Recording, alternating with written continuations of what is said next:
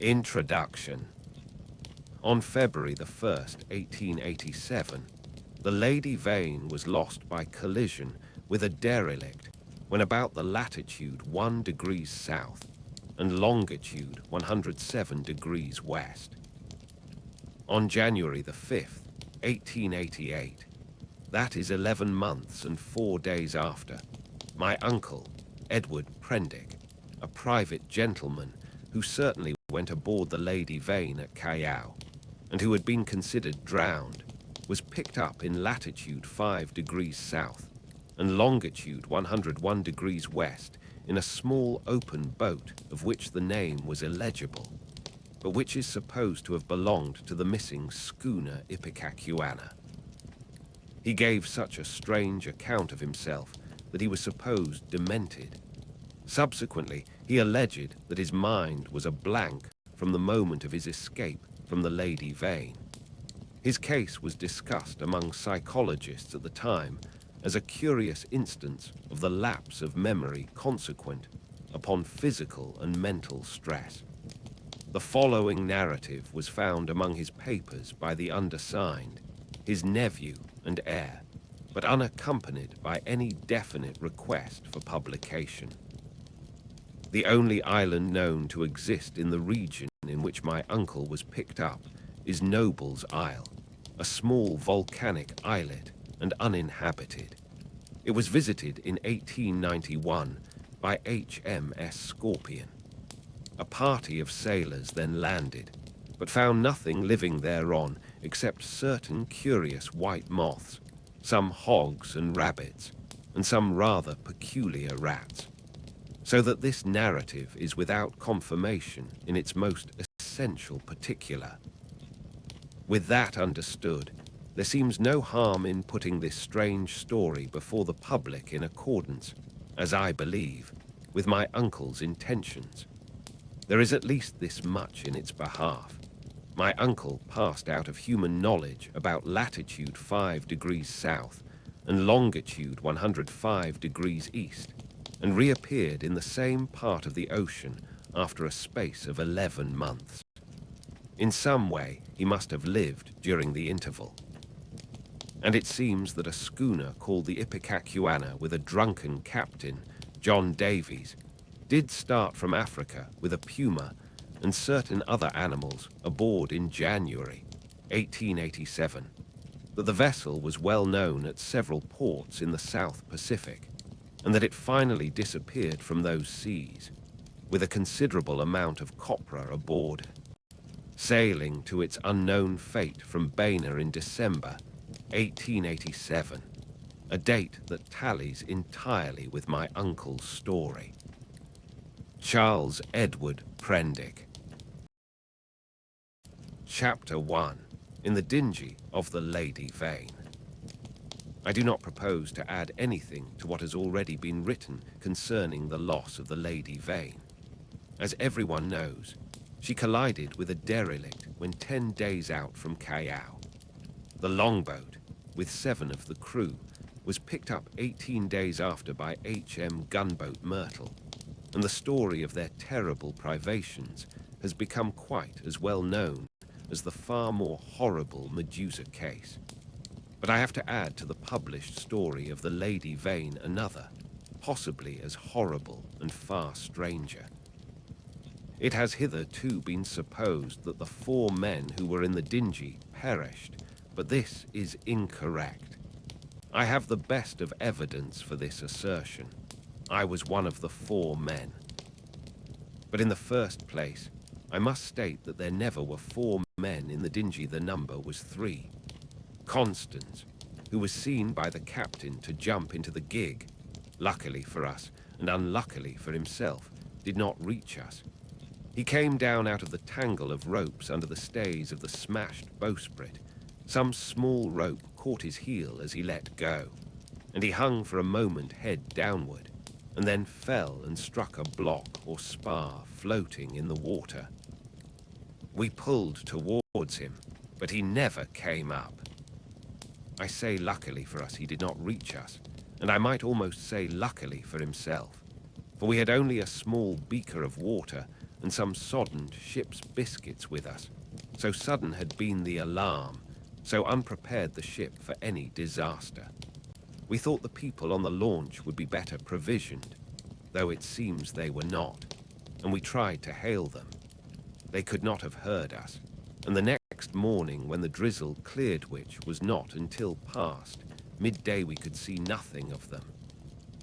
We could not stand up to look about us because of the pitching of the boat. The two other men who had escaped so far with me were a man named Helmer, a passenger like myself, and a seaman whose name I don't know, a short, sturdy man with a stammer. We drifted famishing, and after our water had come to an end, tormented by an intolerable thirst, for 8 days altogether. After the second day, the sea subsided slowly to a glassy calm. It is quite impossible for the ordinary reader to imagine those 8 days. He has not, luckily for himself, anything in his memory to imagine with. After the first day, we said little to one another, and lay in our places in the boat and stared at the horizon, or watched, with eyes that grew larger and more haggard every day, the misery and weakness gaining upon our companions. The sun became pitiless. The water ended on the 4th day, and we were already thinking strange things and saying them with our eyes. But it was, I think, the 6th before Helmer gave voice to the thing we had all been thinking. I remember our voices were dry and thin, so that we bent towards one another and spared our words. I stood out against it with all my might, was rather for scuttling the boat and perishing together among the sharks that followed us. But when Helmer said that if his proposal was accepted we should have drink, the sailor came round to him. I would not draw lots, however, and in the night the sailor whispered to Helmer again and again, and I sat in the bows with my clasp knife in my hand, though I doubt if I had the stuff in me to fight. And in the morning I agreed to Helmer's proposal, and we handed halfpence to find the odd man. The lot fell upon the sailor, but he was the strongest of us and would not abide by it, and attacked Helmer with his hands. They grappled together and almost stood up. I crawled along the boat to them, intending to help Helmer by grasping the sailor's leg. But the sailor stumbled with the swaying of the boat, and the two fell upon the gunwale and rolled overboard together. They sank like stones. I remember laughing at that, and wondering why I laughed. The laugh caught me suddenly like a thing from without. I lay across one of the thwarts for I know not how long, thinking that if I had the strength I would drink sea water and madden myself to die quickly. And even as I lay there I saw, with no more interest than if it had been a picture, a sail come up towards me over the skyline. My mind must have been wandering, and yet I remember all that happened quite distinctly. I remember how my head swayed with the seas, and the horizon with the sail above it danced up and down. But I also remember as distinctly that I had a persuasion that I was dead, and that I thought what a jest it was that they should come too late by such a little to catch me in my body. For an endless period, as it seemed to me, I lay with my head on the thwart watching the schooner. She was a little ship, schooner-rigged fore and aft, come up out of the sea. She kept tacking to and fro in a widening compass, for she was sailing dead into the wind. It never entered my head to attempt to attract attention, and I do not remember anything distinctly after the sight of her side until I found myself in a little cabin aft. There's a dim half-memory of being lifted up to the gangway and of a big round countenance covered with freckles and surrounded with red hair staring at me over the bulwarks. I also had a disconnected impression of a dark face with extraordinary eyes close to mine, but that I thought was a nightmare until I met it again. I fancy I recollect some stuff being poured in between my teeth, and that is all. Chapter 2. The Man Who Was Going Nowhere. The cabin in which I found myself was small and rather untidy. A youngish man with flaxen hair, a bristly straw-colored moustache, and a dropping nether lip was sitting and holding my wrist. For a minute we stared at each other without speaking. He had watery grey eyes, oddly void of expression. Then just overhead came a sound like an iron bedstead being knocked about, and the low, angry growling of some large animal. At the same time the man spoke. He repeated his question, "How do you feel now?" I think I said I felt all right. I could not recollect how I had got there. He must have seen the question in my face, for my voice was inaccessible to me. "You were picked up in a boat, starving. The name on the boat was the Lady Vane, and there were spots of blood on the gunwale. At the same time, my eye caught my hand, so thin that it looked like a dirty skin purse full of loose bones, and all the business of the boat came back to me. "Have some of this," said he, and gave me a dose of some scarlet stuff, iced. It tasted like blood, and made me feel stronger. "You were in luck," said he, "to get picked up by a ship with a medical man aboard." He spoke with a slobbering articulation, with the ghost of a lisp. "What ship is this?" I said slowly, hoarse from my long silence. "It's a little trader from Arica and Callao. I never asked where she came from in the beginning out of the land of born fools, I guess. I'm a passenger myself, from Arica. The silly ass who owns her he's captain too, named Davies. He's lost his certificate, or something. You know the kind of man calls the thing the Ipecacuanha, of all silly, infernal names. Though when there's much of a sea without any wind, she certainly acts according."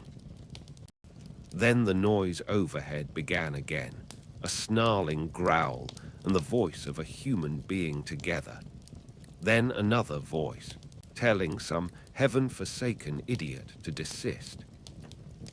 "You were nearly dead," said my interlocutor.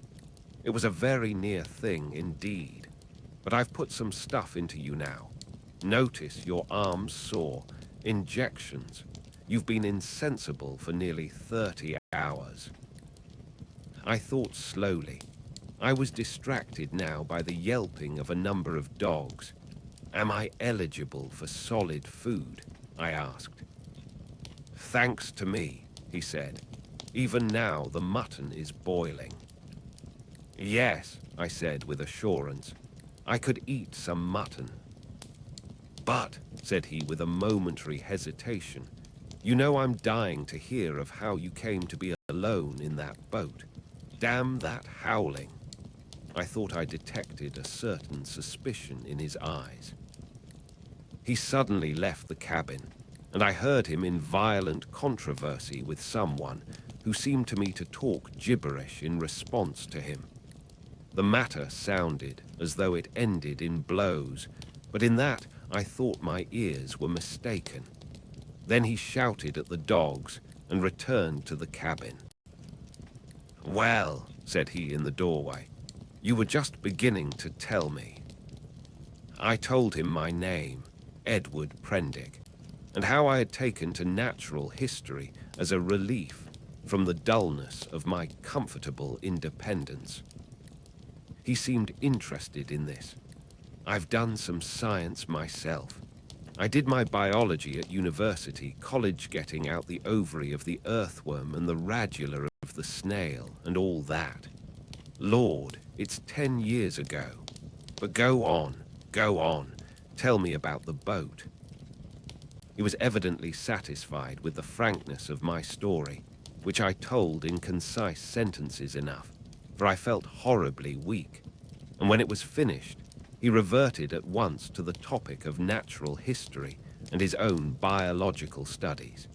He began to question me closely about Tottenham Court Road and Gower Street. Is Kaplatzi still flourishing? What a shop that was! He had evidently been a very ordinary medical student and drifted incontinently to the topic of the music halls. He told me some anecdotes. "Left it all," he said, 10 years ago. How jolly it all used to be. But I made a young ass of myself, played myself out before I was 21. I dare say it's all different now. But I must look up that ass of a cook and see what he's done to your mutton." The growling overhead was renewed, so suddenly and with so much savage anger that it startled me. "What's that?" I called after him, but the door had closed. He came back again with the boiled mutton, and I was so excited by the appetizing smell of it that I forgot the noise of the beast that had troubled me. After a day of alternate sleep and feeding, I was so far recovered as to be able to get from my bunk to the scuttle and see the green seas trying to keep pace with us. I judged the schooner was running before the wind. Montgomery. That was the name of the flaxen-haired man. Came in again as I stood there, and I asked him for some clothes.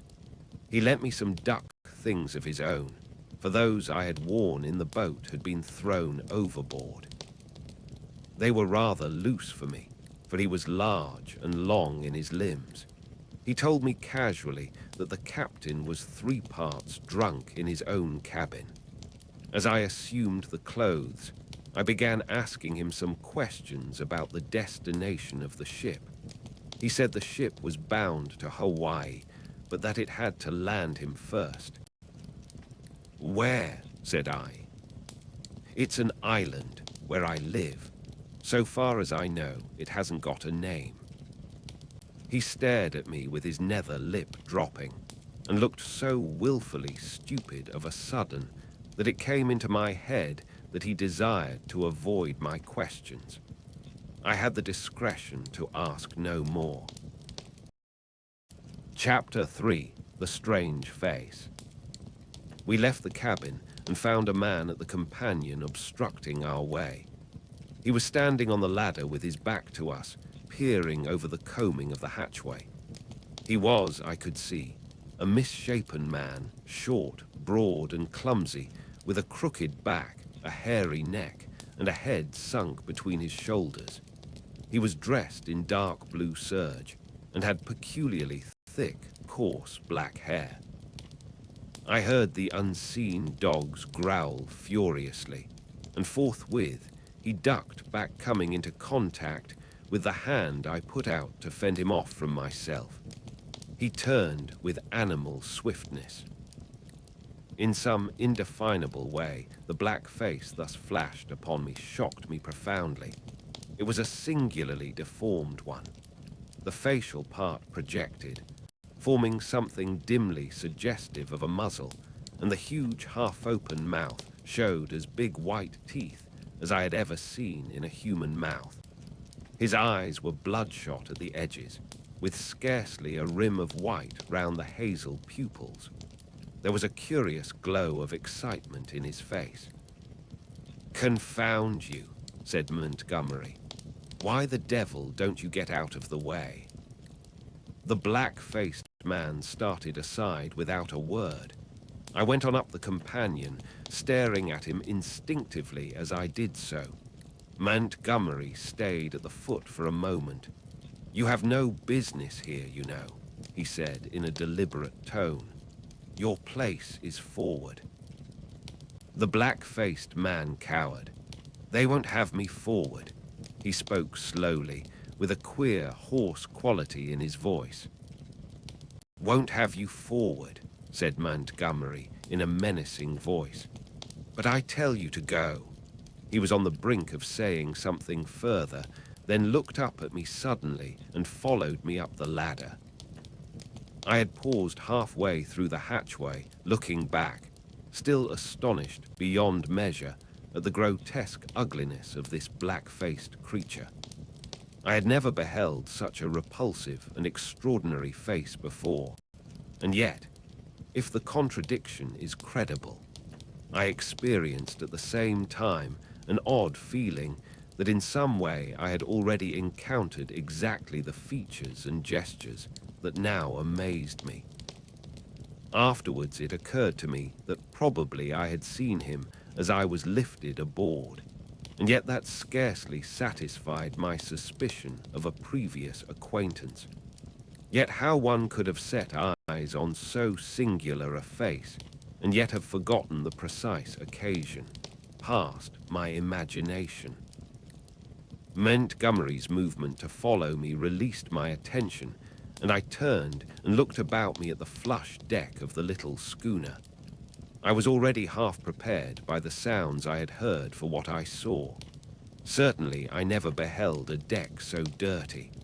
It was littered with scraps of carrot, shreds of green stuff, and indescribable filth. Fastened by chains to the mainmast were a number of grisly staghounds, who now began leaping and barking at me, and by the mizzen a huge puma was cramped in a little iron cage, far too small even to give it turning room. Farther under the starboard bulwark were some big hutches containing a number of rabbits, and a solitary llama was squeezed in a mere box of a cage forward. The dogs were muzzled by leather straps. The only human being on deck was a gaunt and silent sailor at the wheel. The patched and dirty spankers were tense before the wind, and up aloft the little ship seemed carrying every sail she had. The sky was clear, the sun midway down the western sky. Long waves, capped by the breeze with froth, were running with us.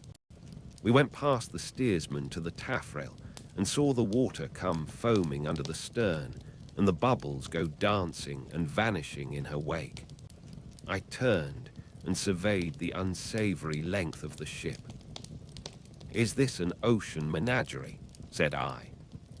"Looks like it," said Montgomery. "What are these beasts for? Merchandise, curios. Does the captain think he is going to sell them somewhere in the South Seas?" "It looks like it, doesn't it?"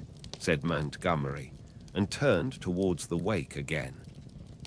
Suddenly we heard a yelp and a volley of furious blasphemy from the companion hatchway, and the deformed man with the black face came up hurriedly.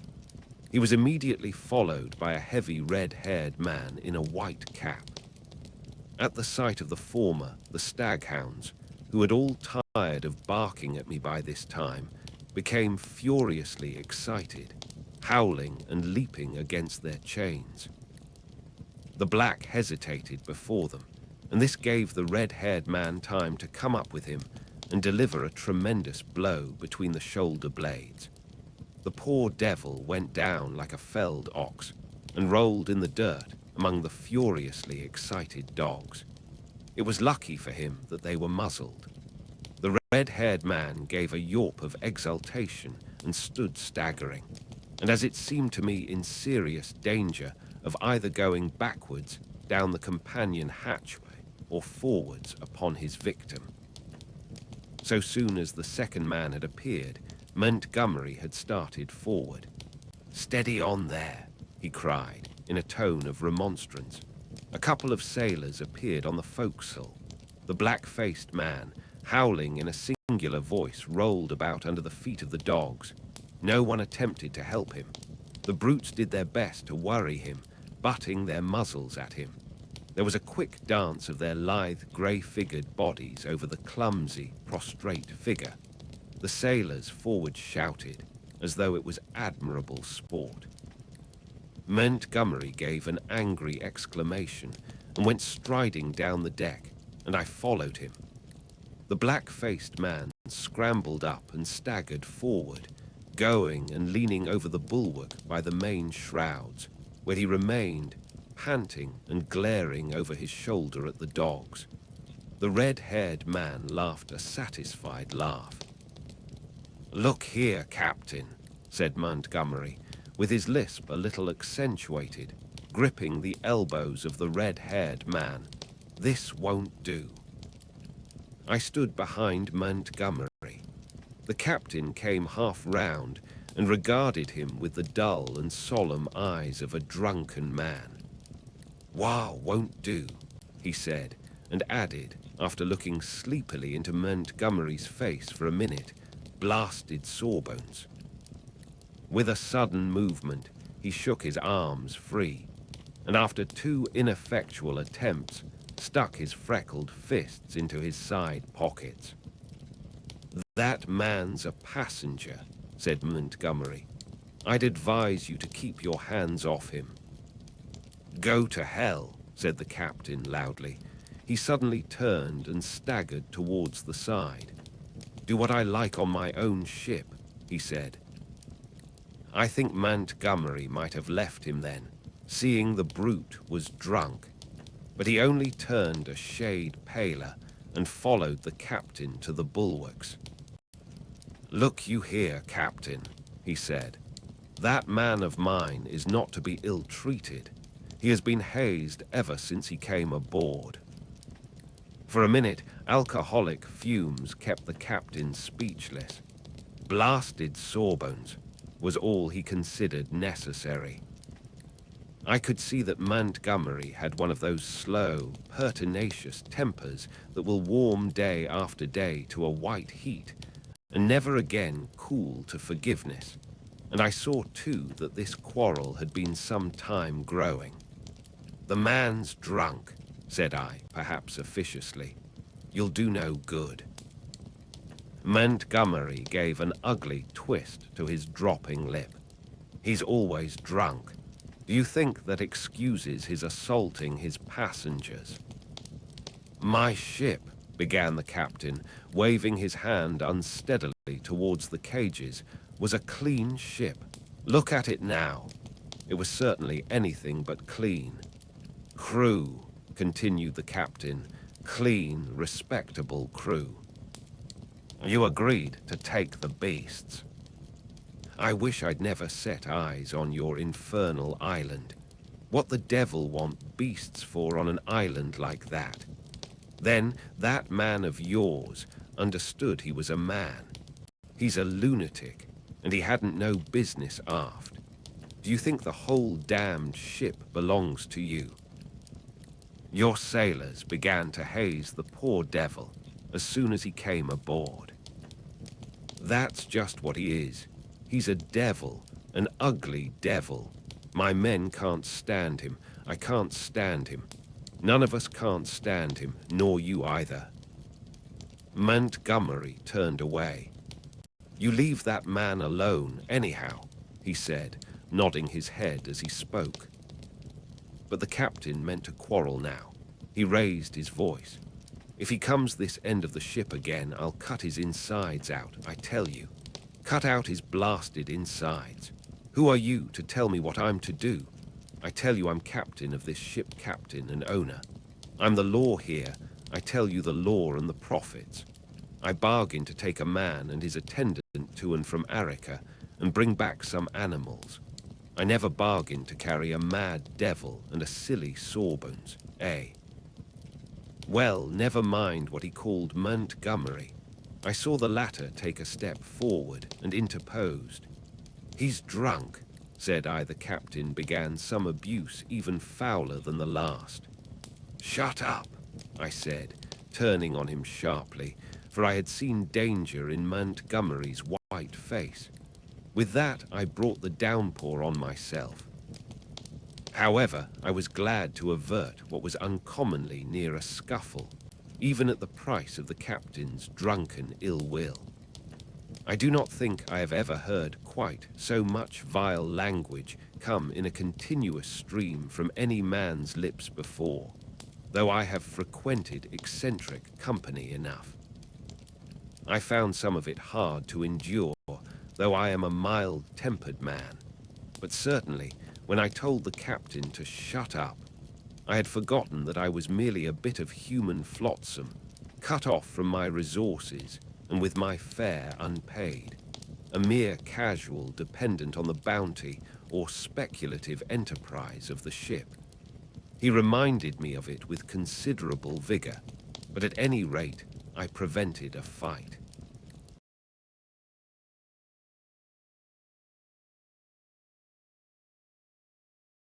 Chapter 4. At the Schooner's Rail. That night land was sighted after sundown, and the schooner hove to.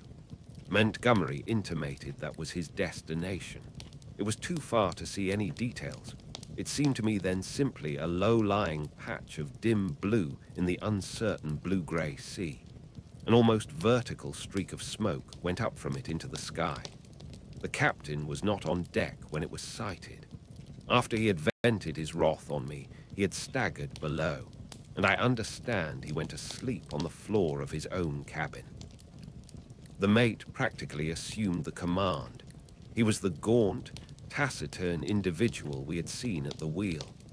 Apparently he was in an evil temper with Montgomery. He took not the slightest notice of either of us. We dined with him in a sulky silence, after a few ineffectual efforts on my part to talk. It struck me, too, that the men regarded my companion and his animals in a singularly unfriendly manner.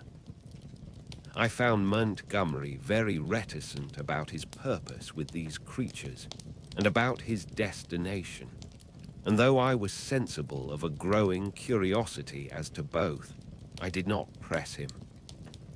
We remained talking on the quarter-deck until the sky was thick with stars. Except for an occasional sound in the yellow-lit forecastle and a movement of the animals now and then, the night was very still. The puma lay crouched together, watching us with shining eyes, a black heap in the corner of its cage. Montgomery produced some cigars. He talked to me of London in a tone of half-painful reminiscence, asking all kinds of questions about changes that had taken place. He spoke like a man who had loved his life there and had been suddenly and irrevocably cut off from it. I gossiped as well as I could of this and that. All the time the strangeness of him was shaping itself in my mind, and as I talked I peered at his odd, pallid face in the dim light of the binnacle lantern behind me. Then I looked out at the darkling sea, where in the dimness his little island was hidden. This man, it seemed to me, had come out of immensity merely to save my life. Tomorrow he would drop over the side and vanish again out of my existence. Even had it been under commonplace circumstances, it would have made me a trifle thoughtful. But in the first place was the singularity of an educated man living on this unknown little island, and coupled with that the extraordinary nature of his luggage. I found myself repeating the captain's question. What did he want with the beasts? Why, too, had he pretended they were not his when I had remarked about them at first? Then, again, in his personal attendant, there was a bizarre quality which had impressed me profoundly. These circumstances threw a haze of mystery round the man. They laid hold of my imagination and hampered my tongue. Towards midnight, our talk of London died away, and we stood side by side leaning over the bulwarks and staring dreamily over the silent, starlit sea, each pursuing his own thoughts. It was the atmosphere for sentiment, and I began upon my gratitude. "If I may say it," said I after a time, "you have saved my life." "Chance," he answered, "just chance. I prefer to make my thanks to the accessible agent." "Thank no one. You had the need, and I had the knowledge, and I injected and fed you much as I might have collected a specimen. I was bored and wanted something to do. If I'd been jaded that day, or hadn't liked your face, well, it's a curious question where you would have been now." This damped my mood a little. "At any rate," I began. "It's a chance, I tell you," he interrupted, "as everything is in a man's life. Only the asses won't see it. Why am I here now, an outcast from civilization, instead of being a happy man enjoying all the pleasures of London? Simply because 11 years ago, I lost my head for 10 minutes on a foggy night. He stopped. "Yes," said I. "That's all." We relapsed into silence. Presently he laughed. "There's something in this starlight that loosens one's tongue. I'm an ass, and yet somehow I would like to tell you. Whatever you tell me, you may rely upon my keeping to myself, if that's it." He was on the point of beginning, and then shook his head doubtfully. "Don't," said I. "It is all the same to me. After all, it is better to keep your secret. There's nothing gained but a little relief if I respect your confidence. If I don't, well." He grunted undecidedly. I felt I had him at a disadvantage, had caught him in the mood of indiscretion, and to tell the truth, I was not curious to learn what might have driven a young medical student out of London. I have an imagination. I shrugged my shoulders and turned away. Over the taffrail leant a silent black figure watching the stars. It was Montgomery's strange attendant. It looked over its shoulder quickly with my movement, then looked away again. It may seem a little thing to you, perhaps, but it came like a sudden blow to me. The only light near us was a lantern at the wheel. The creature's face was turned for one brief instant out of the dimness of the stern towards this illumination, and I saw that the eyes that glanced at me shone with a pale green light. I did not know then that a reddish luminosity, at least, is not uncommon in human eyes. The thing came to me as stark inhumanity. That black figure with its eyes of fire struck down through all my adult thoughts and feelings, and for a moment the forgotten horrors of childhood came back to my mind. Then the effect passed as it had come. An uncouth black figure of a man, a figure of no particular import, hung over the taffrail against the starlight, and I found Montgomery was speaking to me. "I'm thinking of turning in then," said he, "if you've had enough of this." I answered him incongruously. We went below, and he wished me good night at the door of my cabin. That night I had some very unpleasant dreams. The waning moon rose late. Its light struck a ghostly white beam across my cabin and made an ominous shape on the planking by my bunk. Then the staghounds woke and began howling and baying, so that I dreamt fitfully and scarcely slept until the approach of dawn. Chapter 5. The Man Who Had Nowhere to Go. In the early morning, it was the second morning after my recovery, and I believe the fourth after I was picked up, I awoke through an avenue of tumultuous dreams of guns and howling mobs and became sensible of a horse shouting above me. I rubbed my eyes and lay listening to the noise, doubtful for a little while of my whereabouts. Then came a sudden pattering of bare feet, the sound of heavy objects being thrown about, a violent creaking, and the rattling of chains. I heard the swish of the water as the ship was suddenly brought round, and a foamy yellow-green wave flew across the little round window and left it streaming. I jumped into my clothes and went on deck. As I came up the ladder, I saw against the flushed sky, for the sun was just rising, the broad back and red hair of the captain, and over his shoulder the PUMA spinning from a tackle rigged on to the mizzen spanker boom. The poor brute seemed horribly scared and crouched in the bottom of its little cage. "Overboard with them," bawled the captain. "Overboard with them. We'll have a clean ship soon of the whole bilin' of 'em." He stood in my way, so that I had perforce to tap his shoulder to come on deck. He came round with a start and staggered back a few paces to stare at me. It needed no expert eye to tell that the man was still drunk. "Hullo," said he stupidly. and then with a light coming into his eyes, "Why, it's Mr. "Prendick," said I. "Prendick be damned," said he. "Shut up, that's your name, Mr. Shut Up." It was no good answering the brute, but I certainly did not expect his next move. He held out his hand to the gangway by which Montgomery stood talking to a massive grey-haired man in dirty blue flannels, who had apparently just come aboard. "That way, Mr. Blasted Shut Up. That way," roared the captain. Montgomery and his companion turned as he spoke. "What do you mean?" I said. "That way, Mr. Blasted Shut Up, that's what I mean. Overboard, Mr. Shut Up and Sharp.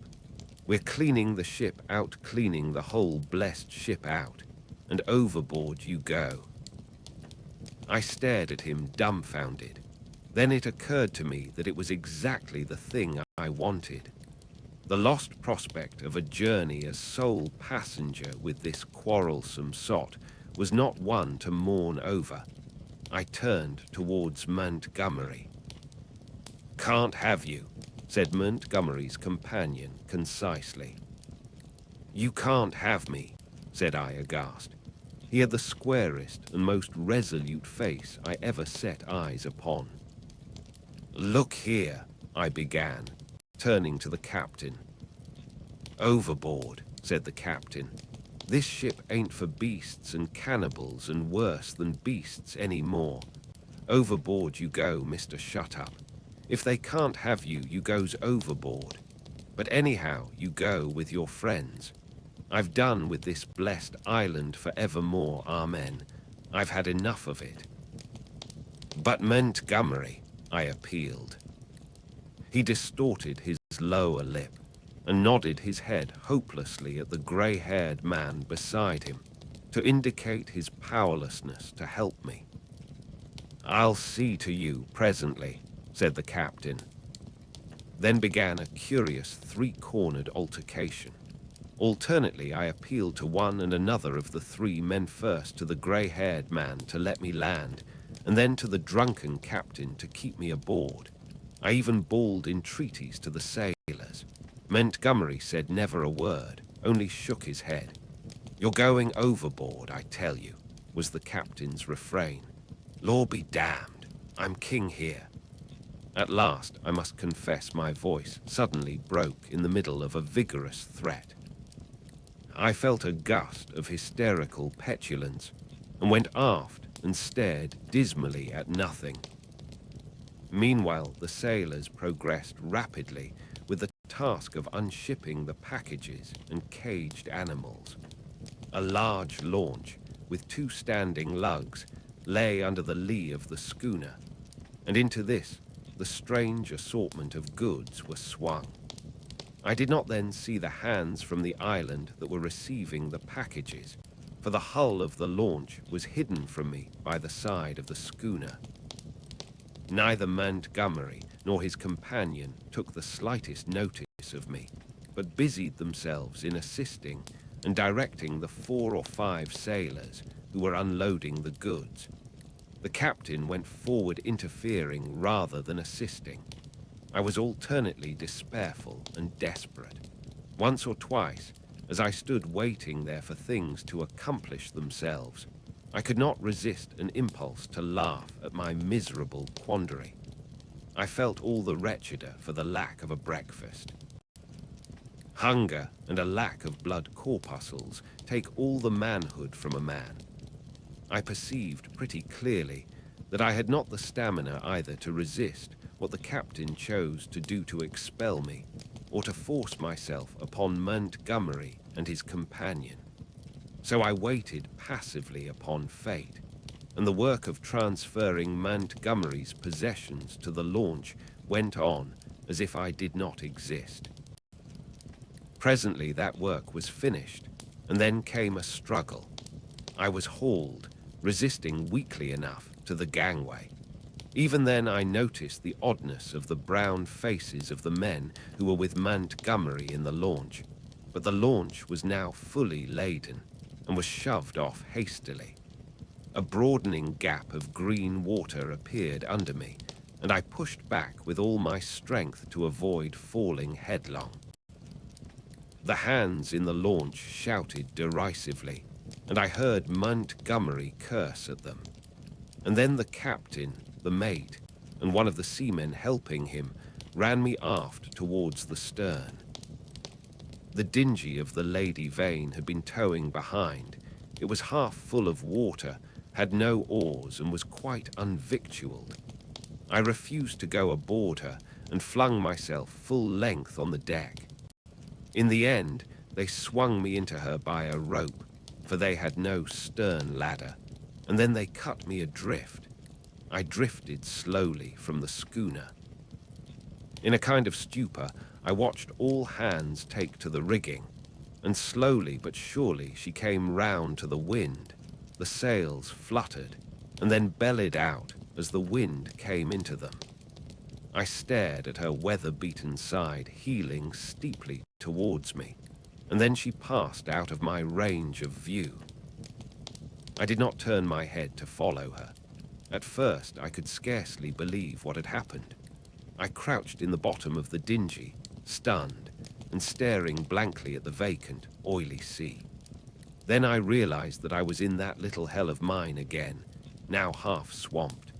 And looking back over the gunwale, I saw the schooner standing away from me, with the red-haired captain mocking at me over the taffrail, and turning towards the island, saw the launch growing smaller as she approached the beach.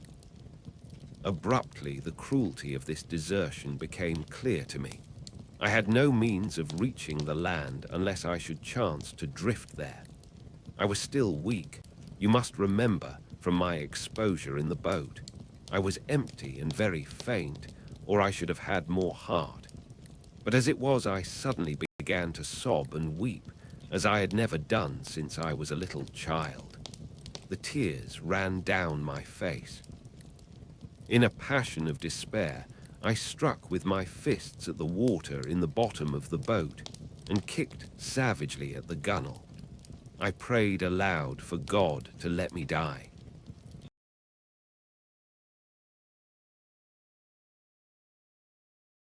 Chapter 6. The Evil-Looking Boatmen. But the islanders, seeing that I was really adrift, took pity on me. I drifted very slowly to the eastward, approaching the island slantingly, and presently I saw, with hysterical relief, the launch come round and return towards me. She was heavily laden, and I could make out as she drew nearer Montgomery's white-haired, broad-shouldered companion sitting, cramped up with the dogs and several packing cases in the stern sheets. This individual stared fixedly at me without moving or speaking. The black-faced cripple was glaring at me as fixedly in the bows near the PUMA. There were 3 other men besides 3 strange, brutish-looking fellows, at whom the staghounds were snarling savagely. Montgomery, who was steering, brought the boat by me, and rising, caught and fastened my painter to the tiller to tow me, for there was no room aboard. I had recovered from my hysterical phase by this time and answered his hail as he approached, bravely enough. I told him the dingey was nearly swamped, and he reached me a piggin. I was jerked back as the rope tightened between the boats. For some time I was busy bailing. It was not until I had got the water under, for the water in the dingey had been shipped. The boat was perfectly sound, that I had leisure to look at the people in the launch again. The white-haired man I found was still regarding me steadfastly, but with an expression, as I now fancied, of some perplexity. When my eyes met his, he looked down at the staghound that sat between his knees. He was a powerfully built man, as I have said, with a fine forehead and rather heavy features, but his eyes had that odd drooping of the skin above the lids which often comes with advancing years, and the fall of his heavy mouth at the corners gave him an expression of pugnacious resolution. He talked to Montgomery in a tone too low for me to hear. From him, my eyes traveled to his 3 men, and a strange crew they were. I saw only their faces, yet there was something in their faces, I knew not what, that gave me a queer spasm of disgust. I looked steadily at them, and the impression did not pass, though I failed to see what had occasioned it. They seemed to me then to be brown men, but their limbs were oddly swathed in some thin, dirty, white stuff down even to the fingers and feet. I have never seen men so wrapped up before, and women so only in the East. They wore turbans too, and thereunder peered out their elfin faces at me faces with protruding lower jaws and bright eyes. They had lank black hair, almost like horsehair, and seemed as they sat to exceed in stature any race of men I have seen. The white-haired man, who I knew was a good 6 feet in height, sat a head below any one of the 3.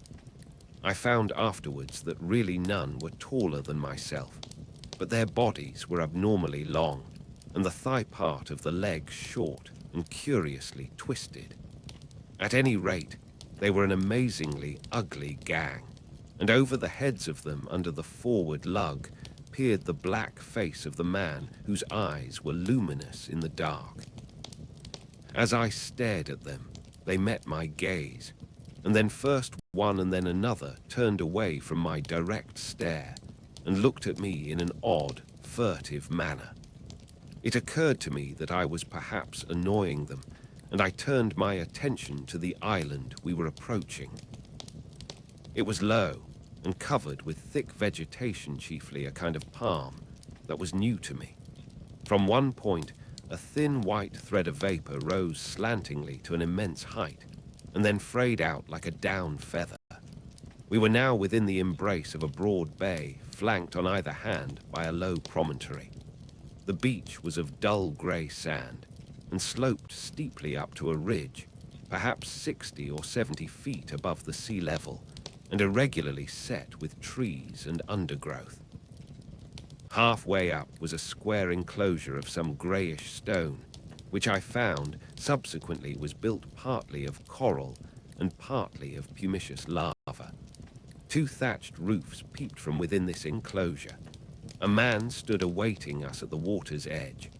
I fancied, while we were still far off, that I saw some other and very grotesque-looking creatures scuttle into the bushes upon the slope, but I saw nothing of these as we drew nearer. This man was of a moderate size, and with a black negroid face. He had a large, almost lipless, mouth, extraordinary lank arms, long, thin feet and bow legs, and stood with his heavy face thrust forward staring at us. He was dressed like Montgomery and his white-haired companion in jacket and trousers of blue serge. As we came still nearer, this individual began to run to and fro on the beach, making the most grotesque movements. At a word of command from Montgomery, the 4 men in the launch sprang up, and with singularly awkward gestures struck the lugs. Montgomery steered us round, and into a narrow little dock excavated in the beach. Then the man on the beach hastened towards us. This dock, as I call it, was really a mere ditch just long enough at this phase of the tide to take the longboat. I heard the bows ground in the sand, staved the dingey off the rudder of the big boat with my pig in, and freeing the painter, landed. The 3 muffled men, with the clumsiest movements, scrambled out upon the sand, and forthwith set to landing the cargo, assisted by the man on the beach. I was struck especially by the curious movements of the legs of the 3 swathed and bandaged boatmen. Not stiff they were, but distorted in some odd way, almost as if they were jointed in the wrong place. The dogs were still snarling and strained at their chains after these men as the white-haired man landed with them. The 3 big fellows spoke to one another in odd guttural tones, and the man who had waited for us on the beach began chattering to them excitedly. a foreign language as I fancied, as they laid hands on some bales piled near the stern. Somewhere I had heard such a voice before, and I could not think where. The white-haired man stood, holding in a tumult of 6 dogs and bawling orders over their din. Montgomery, having unshipped the rudder, landed likewise, and all set to work at unloading. I was too faint, what with my long fast and the sun beating down on my bare head, to offer any assistance. Presently, the white-haired man seemed to recollect my presence and came up to me. "You look," said he, "as though you had scarcely breakfasted." His little eyes were a brilliant black under his heavy brows. "I must apologize for that. Now you are our guest, we must make you comfortable, though you are uninvited, you know." He looked keenly into my face. "Montgomery says you are an educated man, Mr. Prendick. Says you know something of science. May I ask what that signifies?" I told him I had spent some years at the Royal College of Science and had done some researches in biology under Huxley.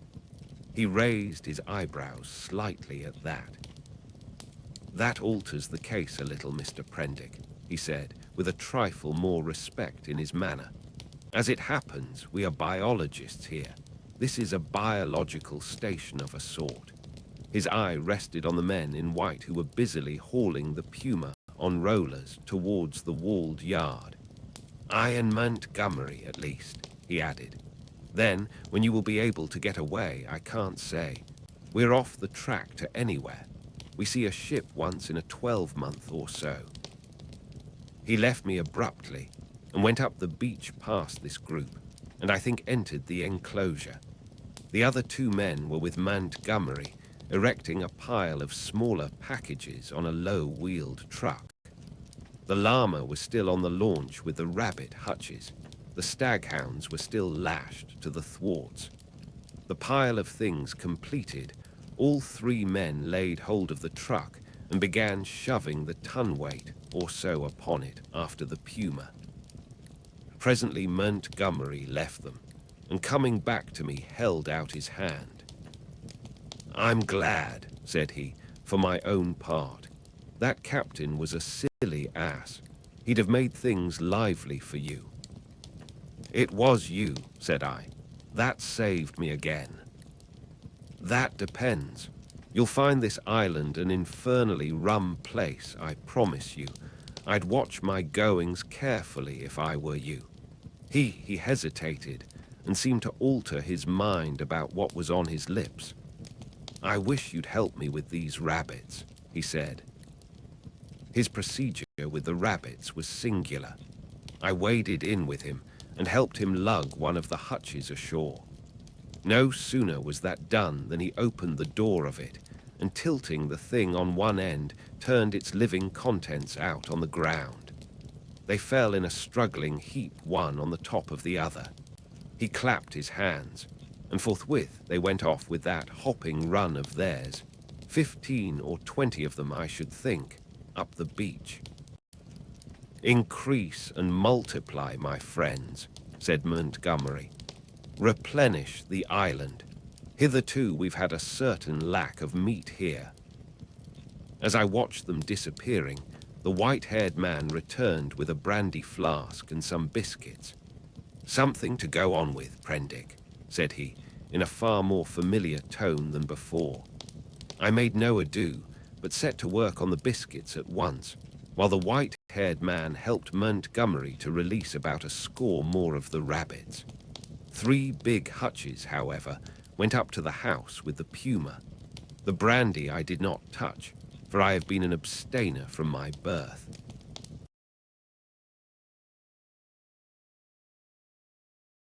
Chapter 7. The Locked Door. The reader will perhaps understand that at first everything was so strange about me, and my position was the outcome of such unexpected adventures that I had no discernment of the relative strangeness of this or that thing. I followed the llama up the beach and was overtaken by Montgomery, who asked me not to enter the stone enclosure. I noticed then that the puma in its cage and the pile of packages had been placed outside the entrance to this quadrangle. I turned and saw that the launch had now been unloaded, run out again, and was being beached, and the white-haired man was walking towards us. He addressed Montgomery. And now comes the problem of this uninvited guest. What are we to do with him? He knows something of science, said Montgomery. I'm itching to get to work again with this new stuff, said the white-haired man, nodding towards the enclosure. His eyes grew brighter. I dare say you are, said Montgomery, in anything but a cordial tone. We can't send him over there, and we can't spare the time to build him a new shanty, and we certainly can't take him into our confidence just yet. I'm in your hands, said I. I had no idea of what he meant by over there. I've been thinking of the same things, Montgomery answered. There's my room with the outer door. That's it, said the elder man, promptly, looking at Montgomery, and all three of us went towards the enclosure. I'm sorry to make a mystery, Mr. Prendick, but you'll remember you're uninvited. Our little establishment here contains a secret or so, is a kind of Bluebeard's chamber, in fact. Nothing very dreadful, really, to a sane man, but just now, as we don't know you. Decidedly, said I. I should be a fool to take offense at any want of confidence. He twisted his heavy mouth into a faint smile. He was one of those saturnine people who smile with the corners of the mouth, down and bowed his acknowledgment of my complacence. The main entrance to the enclosure was past. It was a heavy wooden gate, framed in iron and locked, with the cargo of the launch piled outside it. And at the corner we came to a small doorway I had not previously observed. The white-haired man produced a bundle of keys from the pocket of his greasy blue jacket, opened this door, and entered. His keys, and the elaborate locking up of the place, even while it was still under his eye, struck me as peculiar. I followed him, and found myself in a small apartment, plainly but not uncomfortably furnished, and with its inner door, which was slightly ajar, opening into a paved courtyard. This inner door Montgomery at once closed. A hammock was slung across the darker corner of the room, and a small unglazed window, defended by an iron bar, looked out towards the sea. This the white-haired man told me was to be my apartment, and the inner door, which, for fear of accidents, he said, he would lock on the other side, was my limit inward. He called my attention to a convenient deck chair before the window, and to an array of old books, chiefly, I found, surgical works and editions of the Latin and Greek classics, languages I cannot read with any comfort, on a shelf near the hammock. He left the room by the outer door, as if to avoid opening the inner one again. We usually have our meals in here, said Montgomery, and then, as if in doubt, went out after the other. Moreau, I heard him call, and for the moment I do not think I noticed. Then as I handled the books on the shelf, it came up in consciousness. Where had I heard the name of Moreau before? I sat down before the window, took out the biscuits that still remained to me, and ate them with an excellent appetite. Moreau. Through the window, I saw one of those unaccountable men in white, lugging a packing case along the beach. Presently the window frame hid him. Then I heard a key inserted and turned in the lock behind me. After a little while, I heard through the locked door the noise of the staghounds that had now been brought up from the beach. They were not barking, but sniffing and growling in a curious fashion. I could hear the rapid patter of their feet and Montgomery's voice soothing them. I was very much impressed by the elaborate secrecy of these two men regarding the contents of the place, and for some time I was thinking of that and of the unaccountable familiarity of the name of Moreau. But so odd is the human memory that I could not then recall that well-known name in its proper connection. From that my thoughts went to the indefinable queerness of the deformed man on the beach. I never saw such a gait, such odd motions as he pulled at the box. I recalled that none of these men had spoken to me, though most of them I had found looking at me at one time or another in a peculiarly furtive manner, quite unlike the frank stare of your unsophisticated savage. Indeed, they had all seemed remarkably taciturn, and when they did speak, endowed with very uncanny voices. What was wrong with them? Then I recalled the eyes of Montgomery's ungainly attendant. Just as I was thinking of him, he came in. He was now dressed in white and carried a little tray with some coffee and boiled vegetables thereon. I could hardly repress a shuddering recoil as he came, bending amiably, and placed the tray before me on the table. Then astonishment paralyzed me. Under his stringy black locks I saw his ear. It jumped upon me suddenly close to my face. The man had pointed ears, covered with a fine brown fur. "Your breakfast, sir," he said. I stared at his face without attempting to answer him. He turned and went towards the door, regarding me oddly over his shoulder. I followed him out with my eyes, and as I did so, by some odd trick of unconscious cerebration, there came surging into my head the phrase, "The Moreau Hollows, was it?" The Moreau, it sent my memory back 10 years. The Moreau horrors. The phrase drifted loose in my mind for a moment, and then I saw it in red lettering on a little buff-colored pamphlet, to read which made one shiver and creep. Then I remembered distinctly all about it. That long-forgotten pamphlet came back with startling vividness to my mind. I had been a mere lad then, and Moreau was, I suppose, about 58, prominent and masterful physiologist, well known in scientific circles for his extraordinary imagination and his brutal directness in discussion. Was this the same Moreau? He had published some very astonishing facts in connection with the transfusion of blood, and in addition was known to be doing valuable work on morbid growths. Then suddenly his career was closed. He had to leave England. A journalist obtained access to his laboratory in the capacity of laboratory assistant, with the deliberate intention of making sensational exposures. And by the help of a shocking accident, if it was an accident, his gruesome pamphlet became notorious. On the day of its publication, a wretched dog, flayed and otherwise mutilated, escaped from Moreau's house. It was in the silly season, and a prominent editor, a cousin of the temporary laboratory assistant, appealed to the conscience of the nation. It was not the first time that conscience has turned against the methods of research. The doctor was simply howled out of the country.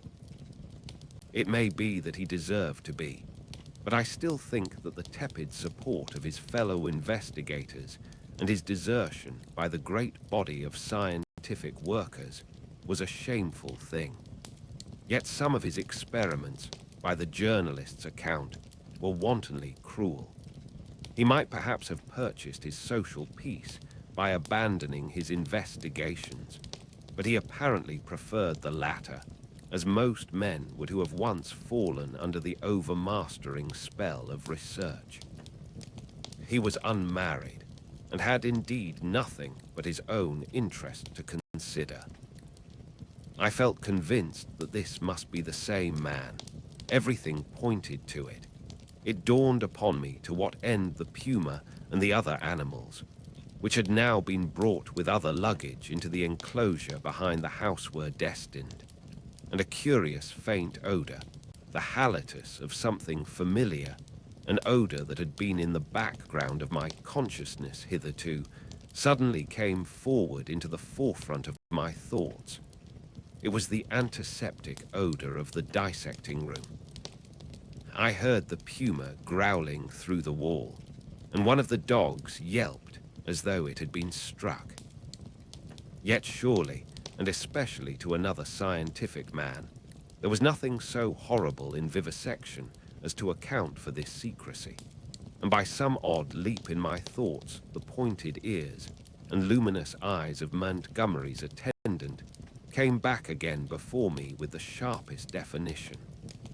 I stared before me out at the green sea, frothing under a freshening breeze, and let these and other strange memories of the last few days chase one another through my mind. What could it all mean? A locked enclosure on a lonely island, a notorious vivisector, and these crippled and distorted men. Chapter 8. The Crying of the Puma. Montgomery interrupted my tangle of mystification and suspicion about 1 o'clock, and his grotesque attendant followed him with a tray bearing bread, some herbs and other eatables, a flask of whiskey, a jug of water, and 3 glasses and knives. I glanced askance at this strange creature and found him watching me with his queer, restless eyes. Montgomery said he would lunch with me, but that Moreau was too preoccupied with some work to come. Moreau, said I know that name. The devil you do, said he. What an ass I was to mention it to you, I might have thought. Anyhow, it will give you an inkling of our mysteries. Whiskey. No, thanks. I'm an abstainer. I wish I'd been. But it's no use locking the door after the steed is stolen. It was that infernal stuff which led to my coming here that, and a foggy night. I thought myself in luck at the time when Moreau offered to get me off. It's queer. Montgomery, said I suddenly, as the outer door closed. Why has your man pointed ears? Damn, he said, over his first mouthful of food.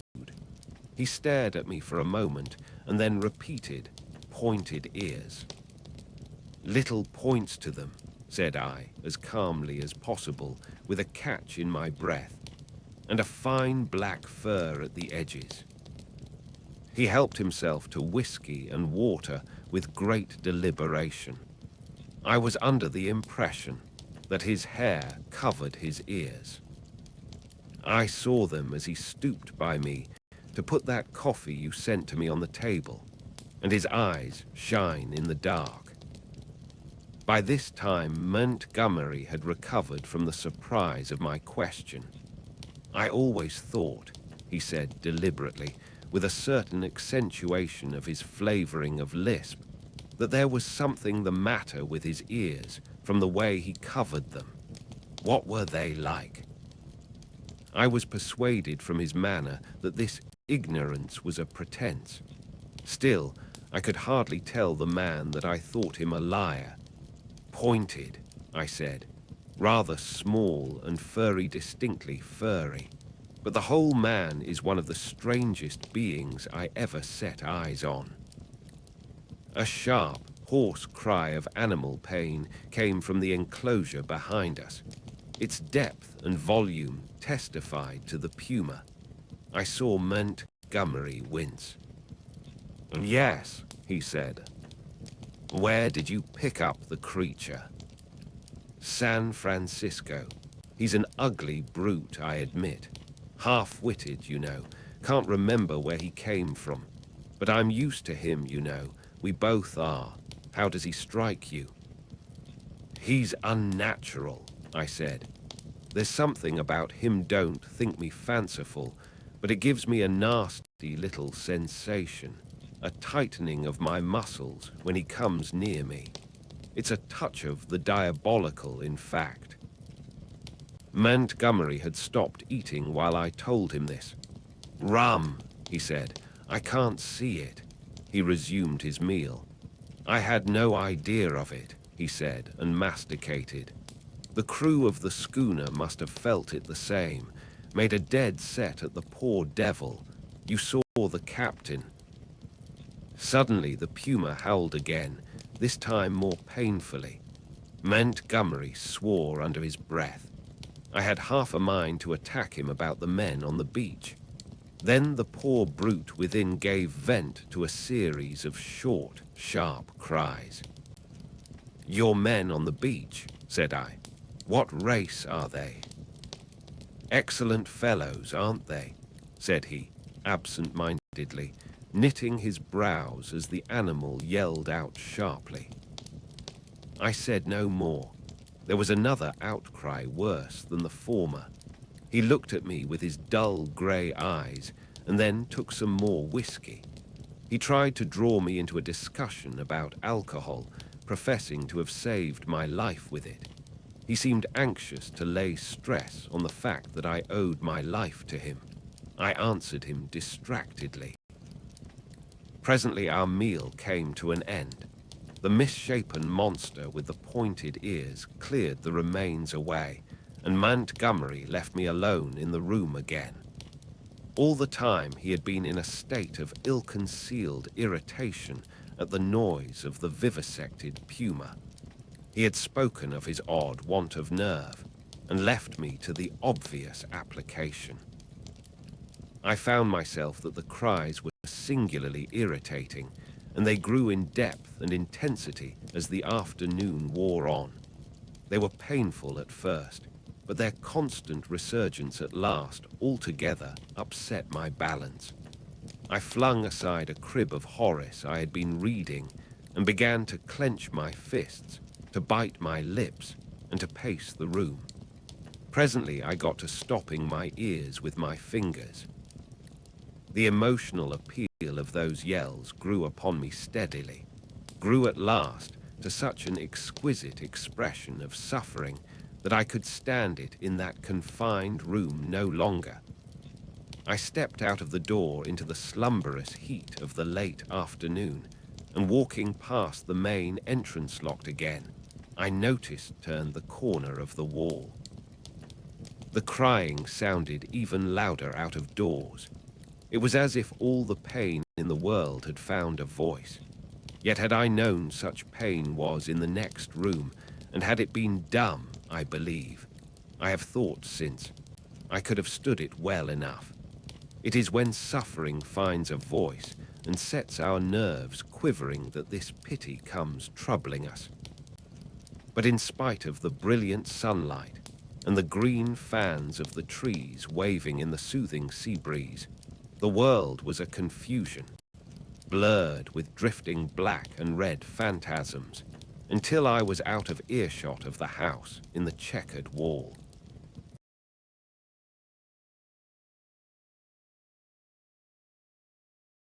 Chapter 9. The Thing in the Forest. I strode through the undergrowth that clothed the ridge behind the house, scarcely heeding whither I went, passed on through the shadow of a thick cluster of straight-stemmed trees beyond it, and so presently found myself some way on the other side of the ridge, and descending towards a streamlet that ran through a narrow valley. I paused and listened. The distance I had come, or the intervening masses of thicket, deadened any sound that might be coming from the enclosure. The air was still. Then with a rustle a rabbit emerged and went scampering up the slope before me. I hesitated and sat down in the edge of the shade. The place was a pleasant one. The rivulet was hidden by the luxuriant vegetation of the banks, save at one point, where I caught a triangular patch of its glittering water. On the farther side, I saw through a bluish haze a tangle of trees and creepers, and above these again the luminous blue of the sky. Here and there, a splash of white or crimson marked the blooming of some trailing epiphyte. I let my eyes wander over this scene for a while, and then began to turn over in my mind again the strange peculiarities of Montgomery's man. but it was too hot to think elaborately, and presently I fell into a tranquil state midway between dozing and waking. From this I was aroused, after I know not how long, by a rustling amidst the greenery on the other side of the stream. For a moment I could see nothing but the waving summits of the ferns and reeds. Then suddenly upon the bank of the stream appeared something. At first I could not distinguish what it was. It bowed its round head to the water and began to drink. Then I saw it was a man, going on all fours like a beast. He was clothed in bluish cloth and was of a copper-colored hue, with black hair. It seemed that grotesque ugliness was an invariable character of these islanders. I could hear the suck of the water at his lips as he drank. I leant forward to see him better, and a piece of lava, detached by my hand, went pattering down the slope. He looked up guiltily, and his eyes met mine. Forthwith he scrambled to his feet and stood wiping his clumsy hand across his mouth and regarding me. His legs were scarcely half the length of his body, so staring one another out of countenance, we remained for perhaps the space of a minute. Then, stopping to look back once or twice, he slunk off among the bushes to the right of me, and I heard the swish of the fronds grow faint in the distance and die away. Long after he had disappeared, I remained sitting up staring in the direction of his retreat. My drowsy tranquility had gone. I was startled by a noise behind me, and turning suddenly saw the flapping white tail of a rabbit vanishing up the slope. I jumped to my feet. The apparition of this grotesque, half-bestial creature had suddenly populated the stillness of the afternoon for me. I looked around me rather nervously and regretted that I was unarmed. Then I thought that the man I had just seen had been clothed in bluish cloth, had not been naked as a savage would have been, and I tried to persuade myself from that fact that he was after all probably a peaceful character, that the dull ferocity of his countenance belied him. Yet I was greatly disturbed at the apparition. I walked to the left along the slope, turning my head about and peering this way and that among the straight stems of the trees. Why should a man go on all fours and drink with his lips? Presently I heard an animal wailing again, and taking it to be the puma, I turned about and walked in a direction diametrically opposite to the sound. This led me down to the stream, across which I stepped and pushed my way up through the undergrowth beyond. I was startled by a great patch of vivid scarlet on the ground, and going up to it, found it to be a peculiar fungus, branched and corrugated like a foliaceous lichen, but deliquescing into slime at the touch. And then in the shadow of some luxuriant ferns, I came upon an unpleasant the dead body of a rabbit covered with shining flies, but still warm and with the head torn off. I stopped aghast at the sight of the scattered blood. Here at least was one visitor to the island disposed of. There were no traces of other violence about it. It looked as though it had been suddenly snatched up and killed, and as I stared at the little furry body came the difficulty of how the thing had been done. The vague dread that had been in my mind since I had seen the inhuman face of the man at the stream grew distincter as I stood there. I began to realize the hardihood of my expedition among these unknown people. The thicket about me became altered to my imagination. Every shadow became something more than a shadow became an ambush. Every rustle became a threat. Invisible things seemed watching me. I resolved to go back to the enclosure on the beach. I suddenly turned away and thrust myself violently, possibly even frantically, through the bushes, anxious to get a clear space about me again. I stopped just in time to prevent myself emerging upon an open space. It was a kind of glade in the forest, made by a fall. Seedlings were already starting up to struggle for the vacant space, and beyond, the dense growth of stems and twining vines and splashes of fungus and flowers closed in again. Before me, squatting together upon the fungoid ruins of a huge fallen tree and still unaware of my approach, were three grotesque human figures. One was evidently a female, the other two were men. They were naked, save for swathings of scarlet cloth about the middle, and their skins were of a dull pinkish-drab color, such as I had seen in no savages before. They had fat, heavy, chinless faces, retreating foreheads, and a scant, bristly hair upon their heads. I never saw such bestial-looking creatures. They were talking, or at least one of the men was talking to the other two, and all three had been too closely interested to heed the rustling of my approach. They swayed their heads and shoulders from side to side. The speaker's words came thick and sloppy, and though I could hear them distinctly, I could not distinguish what he said. He seemed to me to be reciting some complicated gibberish. Presently, his articulation became shriller, and spreading his hands, he rose to his feet. At that, the others began to gibber in unison, also rising to their feet, spreading their hands and swaying their bodies in rhythm with their chant. I noticed then the abnormal shortness of their legs and their lank, clumsy feet. All three began slowly to circle round, raising and stamping their feet and waving their arms. A kind of tune crept into their rhythmic recitation, and a refrain, a lula or balula, it sounded like. Their eyes began to sparkle, and their ugly faces to brighten with an expression of strange pleasure. Saliva dripped from their lipless mouths.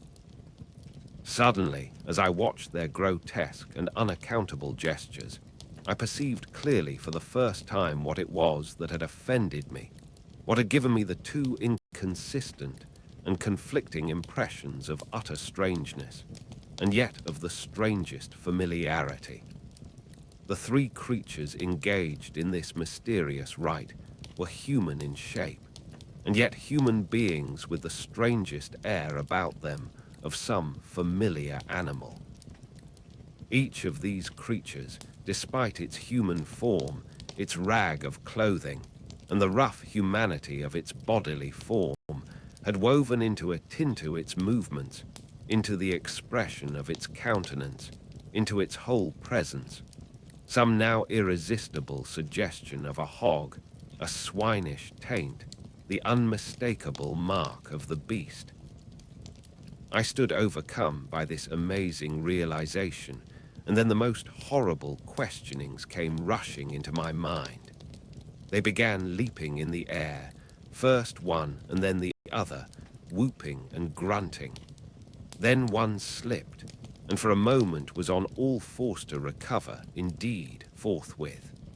But that transitory gleam of the true animalism of these monsters was enough. I turned as noiselessly as possible, and becoming every now and then rigid with the fear of being discovered, as a branch cracked or a leaf rustled, I pushed back into the bushes. It was long before I grew bolder and dared to move freely. My only idea for the moment was to get away from these foul beings, and I scarcely noticed that I had emerged upon a faint pathway amidst the trees. Then suddenly traversing a little glade, I saw with an unpleasant start two clumsy legs among the trees, walking with noiseless footsteps parallel with my course, and perhaps 30 yards away from me. The head and upper part of the body were hidden by a tangle of creeper. I stopped abruptly, hoping the creature did not see me. The feet stopped as I did. So nervous was I that I controlled an impulse to headlong flight with the utmost difficulty. Then looking hard, I distinguished through the interlacing network the head and body of the brute I had seen drinking. He moved his head. There was an emerald flash in his eyes as he glanced at me from the shadow of the trees, a half-luminous color that vanished as he turned his head again.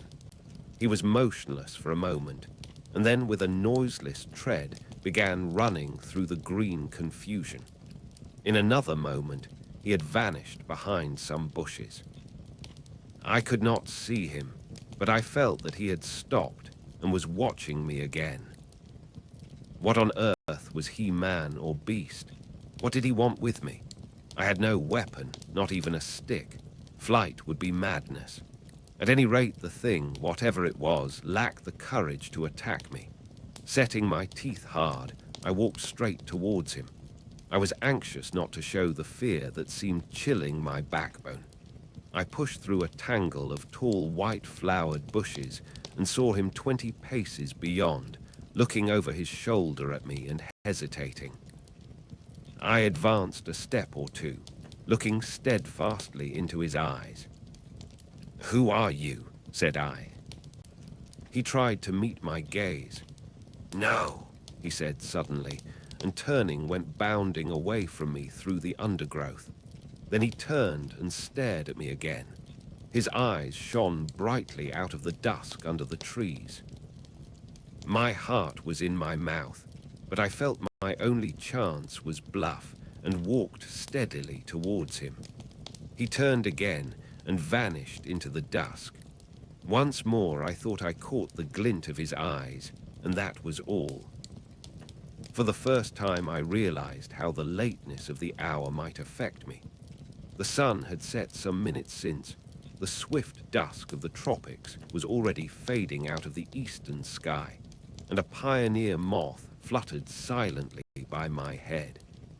Unless I would spend the night among the unknown dangers of the mysterious forest, I must hasten back to the enclosure. The thought of a return to that pain-haunted refuge was extremely disagreeable, but still more so was the idea of being overtaken in the open by darkness, and all that darkness might conceal. I gave one more look into the blue shadows that had swallowed up this odd creature, and then retraced my way down the slope towards the stream, going, as I judged, in the direction from which I had come. I walked eagerly, my mind confused with many things, and presently found myself in a level place among scattered trees. The colorless clearness that comes after the sunset flush was darkling. The blue sky above grew momentarily deeper, and the little stars one by one pierced the attenuated light. The interspaces of the trees, the gaps in the further vegetation that had been hazy blue in the daylight, grew black and mysterious. I pushed on. The color vanished from the world. The treetops rose against the luminous blue sky in inky silhouette, and all below that outline melted into one formless blackness. Presently the trees grew thinner, and the shrubby undergrowth more abundant. Then there was a desolate space covered with a white sand, and then another expanse of tangled bushes. I did not remember crossing the sand opening before. I began to be tormented by a faint rustling upon my right hand. I thought at first it was fancy, for whenever I stopped there was silence, save for the evening breeze in the treetops. Then when I turned to hurry on again, there was an echo to my footsteps.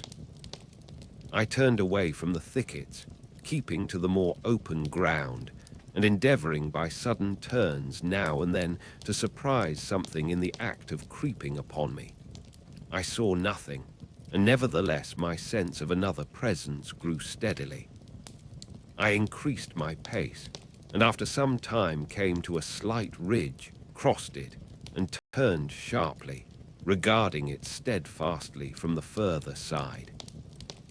It came out black and clear-cut against the darkling sky, and presently a shapeless lump heaved up momentarily against the skyline and vanished again. I felt assured now that my tawny-faced antagonist was stalking me once more, and coupled with that was another unpleasant realization that I had lost my way. For a time I hurried on, hopelessly perplexed and pursued by that stealthy approach. Whatever it was, the thing either lacked the courage to attack me, or it was waiting to take me at some disadvantage. I kept studiously to the open. At times I would turn and listen, and presently I had half persuaded myself that my pursuer had abandoned the chase, or was a mere creation of my disordered imagination. Then I heard the sound of the sea. I quickened my footsteps almost into a run, and immediately there was a stumble in my rear. I turned suddenly and stared at the uncertain trees behind me. One black shadow seemed to leap into another. I listened, rigid, and heard nothing but the creep of the blood in my ears. I thought that my nerves were unstrung, and that my imagination was tricking me, and turned resolutely towards the sound of the sea again. In a minute or so, the trees grew thinner, and I emerged upon a bare, low headland running out into the somber water. The night was calm and clear, and the reflection of the growing multitude of the stars shivered in the tranquil heaving of the sea. Some way out, the wash upon an irregular band of reef shone with a pallid light of its own. Westward, I saw the zodiacal light mingling with the yellow brilliance of the evening star. The coast fell away from me to the east, and westward it was hidden by the shoulder of the cape.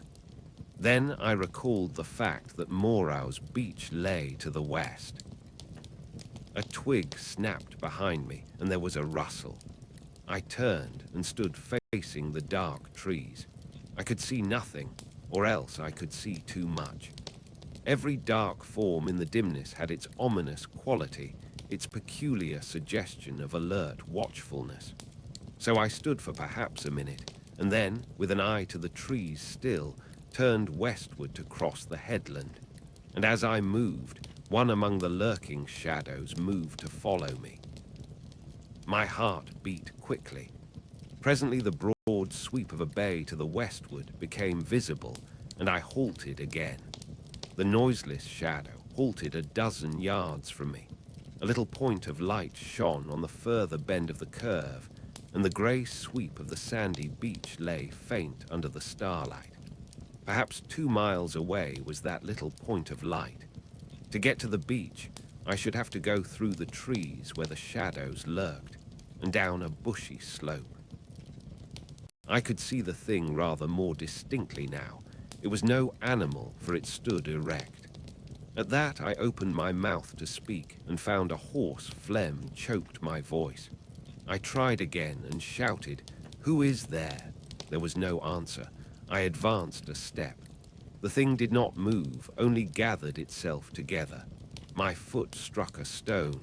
That gave me an idea. Without taking my eyes off the black form before me, I stooped and picked up this lump of rock. But at my motion, the thing turned abruptly as a dog might have done, and slunk obliquely into the further darkness. Then I recalled a schoolboy expedient against big dogs, and twisted the rock into my handkerchief, and gave this a turn round my wrist. I heard a movement further off among the shadows, as if the thing was in retreat. Then suddenly my tense excitement gave way. I broke into a profuse perspiration and fell a-trembling, with my adversary routed and this weapon in my hand. It was some time before I could summon resolution to go down through the trees and bushes upon the flank of the headland to the beach. At last I did it at a run, and as I emerged from the thicket upon the sand, I heard some other body come crashing after me. At that I completely lost my head with fear, and began running along the sand. Forthwith there came the swift patter of soft feet in pursuit. I gave a wild cry, and redoubled my pace. Some dim, black things, about 3 or 4 times, the size of rabbits, went running or hopping up from the beach towards the bushes as I passed. So long as I live, I shall remember the terror of that chase. I ran near the water's edge and heard every now and then the splash of the feet that gained upon me. Far away, hopelessly far, was the yellow light. All the night about us was black and still. Splash, splash, came the pursuing feet, nearer and nearer. I felt my breath going, for I was quite out of training. It whooped as I drew it, and I felt a pain like a knife at my side. I perceived the thing would come up with me long before I reached the enclosure, and desperate and sobbing for my breath, I wheeled round upon it and struck at it as it came up to me, struck with all my strength. The stone came out of the sling of the handkerchief as I did so. As I turned, the thing, which had been running on all fours, rose to its feet, and the missile fell fair on its left temple. The skull rang loud, and the animal man blundered into me, thrust me back with its hands, and went staggering past me to fall headlong upon the sand with its face in the water, and there it lay still. I could not bring myself to approach that black heap. I left it there, with the water rippling round it, under the still stars, and giving it a wide berth, pursued my way towards the yellow glow of the house. And presently, with a positive effect of relief, came the pitiful moaning of the puma, the sound that had originally driven me out to explore this mysterious island. At that, though I was faint and horribly fatigued, I gathered together all my strength and began running again towards the light. I thought I heard a voice calling me.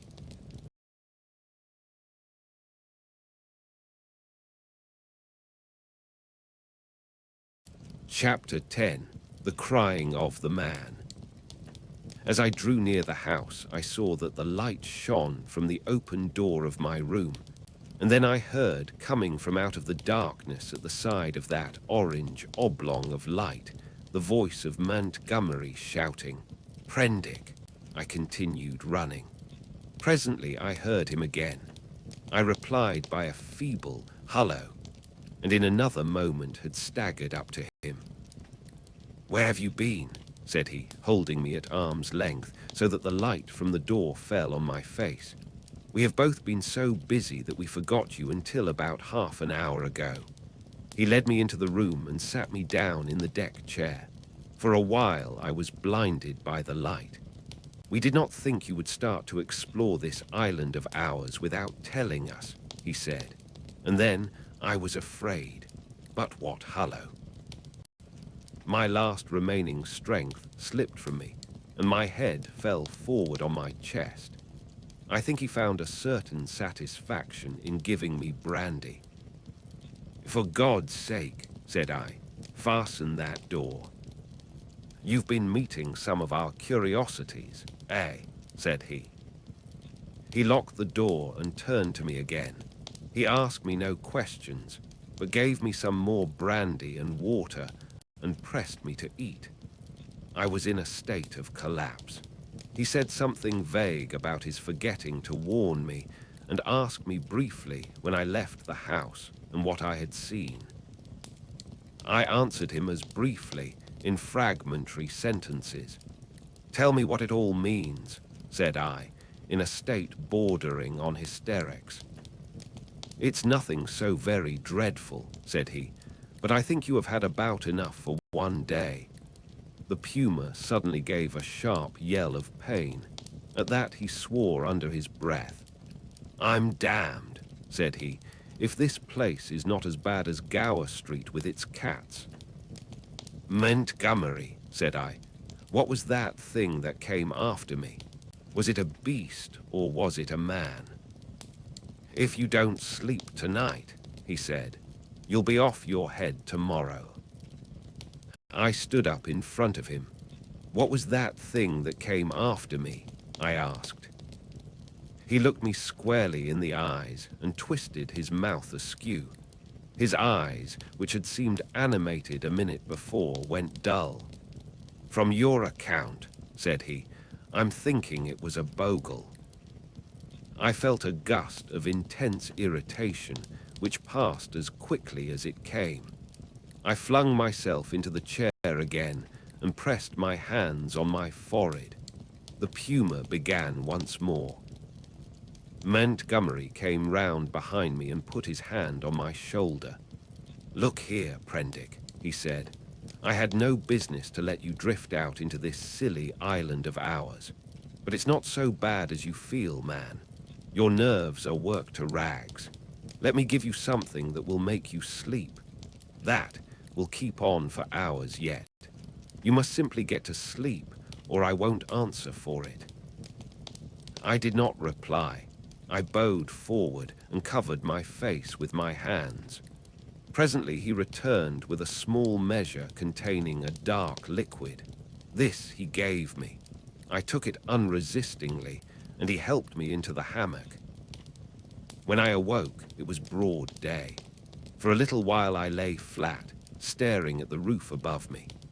The rafters, I observed, were made out of the timbers of a ship. Then I turned my head and saw a meal prepared for me on the table. I perceived that I was hungry and prepared to clamber out of the hammock, which, very politely anticipating my intention, twisted round and deposited me upon all fours on the floor. I got up and sat down before the food. I had a heavy feeling in my head, and only the vaguest memory at first of the things that had happened overnight. The morning breeze blew very pleasantly through the unglazed window, and that and the food contributed to the sense of animal comfort which I experienced. Presently the door behind me, the door inward towards the yard of the enclosure, opened. I turned and saw Montgomery's face. "All right," said he. "I'm frightfully busy," and he shut the door. Afterwards I discovered that he forgot to relock it. Then I recalled the expression of his face the previous night, and with that the memory of all I had experienced reconstructed itself before me. Even as that fear came back to me came a cry from within, but this time it was not the cry of a puma. I put down the mouthful that hesitated upon my lips and listened. Silence, save for the whisper of the morning breeze. I began to think my ears had deceived me. After a long pause, I resumed my meal, but with my ears still vigilant. Presently I heard something else, very faint and low. I sat as if frozen in my attitude.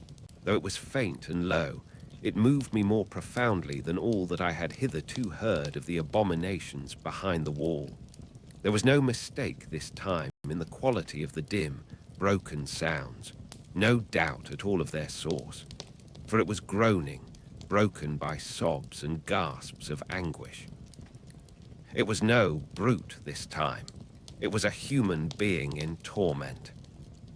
As I realized this, I rose, and in 3 steps had crossed the room, seized the handle of the door into the yard, and flung it open before me. "Prendick, man, stop!" cried Montgomery, intervening. A startled deerhound yelped and snarled. There was blood, I saw, in the sink brown, and some scarlet, and I smelt the peculiar smell of carbolic acid. Then through an open doorway beyond, in the dim light of the shadow, I saw something bound painfully upon a framework, scarred, red, and bandaged. And then blotting this out appeared the face of old Moreau, white and terrible. In a moment he had gripped me by the shoulder with a hand that was smeared red, had twisted me off my feet, and flung me headlong back into my own room. He lifted me as though I was a little child. I fell at full length upon the floor, and the door slammed and shut out the passionate intensity of his face. Then I heard the key turn in the lock, and Montgomery's voice in expostulation. "Ruin the work of a lifetime," I heard Moreau say. "He does not understand," said Montgomery, and other things that were inaudible. "I can't spare the time yet," said Moreau. The rest I did not hear. I picked myself up and stood trembling, my mind a chaos of the most horrible misgivings. Could it be possible, I thought, that such a thing as the vivisection of men was carried on here? The question shot like lightning across a tumultuous sky, and suddenly the clouded horror of my mind condensed into a vivid realization of my own danger. Chapter 11. The Hunting of the Man. It came before my mind, with an unreasonable hope of escape, that the outer door of my room was still open to me.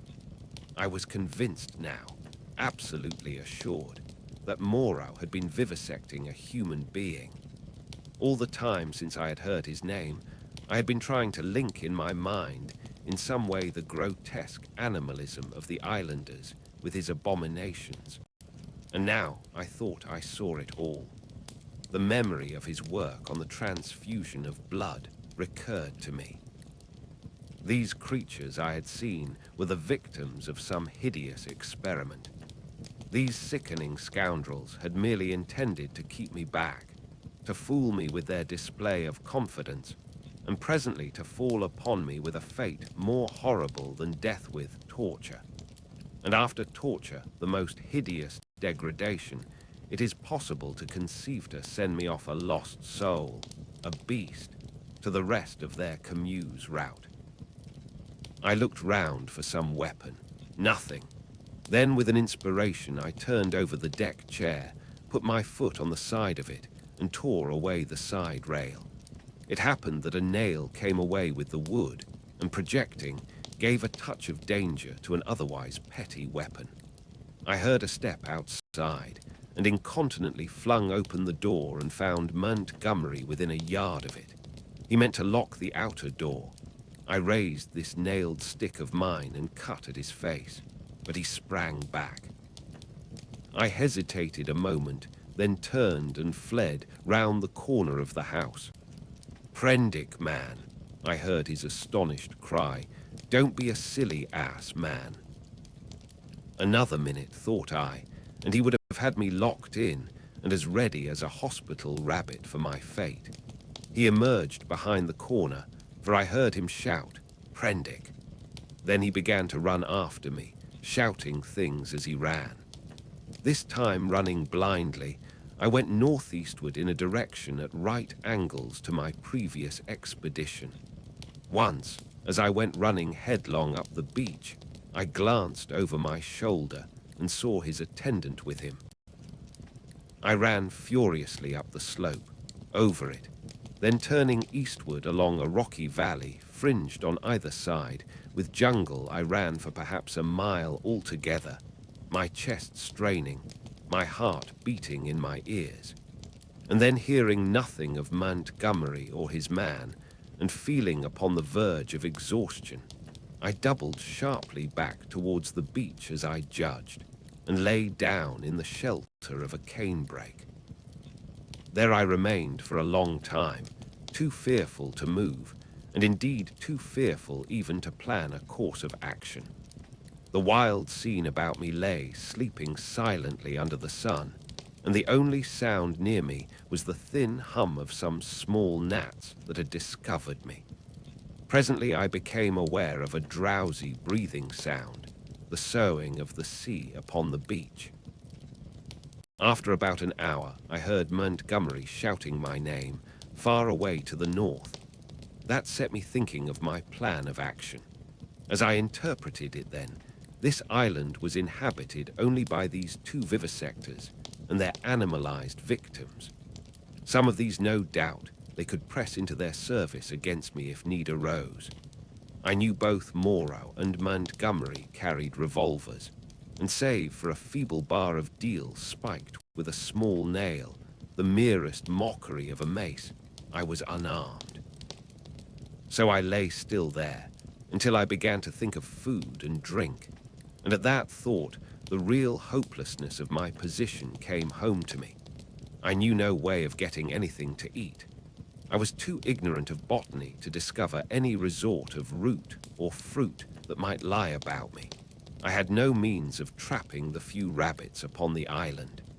It grew blanker the more I turned the prospect over. At last, in the desperation of my position, my mind turned to the animal men I had encountered. I tried to find some hope in what I remembered of them. In turn, I recalled each one I had seen and tried to draw some augury of assistance from my memory. Then suddenly I heard a staghound bay, and at that realized a new danger.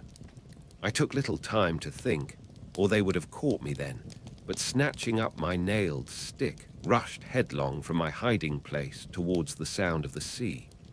I remember a growth of thorny plants, with spines that stabbed like penknives. I emerged bleeding, and with torn clothes upon the lip of a long creek opening northward. I went straight into the water without a minute's hesitation, wading up the creek, and presently finding myself knee-deep in a little stream.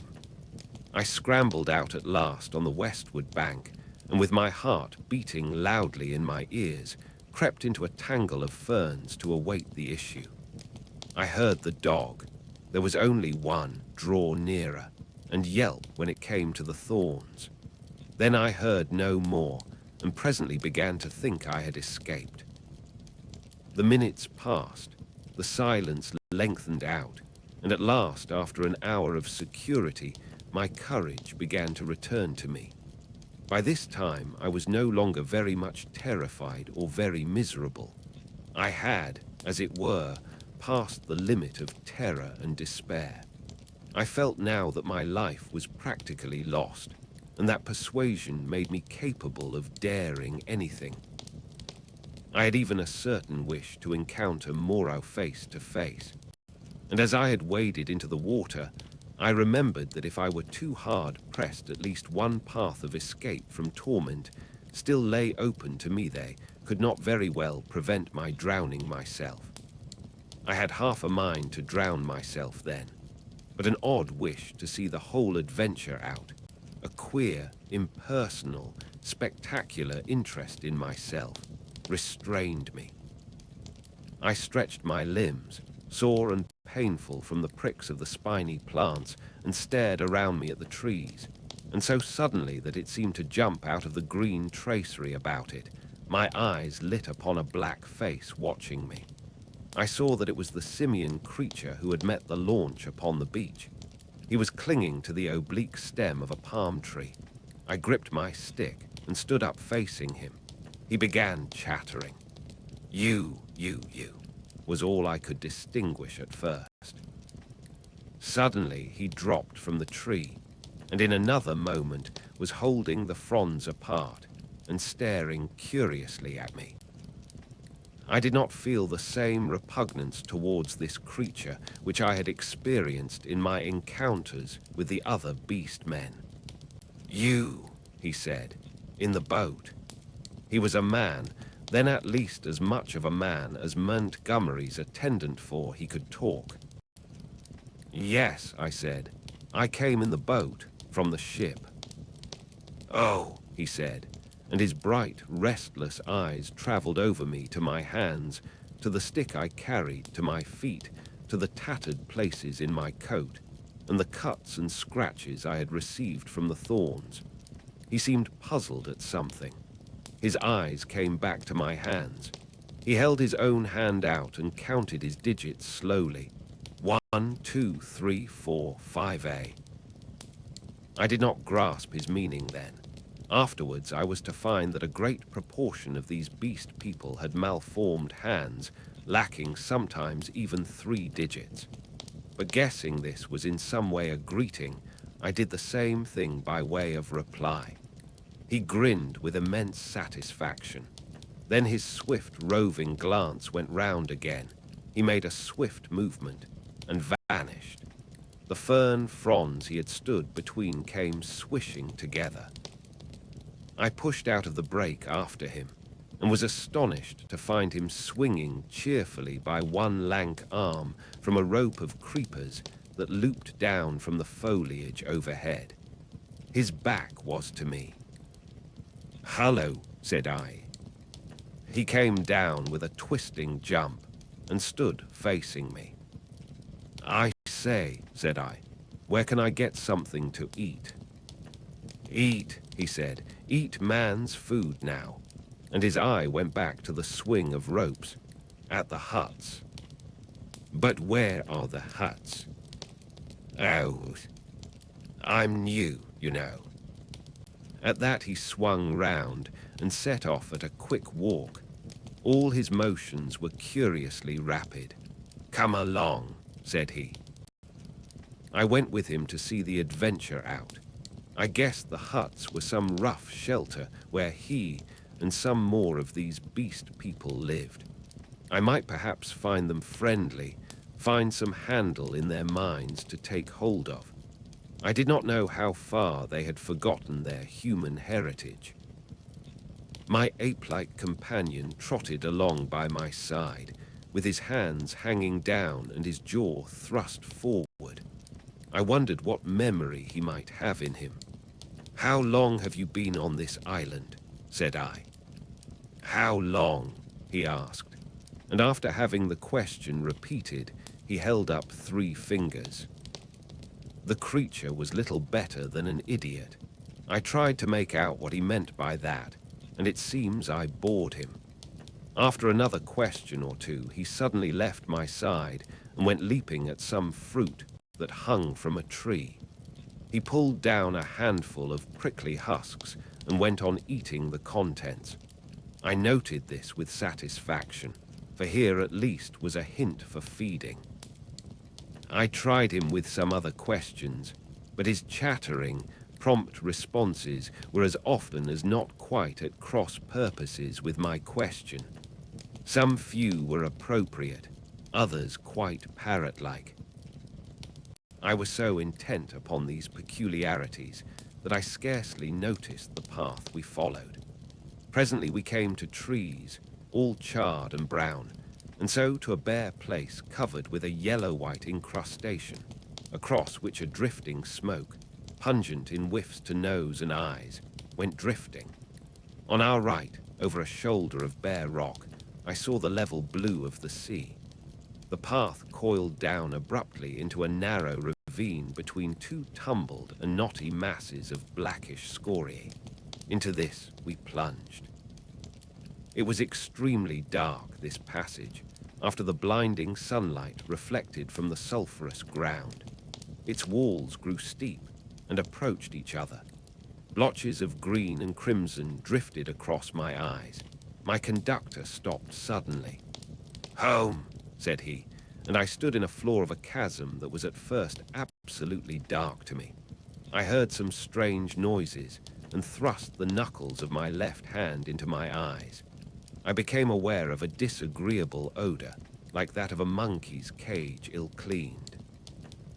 Beyond, the rock opened again upon a gradual slope of sunlit greenery, and on either hand, the light smote down through narrow ways into the central gloom.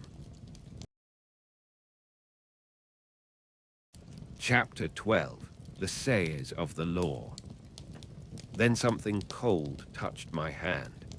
I started violently and saw close to me a dim, pinkish thing, looking more like a flayed child than anything else in the world. The creature had exactly the mild but repulsive features of a sloth, the same low forehead and slow gestures. As the first shock of the change of light passed, I saw about me more distinctly. The little sloth-like creature was standing and staring at me. My conductor had vanished. The place was a narrow passage between high walls of lava, a crack in the knotted rock, and on either side interwoven heaps of sea mat, palm fans, and reeds leaning against the rock formed rough and impenetrably dark dens. The winding way up the ravine between these was scarcely 3 yards wide. and was disfigured by lumps of decaying fruit pulp and other refuse, which accounted for the disagreeable stench of the place. The little pink sloth creature was still blinking at me when my ape man reappeared at the aperture of the nearest of these dens and beckoned me in. As he did so, a slouching monster wriggled out of one of the places further up this strange street and stood up in featureless silhouette against the bright green beyond, staring at me. I hesitated, having half a mind to bolt the way I had come, and then, determined to go through with the adventure, I gripped my nailed stick about the middle and crawled into the little evil-smelling lean-to after my conductor. It was a semicircular space, shaped like the half of a beehive, and against the rocky wall that formed the inner side of it was a pile of variegated fruits, coconuts among others. Some rough vessels of lava and wood stood about the floor, and one on a rough stool. There was no fire. In the darkest corner of the hut sat a shapeless mass of darkness that grunted, "Hey." As I came in, and my ape man stood in the dim light of the doorway and held out a split coconut to me as I crawled into the other corner and squatted down. I took it and began gnawing it as serenely as possible, in spite of a certain trepidation and the nearly intolerable closeness of the den. The little pink sloth creature stood in the aperture of the hut, and something else with a drab face and bright eyes came staring over its shoulder. "Hey," came out of the lump of mystery opposite.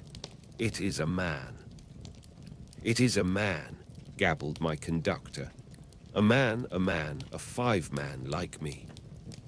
"Shut up," said the voice from the dark, and grunted. I gnawed my coconut amid an impressive stillness. I peered hard into the blackness, but could distinguish nothing. "It is a man," the voice repeated. "He comes to live with us." It was a thick voice with something in it, a kind of whistling overtone that struck me as peculiar, but the English accent was strangely good. The ape man looked at me as though he expected something. I perceived the pause was interrogative. "He comes to live with you," I said. "It is a man. He must learn the law." I began to distinguish now a deeper blackness in the black, a vague outline of a hunched-up figure. Then I noticed the opening of the place was darkened by two more black heads. My hand tightened on my stick. The thing in the dark repeated in a louder tone, "Say the words." I had missed its last remark. "Not to go on all fours, that is the law," it repeated in a kind of sing-song. I was puzzled. "Say the words," said the ape man, repeating, and the figures in the doorway echoed this, with a threat in the tone of their voices.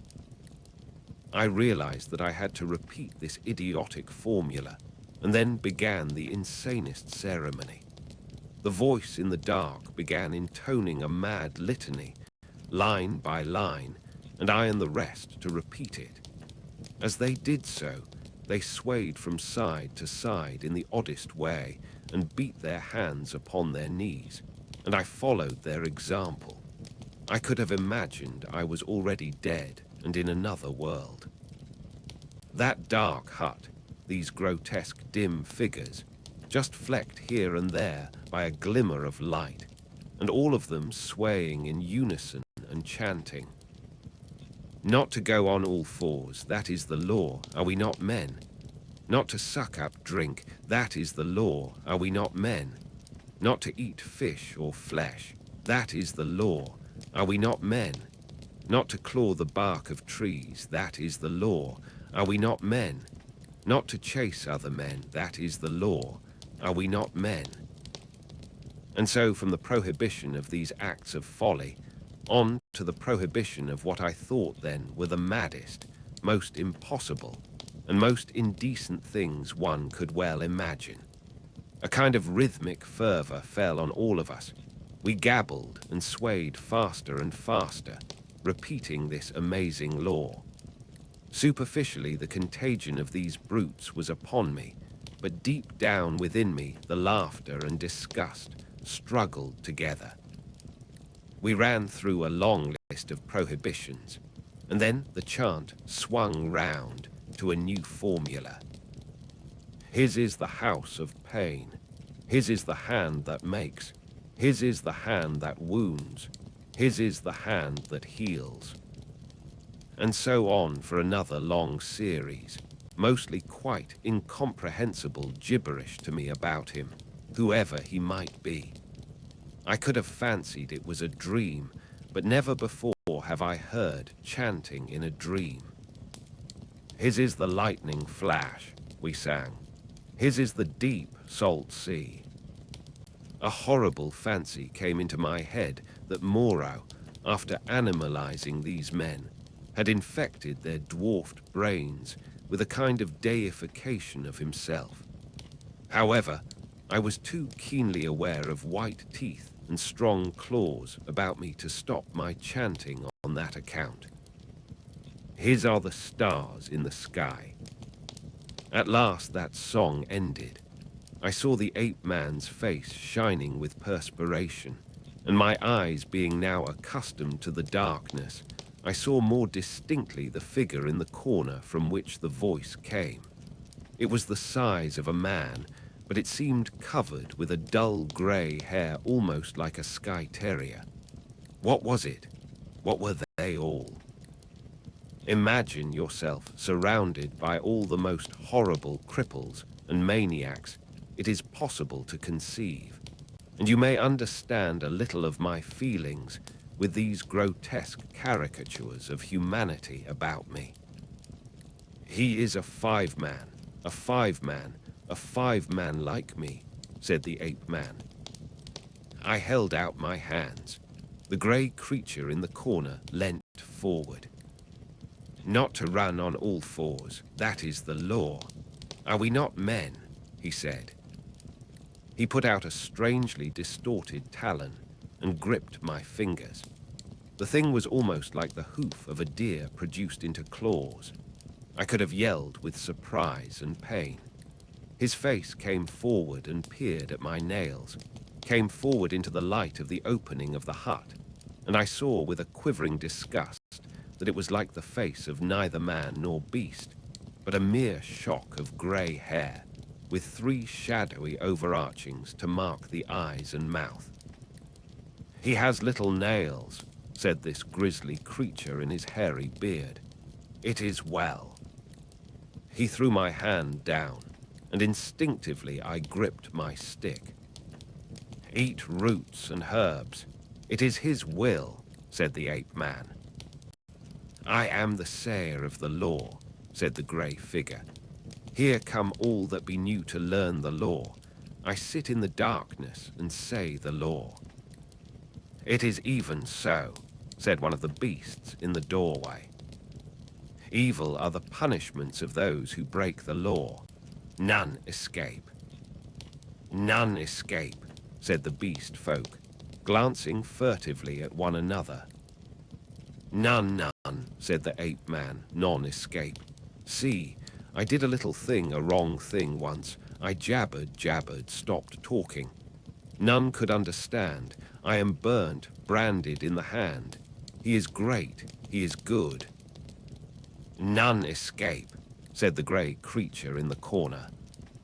None escape, said the beast people, looking askance at one another. For everyone the want that is bad, said the grey sayer of the law. What you will want we do not know, we shall know. Some want to follow things that move, to watch and slink and wait and spring, to kill and bite deep and rich, sucking the blood. It is bad. Not to chase other men, that is the law. Are we not men? Not to eat flesh or fish, that is the law. Are we not men? None escape, said a dappled brute, standing in the doorway. For everyone the want is bad, said the grey sayer of the law. Some want to go tearing with teeth and hands into the roots of things, snuffing into the earth. It is bad. None escape, said the men in the door. Some go clawing trees, some go scratching at the grave of the dead, some go fighting with foreheads or feet or claws, some bite suddenly, none giving occasion, some love uncleanness. None escape, said the ape-man, scratching his calf. None escape, said the little pink sloth creature. Punishment is sharp and sure, therefore learn the law, say the words. And incontinently he began again the strange litany of the law, and again I and all these creatures began singing and swaying. My head reeled with this jabbering and the close stench of the place, but I kept on, trusting to find presently some chance of a new development. Not to go on all fours, that is the law. Are we not men? We were making such a noise that I noticed nothing of a tumult outside until someone, who I think was one of the two swine men I had seen, thrust his head over the little pink sloth creature and shouted something excitedly, something that I did not catch. Incontinently those at the opening of the hut vanished. My ape-man rushed out. The thing that had sat in the dark followed him. I only observed that it was big and clumsy and covered with silvery hair, and I was left alone. Then before I reached the aperture, I heard the yelp of a staghound. In another moment, I was standing outside the hovel, my chair rail in my hand, every muscle of me quivering.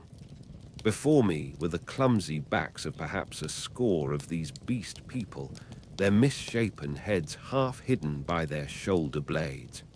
They were gesticulating excitedly. Other half-animal faces glared interrogation out of the hovels. Looking in the direction in which they faced, I saw coming through the haze under the trees beyond the end of the passage of dens the dark figure and awful white face of Moreau. He was holding the leaping staghound back, and close behind him came Montgomery, revolver in hand. For a moment I stood horror-struck. I turned and saw the passage behind me blocked by another heavy brute, with a huge grey face and twinkling little eyes, advancing towards me. I looked round and saw to the right of me, and a half-dozen yards in front of me, a narrow gap in the wall of rock through which a ray of light slanted into the shadows. "Stop!" cried Moreau as I strode towards this, and then, "Hold him." At that, first one face turned towards me, and then others. Their bestial minds were happily slow. I dashed my shoulder into a clumsy monster who was turning to see what Moreau meant, and flung him forward into another. I felt his hands fly round, clutching at me and missing me. The little pink sloth creature dashed at me, and I gashed down its ugly face with the nail in my stick, and in another minute was scrambling up a steep side pathway, a kind of sloping chimney, out of the ravine. I heard a howl behind me and cries of "Catch him! Hold him!" and the grey-faced creature appeared behind me and jammed his huge bulk into the cleft. "Go on! Go on!" they howled. I clambered up the narrow cleft in the rock and came out upon the sulphur on the westward side of the village of the beast men. That gap was altogether fortunate for me, for the narrow chimney, slanting obliquely upward, must have impeded the nearer pursuers. I ran over the white space and down a steep slope, through a scattered growth of trees, and came to a low-lying stretch of tall reeds, through which I pushed into a dark, thick undergrowth that was black and succulent underfoot. As I plunged into the reeds, my foremost pursuers emerged from the gap. I broke my way through this undergrowth for some minutes.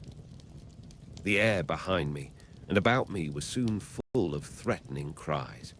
I heard the tumult of my pursuers in the gap up the slope, then the crashing of the reeds, and every now and then the crackling crash of a branch. Some of the creatures roared like excited beasts of prey. The staghound yelped to the left. I heard Moreau and Montgomery shouting in the same direction. I turned sharply to the right. It seemed to me even then that I heard Montgomery shouting for me to run for my life. Presently the ground gave rich and oozy under my feet, but I was desperate and went headlong into it, struggled through knee-deep, and so came to a winding path among tall canes. The noise of my pursuers passed away to my left. In one place 3 strange, pink, hopping animals, about the size of cats, bolted before my footsteps. This pathway ran uphill, across another open space covered with white incrustation, and plunged into a canebrake again.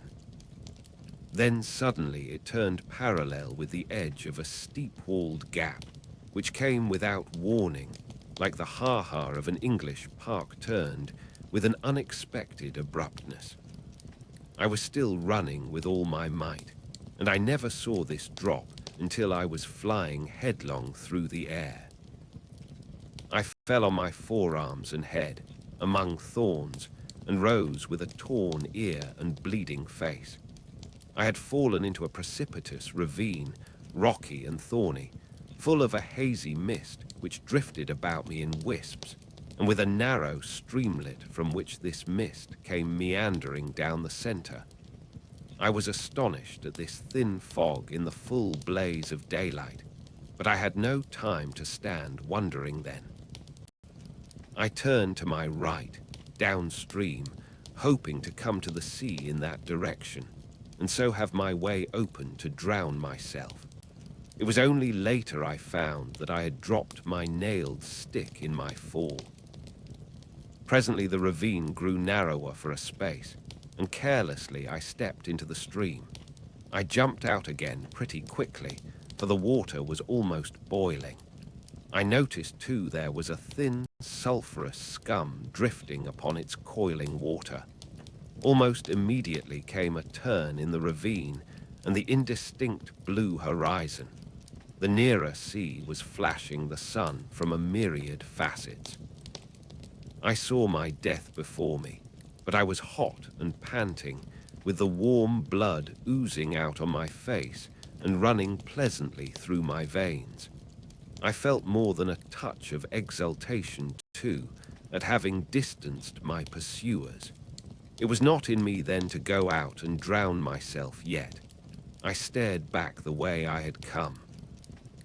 I listened, save for the hum of the gnats and the chirp of some small insects that hopped among the thorns. The air was absolutely still. Then came the yelp of a dog, very faint, and a chattering and gibbering, the snap of a whip and voices. They grew louder, then fainter again. The noise receded up the stream and faded away. For a while the chase was over, but I knew now how much hope of help for me lay in the beast people. Chapter 13. A Parley. I turned again and went on down towards the sea. I found the hot stream broadened out to a shallow, weedy sand, in which an abundance of crabs and long-bodied, many-legged creatures started from my footfall. I walked to the very edge of the salt water, and then I felt I was safe. I turned and stared, arms akimbo, at the thick green behind me, into which the steamy ravine cut like a smoking gash. But as I say, I was too full of excitement, and a true saying, though those who have never known danger may doubt it, too desperate to die. Then it came into my head that there was one chance before me yet. While Moreau and Montgomery and their bestial rabble chased me through the island, might I not go round the beach until I came to their enclosure, make a flank march upon them, in fact, and then with a rock lugged out of their loosely built wall, perhaps, smash in the lock of the smaller door and see what I could find, knife, pistol, or what not, to fight them with when they returned. It was at any rate something to try. So I turned to the westward and walked along by the water's edge. The setting sun flashed his blinding heat into my eyes. The slight Pacific tide was running in with a gentle ripple. Presently the shore fell away southward, and the sun came round upon my right hand. Then suddenly, far in front of me, I saw first one, and then several figures emerging from the bushes. Moreau with his grey staghound, then Montgomery and two others. At that I stopped. They saw me and began gesticulating and advancing. I stood watching them approach. The two beast men came running forward to cut me off from the undergrowth, inland. Montgomery came, running also, but straight towards me. Moreau followed slower with the dog. At last I roused myself from my inaction and turning seaward walked straight into the water. The water was very shallow at first. I was 30 yards out before the waves reached to my waist. Dimly I could see the intertidal creatures darting away from my feet. "What are you doing, man?" cried Montgomery. I turned, standing waist deep, and stared at them. Montgomery stood panting at the margin of the water. His face was bright red with exertion, his long flaxen hair blown about his head, and his dropping nether lip showed his irregular teeth. Moreau was just coming up, his face pale and firm, and the dog at his hand barked at me. Both men had heavy whips. Farther up the beach stared the beast men. "What am I doing? I am going to drown myself," said I. Montgomery and Moreau looked at each other. "Why?" asked Moreau. "Because that is better than being tortured by you." "I told you so," said Montgomery, and Moreau said something in a low tone. "What makes you think I shall torture you?" asked Moreau. "What I saw," I said, "and those yonder." "Hush," said Moreau, and held up his hand. "I will not," said I. "They were men. What are they now? I at least will not be like them." I looked past my interlocutors. Up the beach were Ling, Montgomery's attendant, and one of the white-swathed brutes from the boat. Farther up, in the shadow of the trees, I saw my little ape man, and behind him some other dim figures. "Who are these creatures?" said I, pointing to them, and raising my voice more and more that it might reach them. "They were men, men like yourselves, whom you have infected with some bestial taint-men whom you have enslaved, and whom you still fear." "You who listen," I cried, pointing now to Moreau and shouting past him to the beast men, "you who listen. Do you not see these men still fear you, go in dread of you? Why, then, do you fear them? You are many." "For God's sake," cried Montgomery, "stop that, Prendick." "Prendick," cried Moreau. They both shouted together, as if to drown my voice, and behind them lowered the staring faces of the beast men, wondering, their deformed hands hanging down, their shoulders hunched up. They seemed, as I fancied, to be trying to understand me, to remember, I thought, something of their human past. I went on shouting. I scarcely remember what that Moreau and Montgomery could be killed, that they were not to be feared. That was the burden of what I put into the heads of the beast people. I saw the green-eyed man in the dark rags, who had met me on the evening of my arrival, come out from among the trees, and others followed him to hear me better. At last, for want of breath, I paused. "Listen to me for a moment," said the steady voice of Moreau, "and then say what you will." Well, said I. He coughed, thought, then shouted. Latin, prendic, bad Latin, schoolboy Latin, but try and understand. Hi non sunt homines, sunt animalia qui nos habemus vivisected. A humanizing process. I will explain, come ashore. I laughed. A pretty story, said I. They talk, build houses. They were men. It's likely I'll come ashore.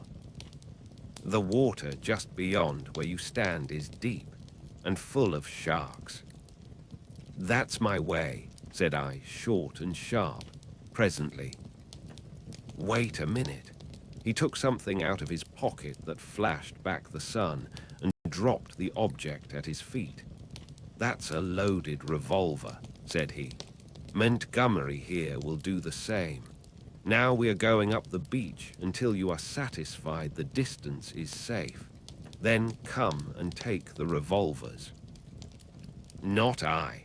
You have a third between you. I want you to think over things, Prendick. In the first place, I never asked you to come upon this island. If we vivisected men, we should import men, not beasts. In the next, we had you drugged last night, had we wanted to work you any mischief. And in the next, now your first panic is over and you can think a little, is Montgomery here quite up to the character you give him? We have chased you for your good, because this island is full of inimical phenomena. Besides, why should we want to shoot you when you have just offered to drown yourself? Why did you set your people onto me when I was in the hut?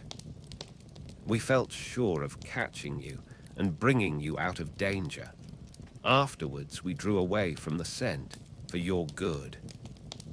I mused. It seemed just possible.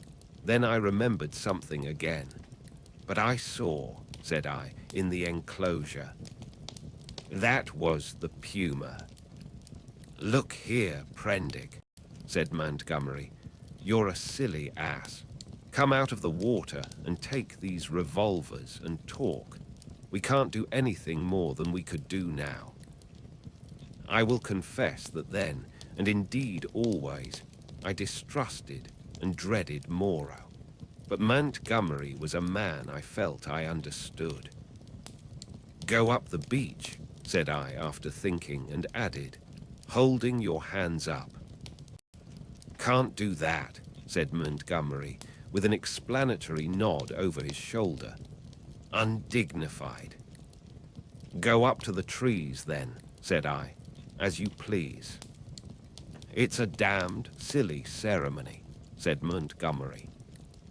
Both turned and faced the 6 or 7 grotesque creatures who stood there in the sunlight, solid, casting shadows, moving, and yet so incredibly unreal. Montgomery cracked his whip at them, and forthwith they all turned and fled helter-skelter into the trees. And when Montgomery and Moreau were at a distance I judged sufficient, I waded ashore and picked up and examined the revolvers. To satisfy myself against the subtlest trickery, I discharged one at a round lump of lava and had the satisfaction of seeing the stone pulverized and the beach splashed with lead. Still, I hesitated for a moment. I'll take the risk, said I at last, and with a revolver in each hand, I walked up the beach towards them. That's better, said Moreau, without affectation. As it is, you have wasted the best part of my day with your confounded imagination. And with a touch of contempt which humiliated me, he and Montgomery turned and went on in silence before me. The knot of beast men, still wondering, stood back among the trees. I passed them as serenely as possible. One started to follow me, but retreated again when Montgomery cracked his whip. The rest stood silent watching. They may once have been animals, but I never before saw an animal trying to think.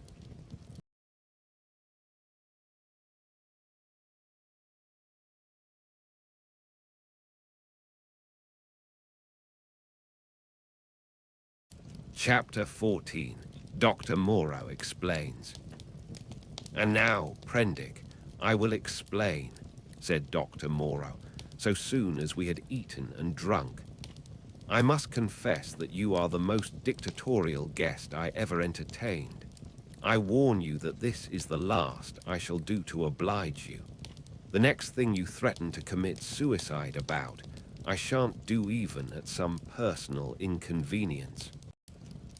He sat in my deck chair, a cigar half consumed in his white, dexterous-looking fingers. The light of the swinging lamp fell on his white hair. He stared through the little window out at the starlight. I sat as far away from him as possible, the table between us and the revolvers to hand. Montgomery was not present. I did not care to be with the two of them in such a little room. You admit that the vivisected human being, as you called it, is after all only the PUMA, said Moreau. He had made me visit that horror in the inner room to assure myself of its inhumanity. It is the PUMA, I said, still alive, but so cut and mutilated as I pray I may never see living flesh again, of all vile. Never mind that, said Moreau.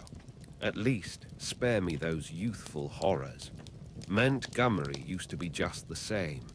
You admit that it is the PUMA. Now be quiet while I reel off my physiological lecture to you. And forthwith, beginning in the tone of a man supremely bored, but presently warming a little, he explained his work to me.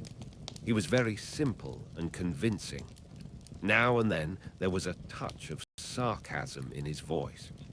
Presently I found myself hot with shame at our mutual positions. The creatures I had seen were not men, had never been men.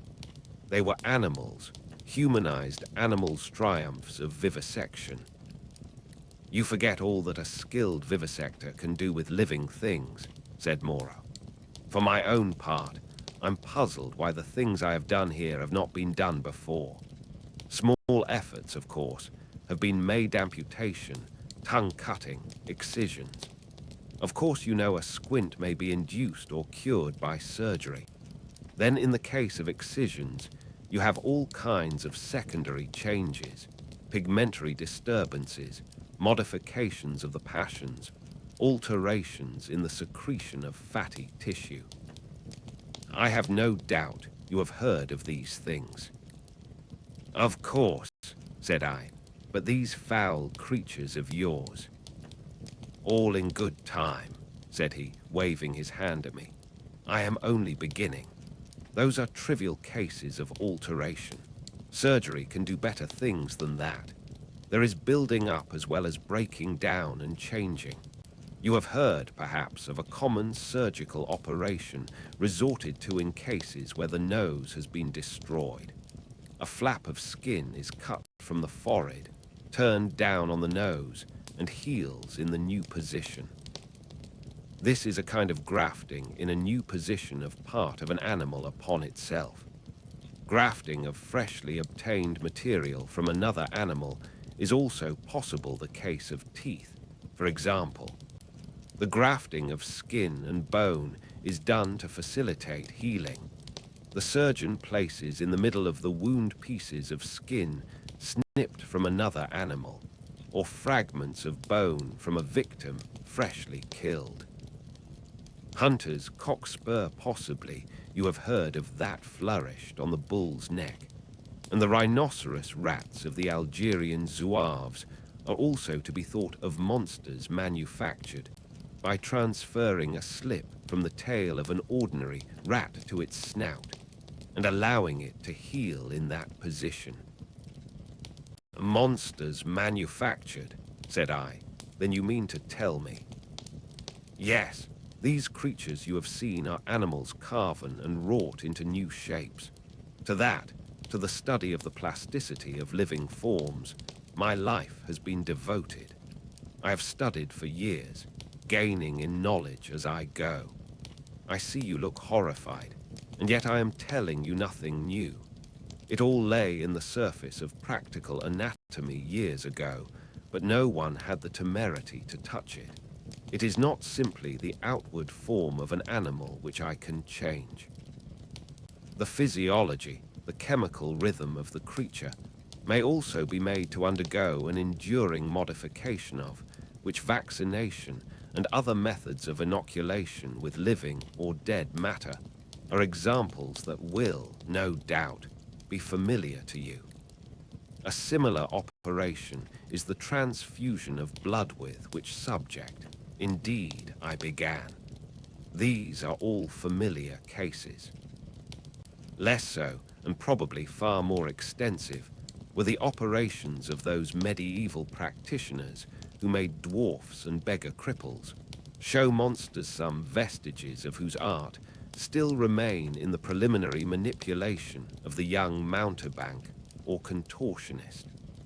Victor Hugo gives an account of them in El Homme qui rit, but perhaps my meaning grows plain now. You begin to see that it is a possible thing to transplant tissue from one part of an animal to another, or from one animal to another, to alter its chemical reactions and methods of growth, to modify the articulations of its limbs, and indeed to change it in its most intimate structure. And yet this extraordinary branch of knowledge has never been sought as an end, and systematically by modern investigators until I took it up. Some such things have been hit upon in the last resort of surgery. Most of the kindred evidence that will recur to your mind has been demonstrated as it were by accident by tyrants, by criminals, by the breeders of horses and dogs, by all kinds of untrained, clumsy-handed men working for their own immediate ends. I was the first man to take up this question armed with antiseptic surgery and with a really scientific knowledge of the laws of growth. Yet one would imagine it must have been practiced in secret before. Such creatures as the Siamese twins and in the vaults of the Inquisition. No doubt their chief aim was artistic torture, but some at least of the inquisitors must have had a touch of scientific curiosity. But, said I, these things, these animals talk. He said that was so, and proceeded to point out that the possibility of vivisection does not stop at a mere physical metamorphosis.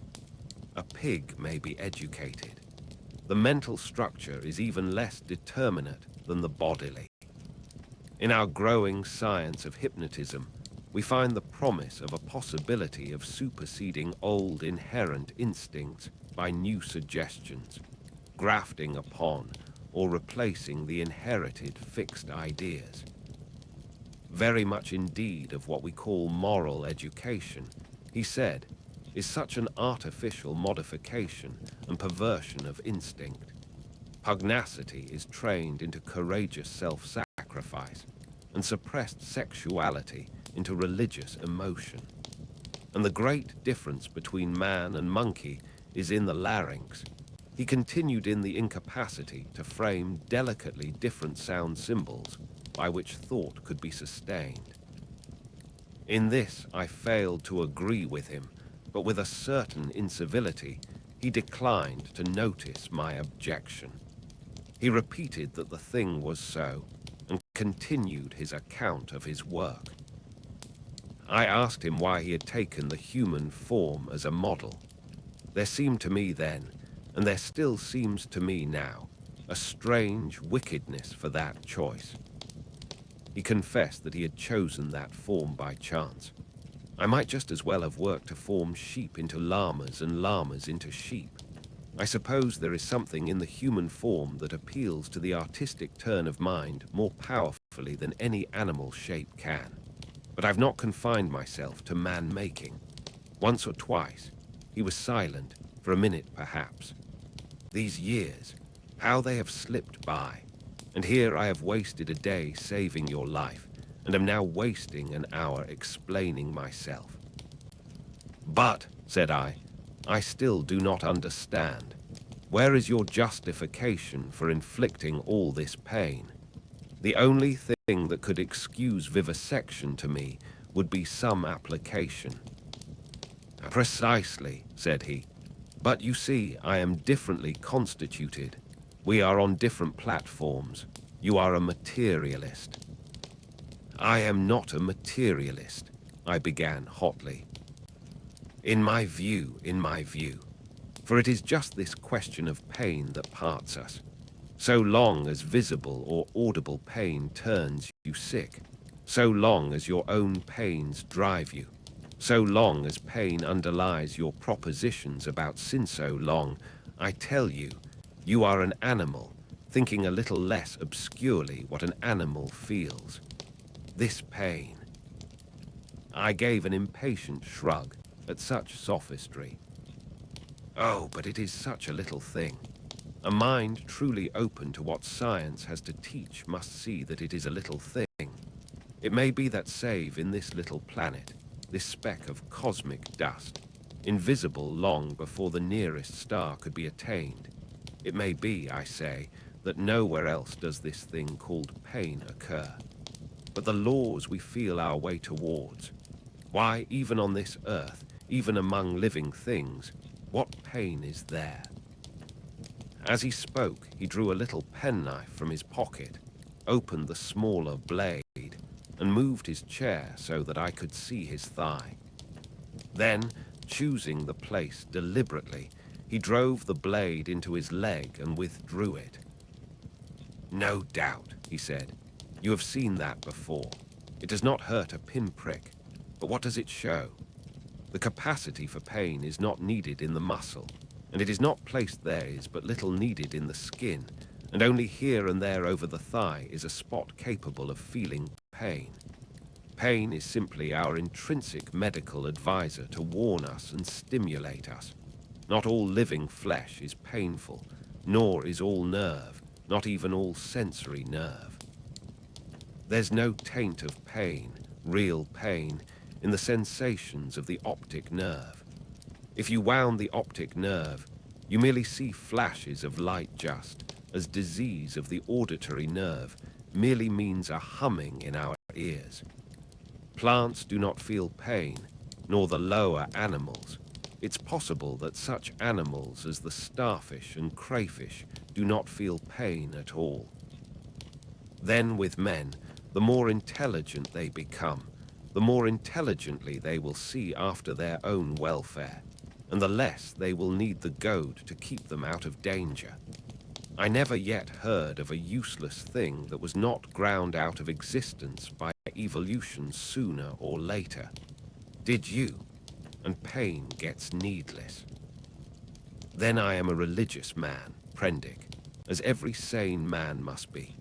It may be, I fancy, that I have seen more of the ways of this world's maker than you, for I have sought his laws in my way all my life, while you, I understand, have been collecting butterflies.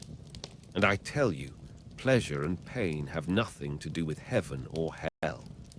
Pleasure and pain bar. What is your theologian's ecstasy but Mahomet's houri in the dark? This store which men and women set on pleasure and pain, Prendick, is the mark of the beast, upon them the mark of the beast from which they came. Pain, pain and pleasure, they are for us only so long as we wriggle in the dust.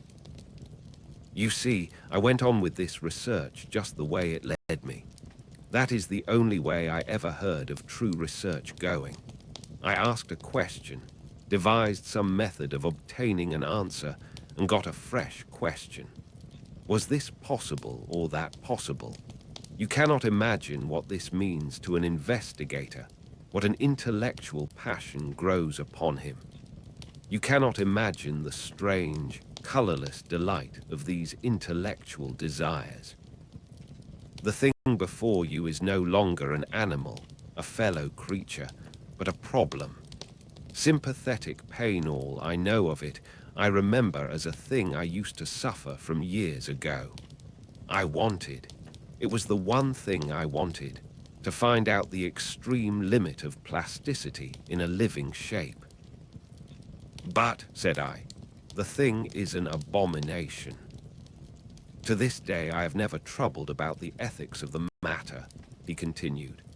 The study of nature makes a man at last as remorseless as nature. I have gone on, not heeding anything but the question I was pursuing, and the material has dripped into the huts yonder. It is nearly 11 years since we came here, I and Montgomery and 6 Kanakas. I remember the green stillness of the island and the empty ocean about us, as though it was yesterday. The place seemed waiting for me. The stores were landed and the house was built. The Kanakas founded some huts near the ravine. I went to work here upon what I had brought with me. There were some disagreeable things happened at first. I began with a sheep and killed it after a day and a half by a slip of the scalpel. I took another sheep and made a thing of pain and fear and left it bound up to heal. It looked quite human to me when I had finished it, but when I went to it, I was discontented with it. It remembered me and was terrified beyond imagination, and it had no more than the wits of a sheep. The more I looked at it, the clumsier it seemed, until at last I put the monster out of its misery. These animals without courage, these fear-haunted, pain-driven things, without a spark of pugnacious energy to face torment, they are no good for man-making. Then I took a gorilla I had, and upon that, working with infinite care and mastering difficulty after difficulty, I made my first man. All the week, night and day, I molded him. With him, it was chiefly the brain that needed molding. Much had to be added, much changed. I thought him a fair specimen of the Negroid type when I had finished him, and he lay bandaged, bound, and motionless before me. It was only when his life was assured that I left him and came into this room again and found Montgomery much as you are. He had heard some of the cries as the thing grew human cries like those that disturbed you so. I didn't take him completely into my confidence at first, and the Kanakas, too, had realized something of it. They were scared out of their wits by the sight of me. I got Montgomery over to me in a way, but I and he had the hardest job to prevent the Kanakas deserting. Finally they did, and so we lost the yacht. I spent many days educating the brute altogether. I had him for 3 or 4 months.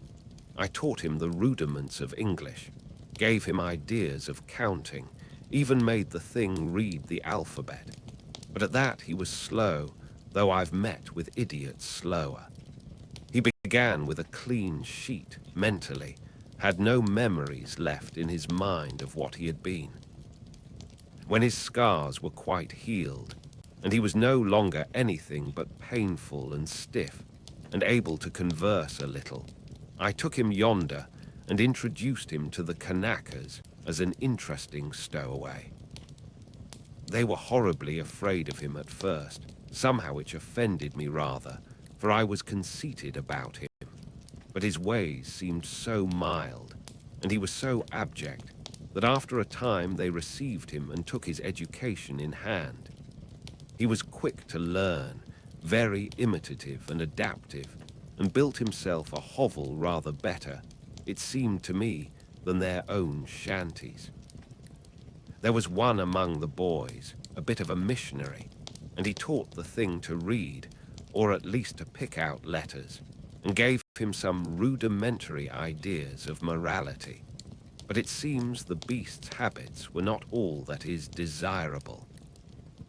I rested from work for some days after this, and was in a mind to write an account of the whole affair to wake up English physiology. Then I came upon the creature squatting up in a tree and gibbering at 2 of the Kanakas who had been teasing him. I threatened him, told him the inhumanity of such a proceeding, aroused his sense of shame, and came home resolved to do better before I took my work back to England. I have been doing better. But somehow the things drift back again. The stubborn beast flesh grows day by day back again. But I mean to do better things still. I mean to conquer that. This Puma. But that's the story. All the Kanaka boys are dead now. One fell overboard of the launch, and one died of a wounded heel that he poisoned in some way with plant juice. 3 went away in the yacht, and I suppose and hope were drowned. The other one was killed. Well, I have replaced them. Montgomery went on much as you were disposed to do at first, and then... What became of the other one? Said I sharply. The other Kanaka who was killed.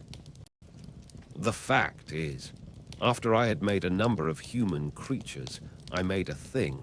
He hesitated. Yes, said I. It was killed.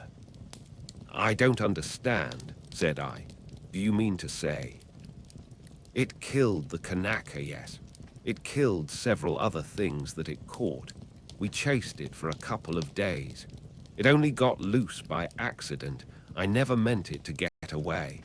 It wasn't finished. It was purely an experiment. It was a limbless thing with a horrible face that writhed along the ground in a serpentine fashion. It was immensely strong and in infuriating pain. It lurked in the woods for some days until we hunted it, and then it wriggled into the northern part of the island, and we divided the party to close in upon it.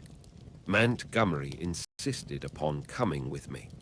The man had a rifle, and when his body was found, one of the barrels was curved into the shape of an S and very nearly bitten through.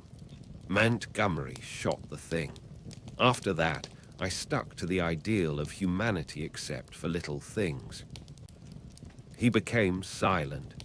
I sat in silence watching his face. So for 20 years, altogether counting 9 years in England, I have been going on.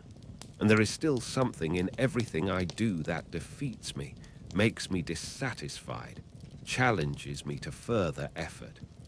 Sometimes I rise above my level, sometimes I fall below it, but always I fall short of the things I dream. The human shape I can get now, almost with ease, so that it is lithe and graceful or thick and strong. But often there is trouble with the hands and the claws, painful things that I dare not shape too freely. But it is in the subtle grafting and reshaping one must needs due to the brain that my trouble lies. The intelligence is often oddly low, with unaccountable blank ends, unexpected gaps. And least satisfactory of all is something that I cannot touch somewhere. I cannot determine where. In the seat of the emotions. Cravings, instincts, desires that harm humanity, a strange hidden reservoir to burst forth suddenly and inundate the whole being of the creature with anger, hate, or fear. These creatures of mine seemed strange and uncanny to you so soon as you began to observe them. But to me, just after I make them, they seem to be indisputably human beings. It's afterwards, as I observe them, that the persuasion fades. First one animal trait, then another, creeps to the surface and stares out at me. But I will conquer yet. Each time I dip a living creature into the bath of burning pain, I say, this time I will burn out all the animal. This time I will make a rational creature of my own. After all, what is 10 years?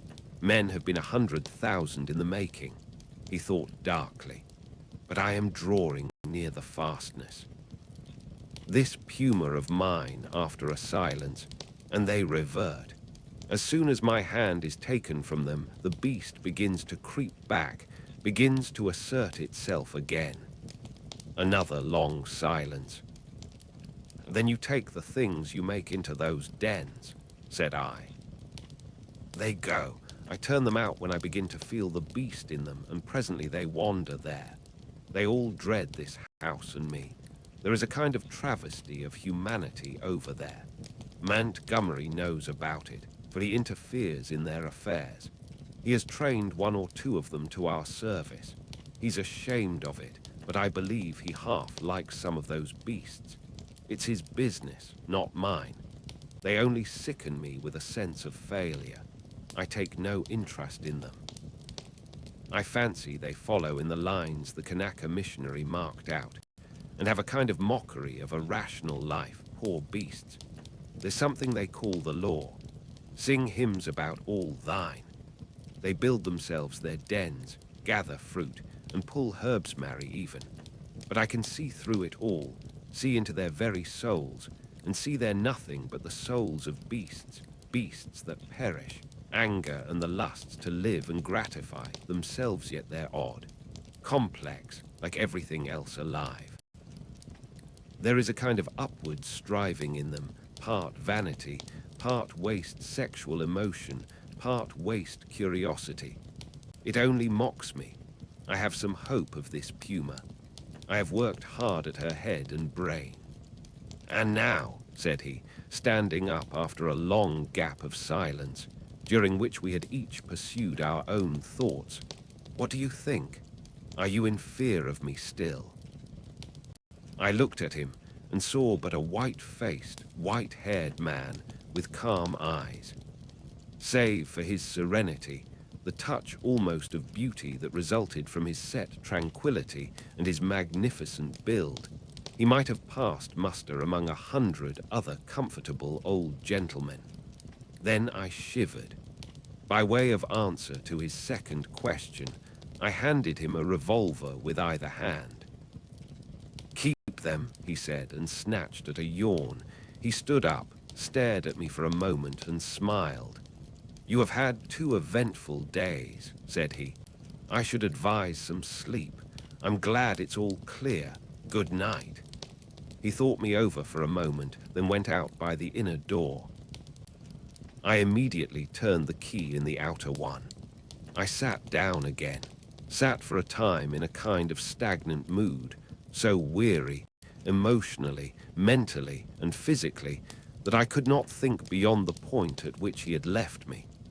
The black window stared at me like an eye. At last, with an effort, I put out the light and got into the hammock. Very soon I was asleep.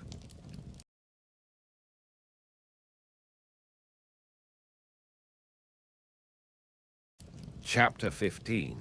Concerning the Beast Folk. I woke early.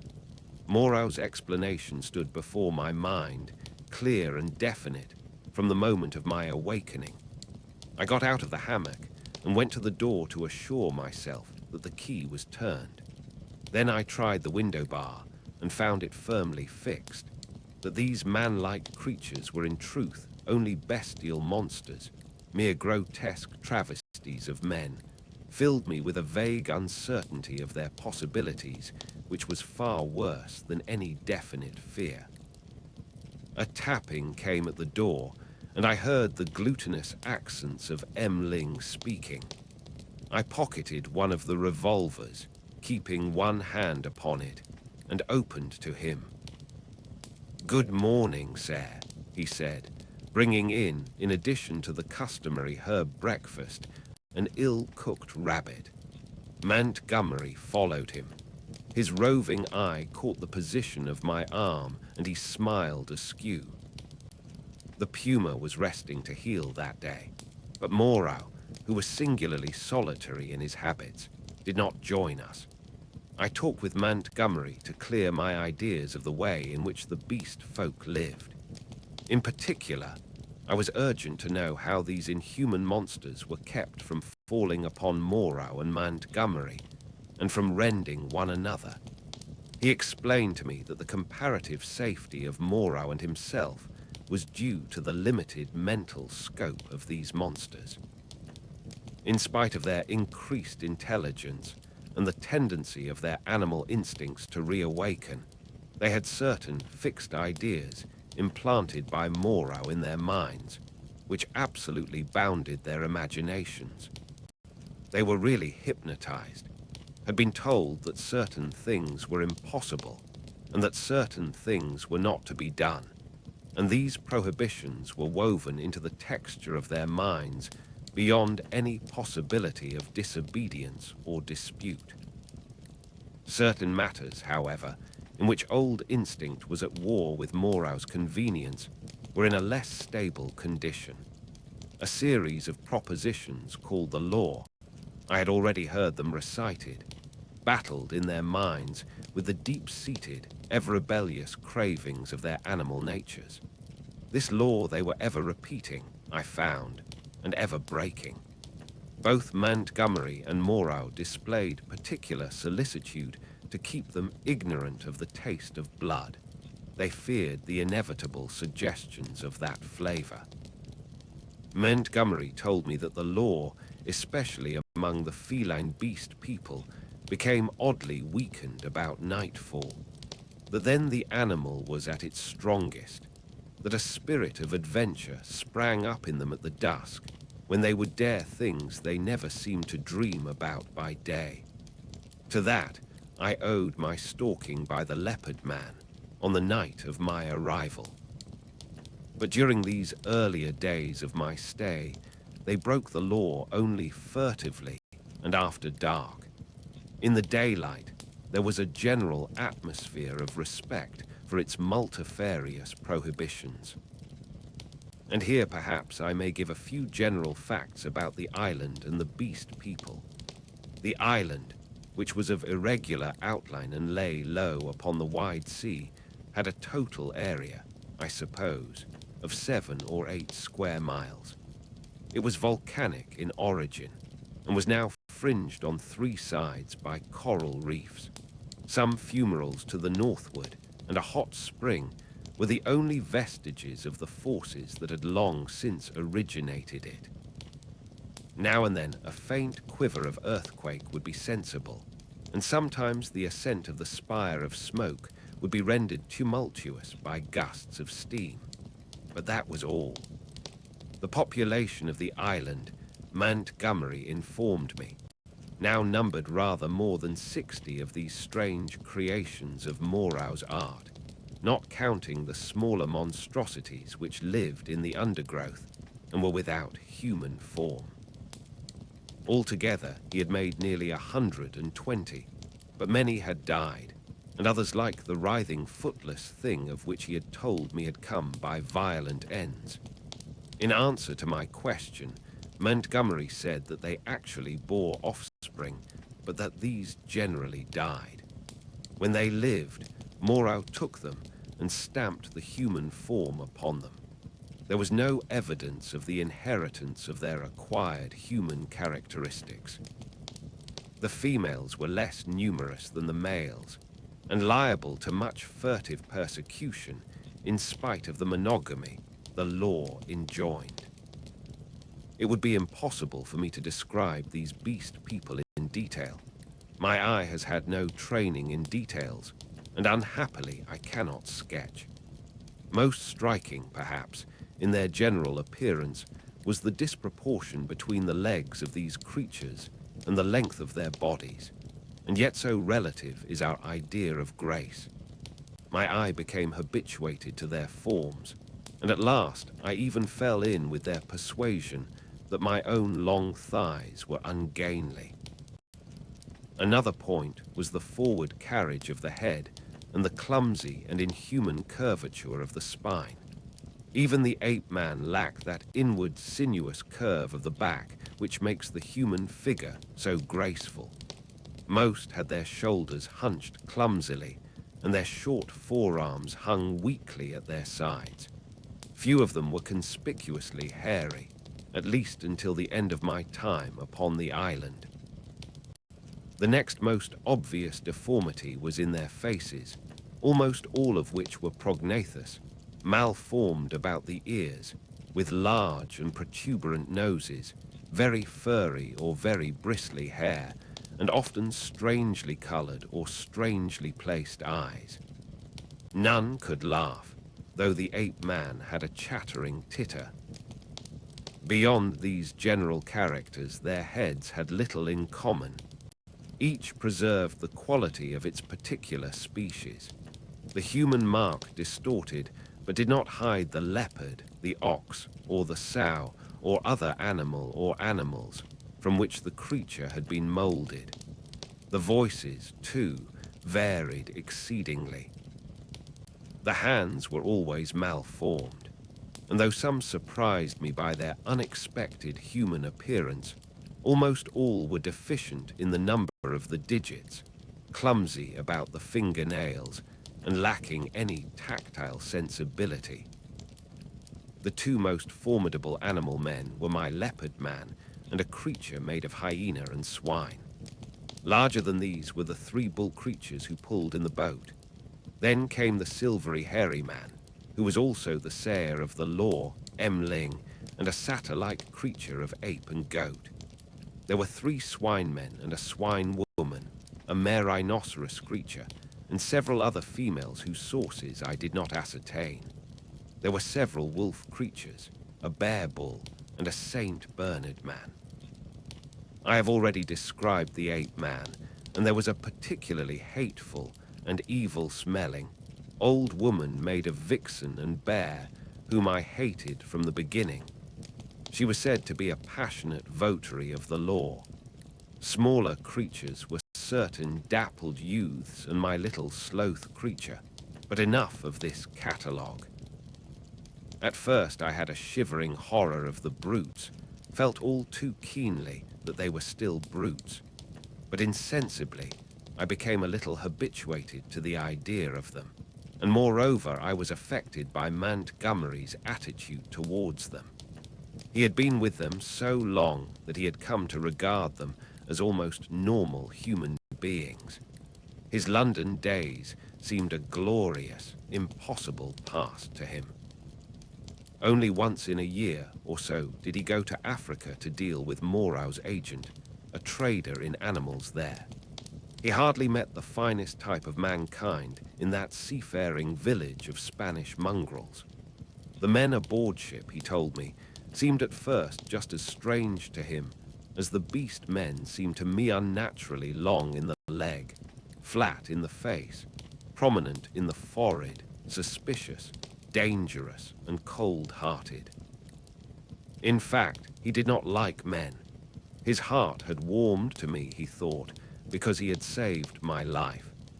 I fancied even then that he had a sneaking kindness for some of these metamorphosed brutes, a vicious sympathy with some of their ways, but that he attempted to veil it from me at first.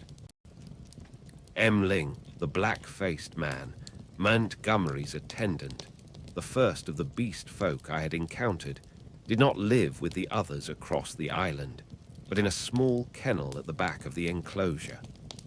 The creature was scarcely so intelligent as the ape man, but far more docile, and the most human-looking of all the beast folk, and Montgomery had trained it to prepare food, and indeed to discharge all the trivial domestic offices that were required.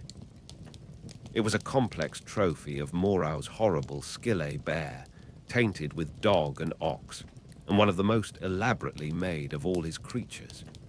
It treated Montgomery with a strange tenderness and devotion. Sometimes he would notice it, pat it, call it half-mocking, half-jocular names, and so make it caper with extraordinary delight. Sometimes he would ill-treat it, especially after he had been at the whiskey, kicking it, beating it, pelting it with stones or lighted fusees. But whether he treated it well or ill, it loved nothing so much as to be near him. I say I became habituated to the beast people, that 1,000 things which had seemed unnatural and repulsive speedily became natural and ordinary to me. I suppose everything in existence takes its color from the average hue of our surroundings. Montgomery and Moreau were too peculiar and individual to keep my general impressions of humanity well defined. I would see one of the clumsy bovine creatures who worked the launch treading heavily through the undergrowth, and find myself asking, trying hard to recall, how he differed from some really human yokel trudging home from his mechanical labors.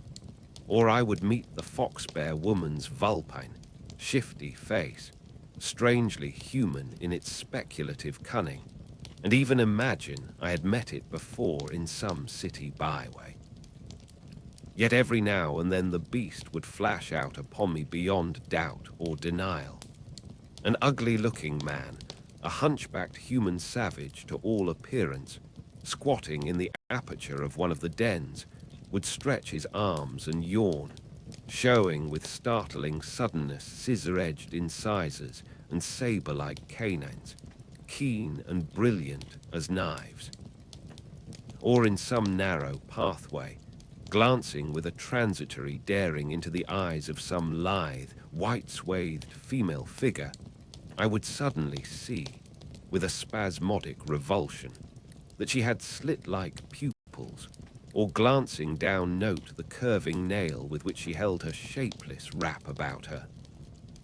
It is a curious thing, by the by, for which I am quite unable to account, that these weird creatures, the females, I mean, had in the earlier days of my stay an instinctive sense of their own repulsive clumsiness, and displayed in consequence a more than human regard for the decency and decorum of extensive costume. Chapter 16. How the Beast Folk Taste Blood. My inexperience as a writer betrays me, and I wander from the thread of my story. After I had breakfasted with Montgomery, he took me across the island to see the fumarole and the source of the hot spring into whose scalding waters I had blundered on the previous day. Both of us carried whips and loaded revolvers. While going through a leafy jungle on our road thither, we heard a rabbit squealing. We stopped and listened, but we heard no more, and presently we went on our way, and the incident dropped out of our minds. Montgomery called my attention to certain little pink animals with long hind legs that went leaping through the undergrowth.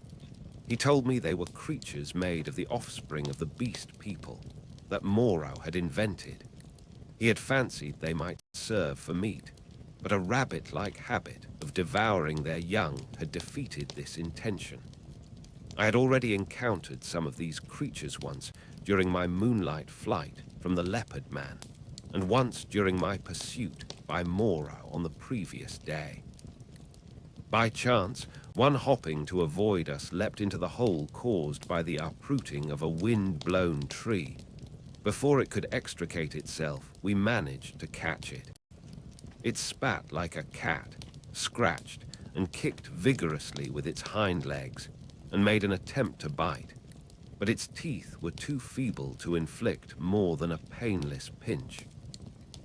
It seemed to me rather a pretty little creature, and as Montgomery stated that it never destroyed the turf by burrowing, and was very cleanly in its habits, I should imagine it might prove a convenient substitute for the common rabbit in gentlemen's parks. We also saw on our way the trunk of a tree barked in long strips and splintered deeply. Montgomery called my attention to this. Not to claw bark of trees, that is the law, he said. Much some of them care for it. It was after this, I think, that we met the satyr and the ape man. The satyr was a gleam of classical memory on the part of Moreau, his face oval in expression like the coarser Hebrew type, his voice a harsh bleat, his nether extremities satanic. He was gnawing the husk of a pod-like fruit as he passed us. Both of them saluted Montgomery. "Hail," said they, "to the other with the whip." "There's a third with a whip now," said Montgomery, "so you'd better mind." "Was he not made?" said the ape man. He said he was made." The satyr man looked curiously at me.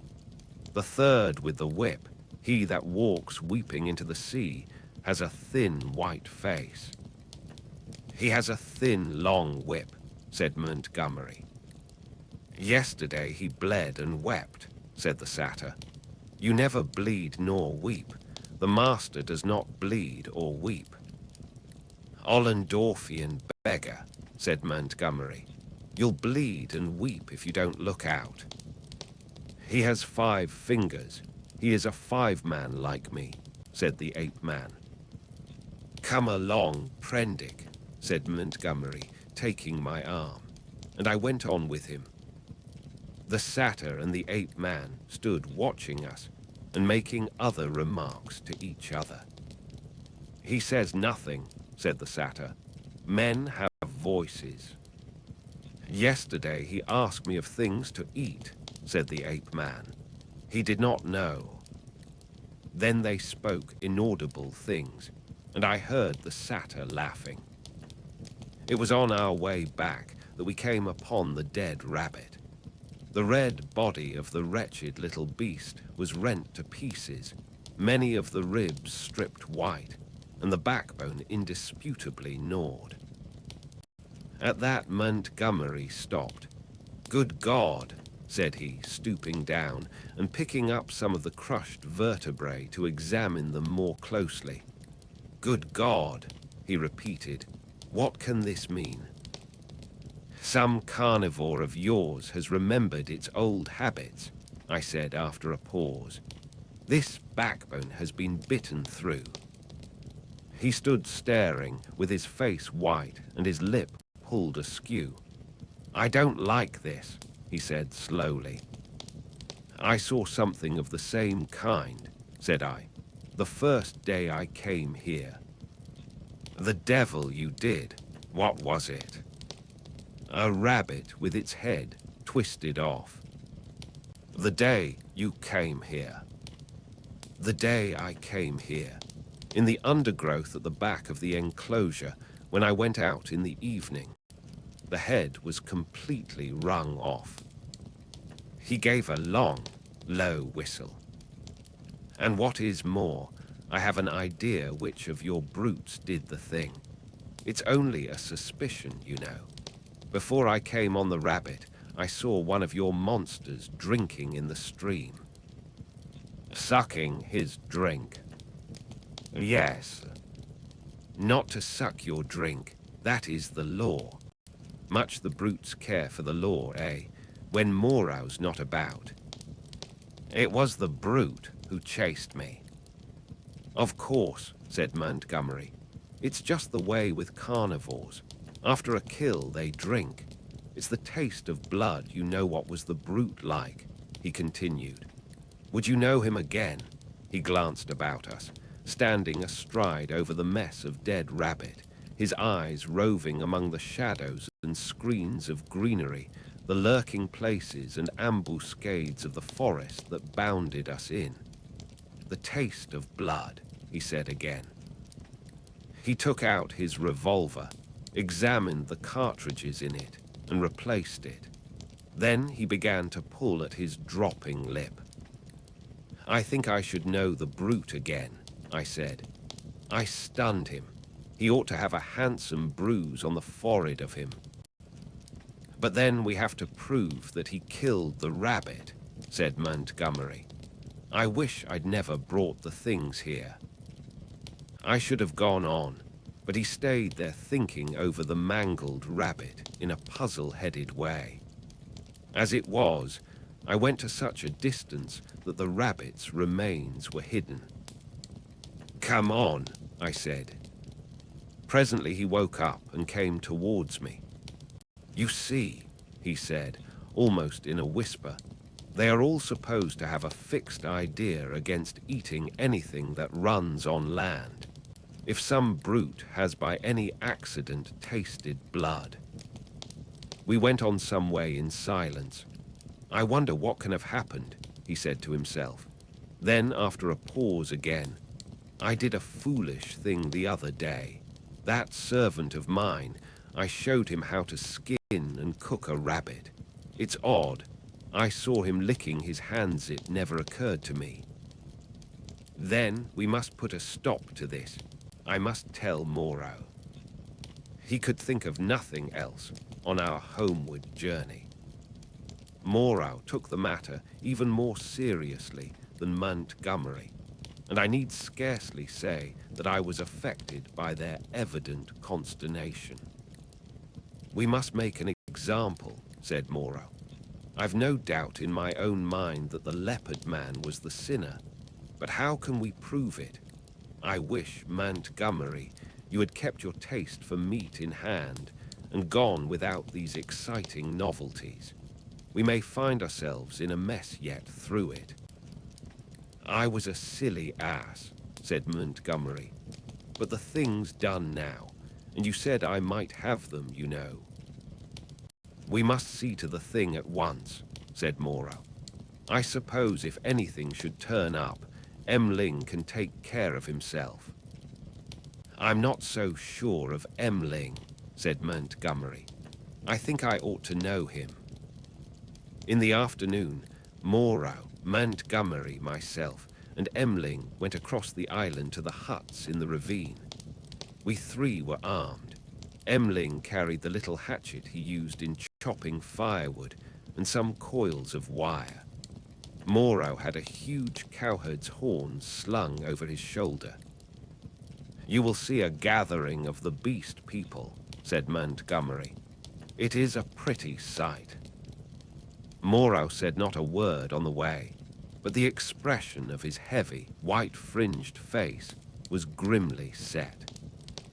We crossed the ravine down which smoked the stream of hot water and followed the winding pathway through the cane brakes until we reached a wide area covered over with a thick, powdery yellow substance which I believe was sulfur. Above the shoulder of a weedy bank, the sea glittered. We came to a kind of shallow, natural amphitheater, and here the four of us halted. Then Moreau sounded the horn and broke the sleeping stillness of the tropical afternoon. He must have had strong lungs. The hooting note rose and rose amidst its echoes, to at last an ear-penetrating intensity. Ah, said Moreau, letting the curved instrument fall to his side again. Immediately there was a crashing through the yellow canes, and a sound of voices from the dense green jungle that marked the morass through which I had run on the previous day. Then at 3 or 4 points on the edge of the sulphurous area appeared the grotesque forms of the beast people hurrying towards us. I could not help a creeping horror, as I perceived first one and then another trot out from the trees or reeds and come shambling along over the hot dust. But Moreau and Montgomery stood calmly enough, and perforce I stuck beside them. First to arrive was the satyr, strangely unreal for all that he cast a shadow and tossed the dust with his hoofs. After him from the brake came a monstrous lout, a thing of horse and rhinoceros, chewing a straw as it came. Then appeared the swine woman and 2 wolf women. Then the fox bear witch, with her red eyes in her peaked red face, and then others all hurrying eagerly. As they came forward, they began to cringe towards Moreau and chant, quite regardless of one another, fragments of the latter half of the litany of the law. His is the hand that wounds, his is the hand that heals, and so forth. As soon as they had approached within a distance of perhaps 30 yards, they halted, and bowing on knees and elbows began flinging the white dust upon their heads. Imagine the scene if you can. We 3 blue-clad men, with our misshapen black-faced attendant, standing in a wide expanse of sunlit yellow dust under the blazing blue sky, and surrounded by this circle of crouching and gesticulating monstrosities, some almost human save in their subtle expression and gestures, some like cripples, some so strangely distorted as to resemble nothing but the denizens of our wildest dreams. And beyond, the reedy lines of a canebrake in one direction, a dense tangle of palm trees on the other, separating us from the ravine with the huts, and to the north, the hazy horizon of the Pacific Ocean. 62, 63, counted Moreau. There are 4 more. I do not see the leopard man, said I. Presently Moreau sounded the great horn again, and at the sound of it all the beast people writhed and grovelled in the dust. Then, slinking out of the canebrake, stooping near the ground and trying to join the dust-throwing circle behind Moreau's back, came the leopard man. The last of the beast people to arrive was the little ape man. The earlier animals, hot and weary with their grovelling, shot vicious glances at him. "Cease," said Moreau in his firm, loud voice, and the beast people sat back upon their hams and rested from their worshipping. "Where is the sayer of the law?" said Moreau, and the hairy grey monster bowed his face in the dust. "Say the words," said Moreau. Forthwith all in the kneeling assembly, swaying from side to side, and dashing up the sulphur with their hands first, the right hand, and a puff of dust, and then the left began once more to chant their strange litany. When they reached, "Not to eat flesh or fish, that is the law," Moreau held up his lank white hand. "Stop," he cried, and there fell absolute silence upon them all. I think they all knew and dreaded what was coming. I looked round at their strange faces. When I saw their wincing attitudes and the furtive dread in their bright eyes, I wondered that I had ever believed them to be men. "That law has been broken," said Moreau. "None escape," from the faceless creature with the silvery hair. "None escape," repeated the kneeling circle of beast people. "Who is he?" cried Moreau, and looked round at their faces, cracking his whip. I fancied the hyena swine looked dejected, so too did the leopard man. Moreau stopped, facing this creature, who cringed towards him with the memory and dread of infinite torment. "Who is he?" repeated Moreau, in a voice of thunder. "Evil is he who breaks the law," chanted the sayer of the law. Moreau looked into the eyes of the leopard man and seemed to be dragging the very soul out of the creature. "Who breaks the law?" said Moreau, taking his eyes off his victim and turning towards us. It seemed to me there was a touch of exultation in his voice. "Goes back to the house of pain," they all clamored. "Goes back to the house of pain, O master." "Back to the house of pain, back to the house of pain," gabbled the ape man, as though the idea was sweet to him. "Do you hear?" said Moreau, turning back to the criminal, "my friend Hullo." For the leopard man, released from Moreau's eye, had risen straight from his knees, and now, with eyes aflame and his huge feline tusks flashing out from under his curling lips, leapt towards his tormentor. I am convinced that only the madness of unendurable fear could have prompted this attack. The whole circle of 80 monsters seemed to rise about us. I drew my revolver. The two figures collided. I saw Moreau reeling back from the leopard man's blow. There was a furious yelling and howling all about us. Everyone was moving rapidly. For a moment I thought it was a general revolt. The furious face of the leopard man flashed by mine, with Ling close in pursuit. I saw the yellow eyes of the hyena swine blazing with excitement, his attitude as if he were half resolved to attack me. The satyr, too, glared at me over the hyena swine's hunched shoulders. I heard the crack of Moreau's pistol and saw the pink flash dart across the tumult. The whole crowd seemed to swing round in the direction of the glint of fire, and I too was swung round by the magnetism of the movement.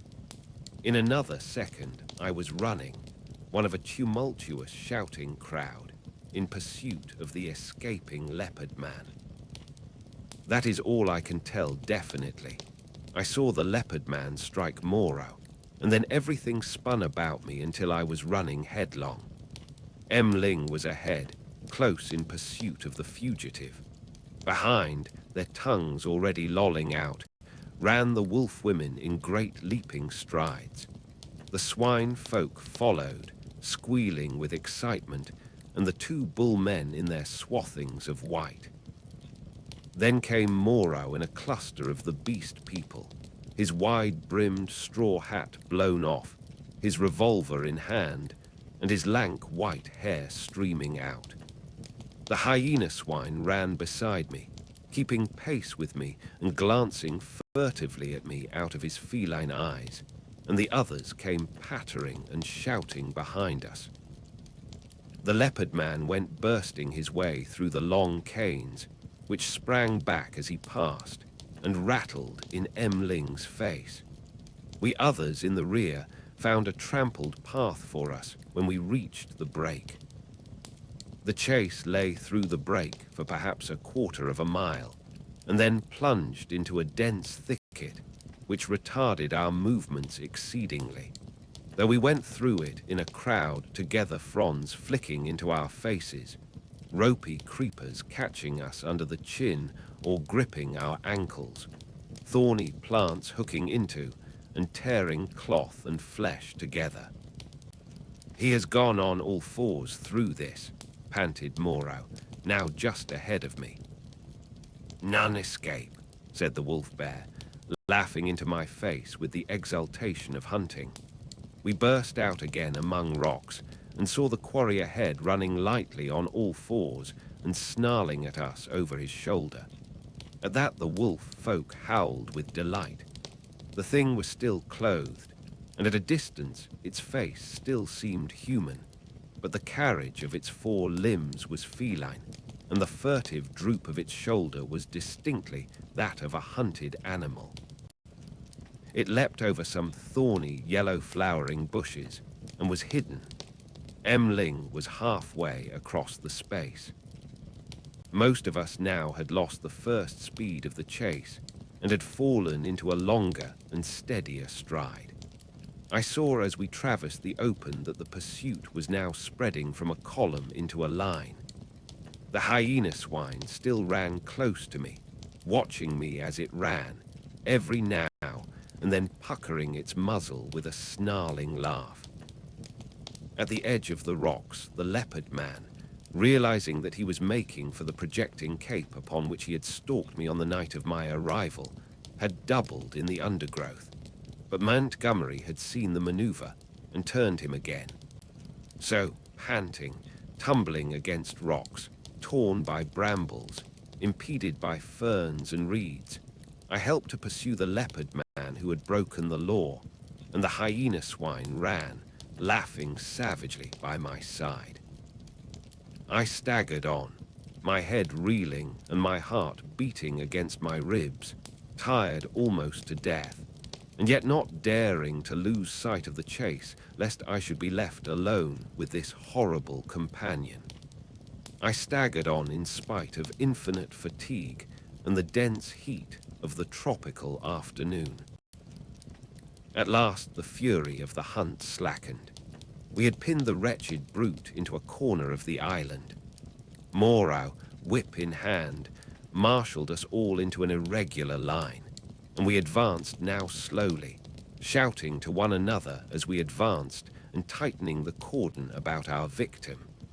He lurked noiseless and invisible in the bushes through which I had run from him during that midnight pursuit. "Steady!" cried Moreau, "steady!" as the ends of the line crept round the tangle of undergrowth and hemmed the brute in. "Where a rush!"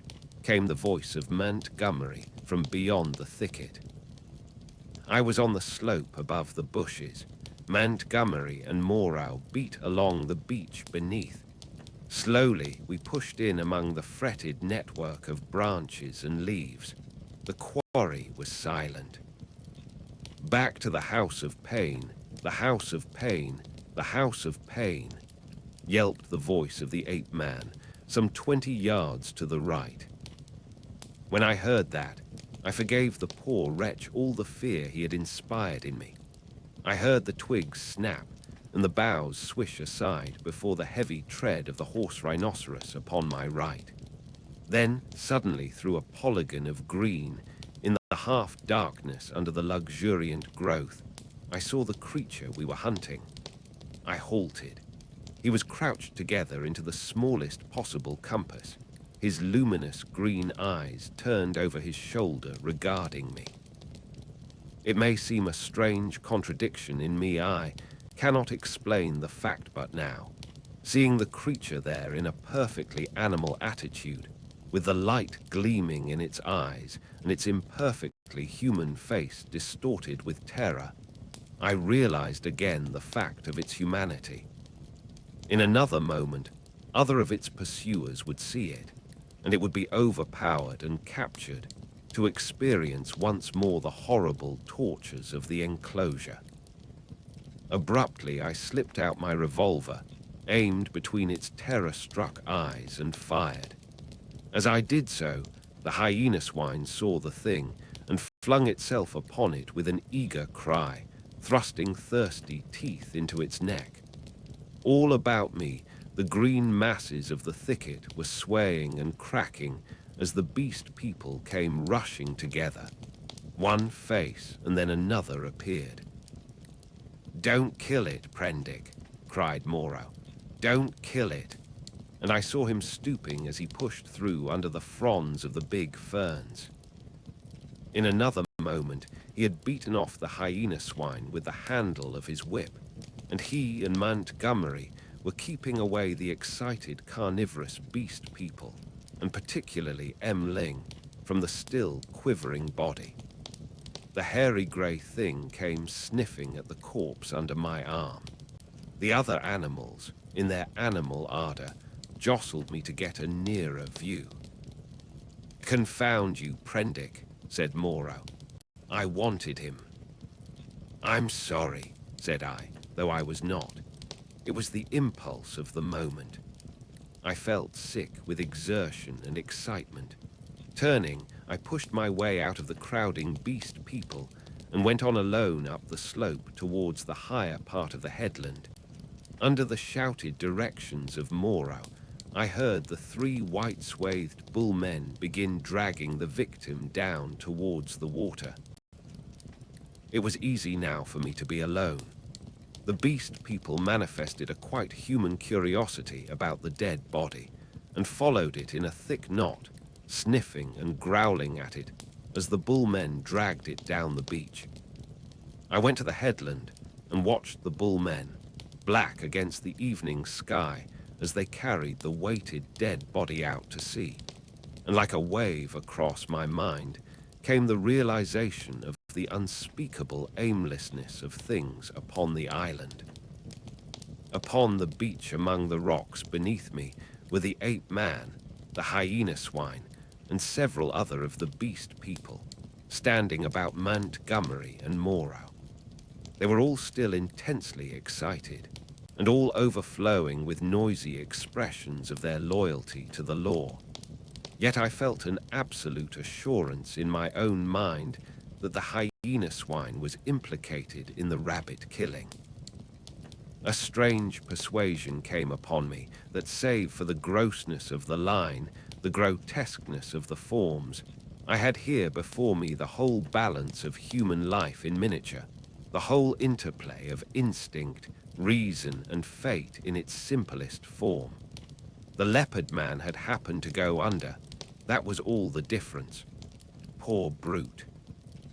Poor brutes. I began to see the viler aspect of Moreau's cruelty. I had not thought before of the pain and trouble that came to these poor victims after they had passed from Moreau's hands. I had shivered only at the days of actual torment in the enclosure, but now that seemed to me the lesser part. Before, they had been beasts, their instincts fitly adapted to their surroundings, and happy as living things may be. Now they stumbled in the shackles of humanity, lived in a fear that never died, fretted by a law they could not understand. Their mock-human existence, begun in an agony, was one long internal struggle, one long dread of Moreau, and for what? It was the wantonness of it that stirred me. Had Moreau had any intelligible object, I could have sympathized at least a little with him. I am not so squeamish about pain as that. I could have forgiven him a little even, had his motive been only hate. But he was so irresponsible, so utterly careless. His curiosity, his mad, aimless investigations drove him on, and the things were thrown out to live a year or so, to struggle and blunder and suffer, and at last to die painfully. They were wretched in themselves. The old animal hate moved them to trouble one another. The law held them back from a brief hot struggle and a decisive end to their natural animosities. In those days, my fear of the beast people went the way of my personal fear for Moreau. I fell indeed into a morbid state, deep and enduring, and alien to fear, which has left permanent scars upon my mind. I must confess that I lost faith in the sanity of the world when I saw it suffering the painful disorder of this island. A blind fate, a vast, pitiless mechanism, seemed to cut and shape the fabric of existence, and I, Moreau, by his passion for research, Montgomery, by his passion for drink. The beast people with their instincts and mental restrictions were torn and crushed, ruthlessly, inevitably, amid the infinite complexity of its incessant wheels. But this condition did not come all at once. I think indeed that I anticipate a little in speaking of it now. Chapter 17. A Catastrophe. Scarcely 6 weeks passed before I had lost every feeling but dislike and abhorrence for this infamous experiment of Moreau's. My one idea was to get away from these horrible caricatures of my Maker's image, back to the sweet and wholesome intercourse of men.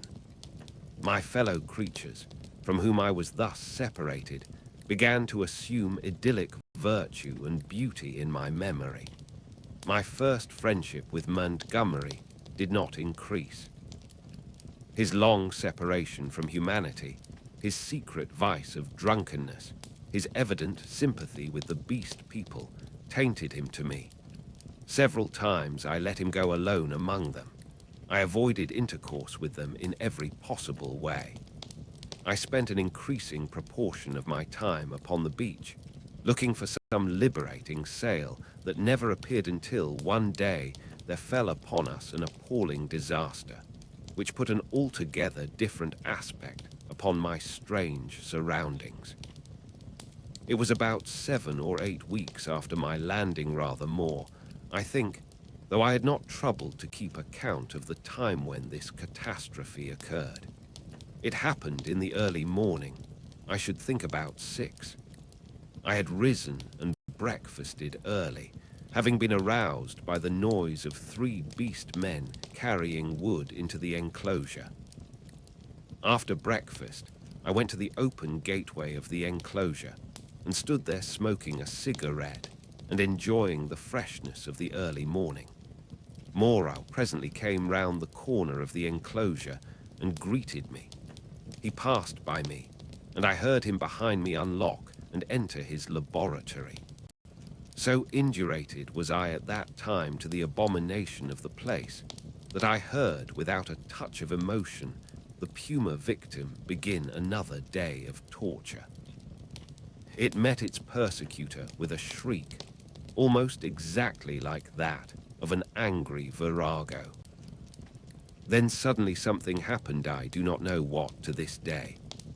I heard a short, sharp cry behind me, a fall, and turning saw an awful face rushing upon me, not human, not animal, but hellish, brown, seamed with red branching scars, red drops starting out upon it, and the lidless eyes ablaze. I threw up my arm to defend myself from the blow that flung me headlong with a broken forearm, and the great monster, swathed in lint and with red-stained bandages fluttering about it, leapt over me and passed.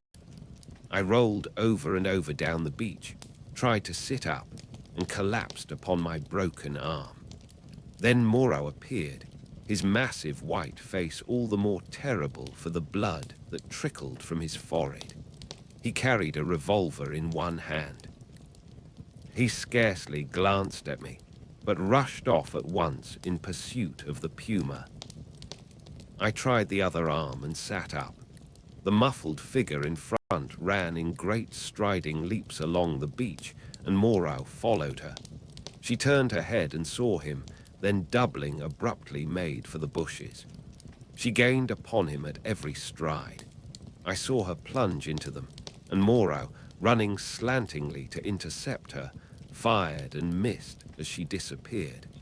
Then he too vanished in the green confusion.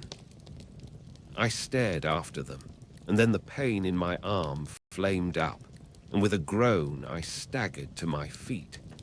Montgomery appeared in the doorway, dressed, and with his revolver in his hand.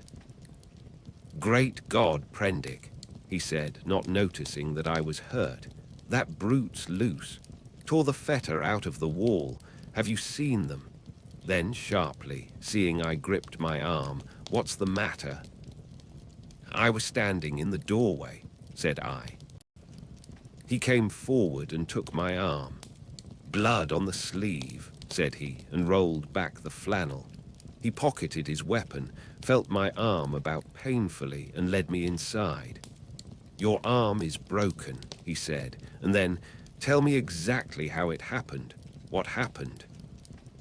I told him what I had seen, told him in broken sentences, with gasps of pain between them, and very dexterously and swiftly he bound my arm meanwhile. He slung it from my shoulder, stood back and looked at me. "You'll do," he said. "And now?" He thought. Then he went out and locked the gates of the enclosure. He was absent some time. I was chiefly concerned about my arm.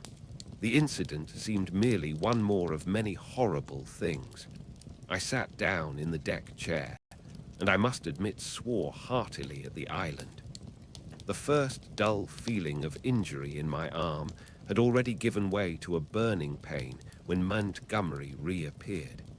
His face was rather pale, and he showed more of his lower gums than ever. "I can neither see nor hear anything of him," he said. "I've been thinking he may want my help." He stared at me with his expressionless eyes. "That was a strong brute," he said. "It simply wrenched its fetter out of the wall." He went to the window, then to the door, and then turned to me. "I shall go after him," he said. "There's another revolver I can leave with you. To tell you the truth, I feel anxious somehow." He obtained the weapon and put it ready to my hand on the table, then went out, leaving a restless contagion in the air. I did not sit long after he left, but took the revolver in hand and went to the doorway. The morning was as still as death. Not a whisper of wind was stirring. The sea was like polished glass, the sky empty, the beach desolate. In my half-excited, half-feverish state, this stillness of things oppressed me. I tried to whistle, and the tune died away. I swore again the second time that morning. Then I went to the corner of the enclosure and stared inland at the green bush that had swallowed up Moreau and Montgomery. When would they return, and how? Then far away up the beach, a little grey beast man appeared, ran down to the water's edge and began splashing about. I strolled back to the doorway, then to the corner again, and so began pacing to and fro like a sentinel upon duty. Once I was arrested by the distant voice of Montgomery bawling, "Cooey Moreau." My arm became less painful, but very hot. I got feverish and thirsty. My shadow grew shorter. I watched the distant figure until it went away again. Would Moreau and Montgomery never return? 3 seabirds began fighting for some stranded treasure. Then from far away behind the enclosure I heard a pistol shot, a long silence, and then came another. Then a yelling cry nearer, and another dismal gap of silence. My unfortunate imagination set to work to torment me. Then suddenly a shot close by. I went to the corner, startled, and saw Montgomery, his face scarlet, his hair disordered, and the knee of his trousers torn. His face expressed profound consternation.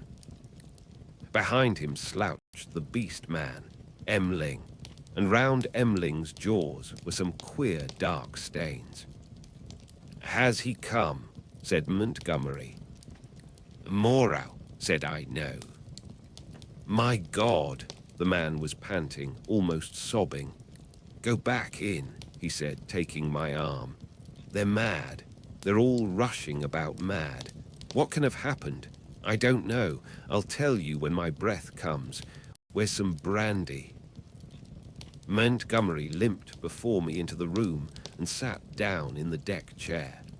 Emling flung himself down just outside the doorway and began panting like a dog. I got Montgomery some brandy and water. He sat staring in front of him at nothing, recovering his breath. After some minutes, he began to tell me what had happened. He had followed their track for some way. It was plain enough at first, on account of the crushed and broken bushes, white rags torn from the puma's bandages, and occasional smears of blood on the leaves of the shrubs and undergrowth. He lost the track, however, on the stony ground beyond the stream where I had seen the beast man drinking, and went wandering aimlessly westward, shouting Moreau's name. Then Emling had come to him carrying a light hatchet.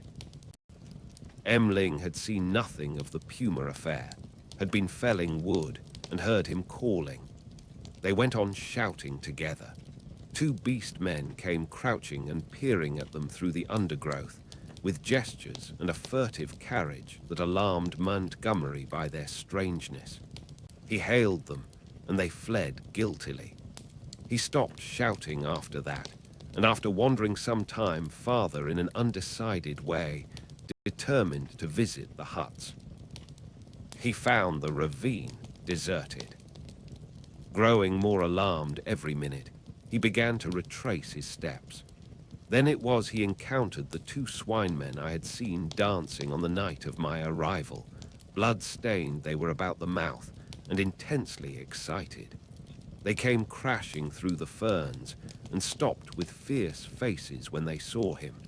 He cracked his whip in some trepidation, and forthwith they rushed at him. Never before had a beast man dared to do that.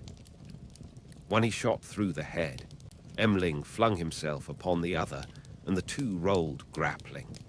Emling got his brute under and with his teeth in its throat, and Montgomery shot that too as it struggled in Emling's grip. He had some difficulty in inducing Emling to come on with him. Thence they had hurried back to me. On the way, Emling had suddenly rushed into a thicket and driven out an undersized ocelot man, also blood-stained, and lame through a wound in the foot. This brute had run a little way, and then turned savagely at bay, and Montgomery, with a certain wantonness, I thought, had shot him. "What does it all mean?" said I. He shook his head, and turned once more to the brandy.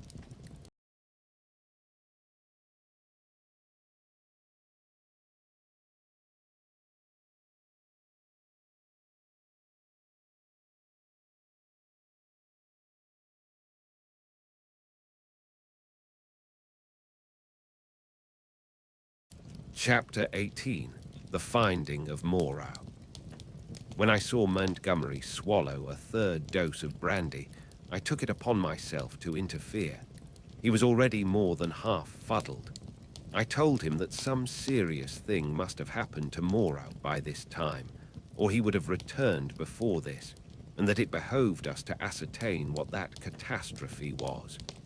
Montgomery raised some feeble objections, and at last agreed. We had some food, and then all three of us started. It is possibly due to the tension of my mind at the time, but even now that start into the hot stillness of the tropical afternoon is a singularly vivid impression. Ling went first, his shoulder hunched, his strange black head moving with quick starts as he peered first on this side of the way and then on that. He was unarmed. His axe he had dropped when he encountered the swine man. Teeth were his weapons when it came to fighting. Montgomery followed with stumbling footsteps, his hands in his pockets, his face downcast. He was in a state of muddled sullenness with me on account of the brandy. My left arm was in a sling. It was lucky it was my left, and I carried my revolver in my right. Soon we traced a narrow path through the wild luxuriance of the island, going northwestward, and presently Ling stopped and became rigid with watchfulness. Montgomery almost staggered into him, and then stopped too. Then, listening intently, we heard coming through the trees the sound of voices and footsteps approaching us. "He is dead," said a deep, vibrating voice. "He is not dead. He is not dead," jabbered another. We saw," said several voices. "Hullo," suddenly shouted Montgomery. "Hullo there." "Confound you," said I, and gripped my pistol. There was a silence, then a crashing among the interlacing vegetation, first here, then there, and then half a dozen faces appeared, strange faces, lit by a strange light. Ling made a growling noise in his throat. I recognized the ape-man.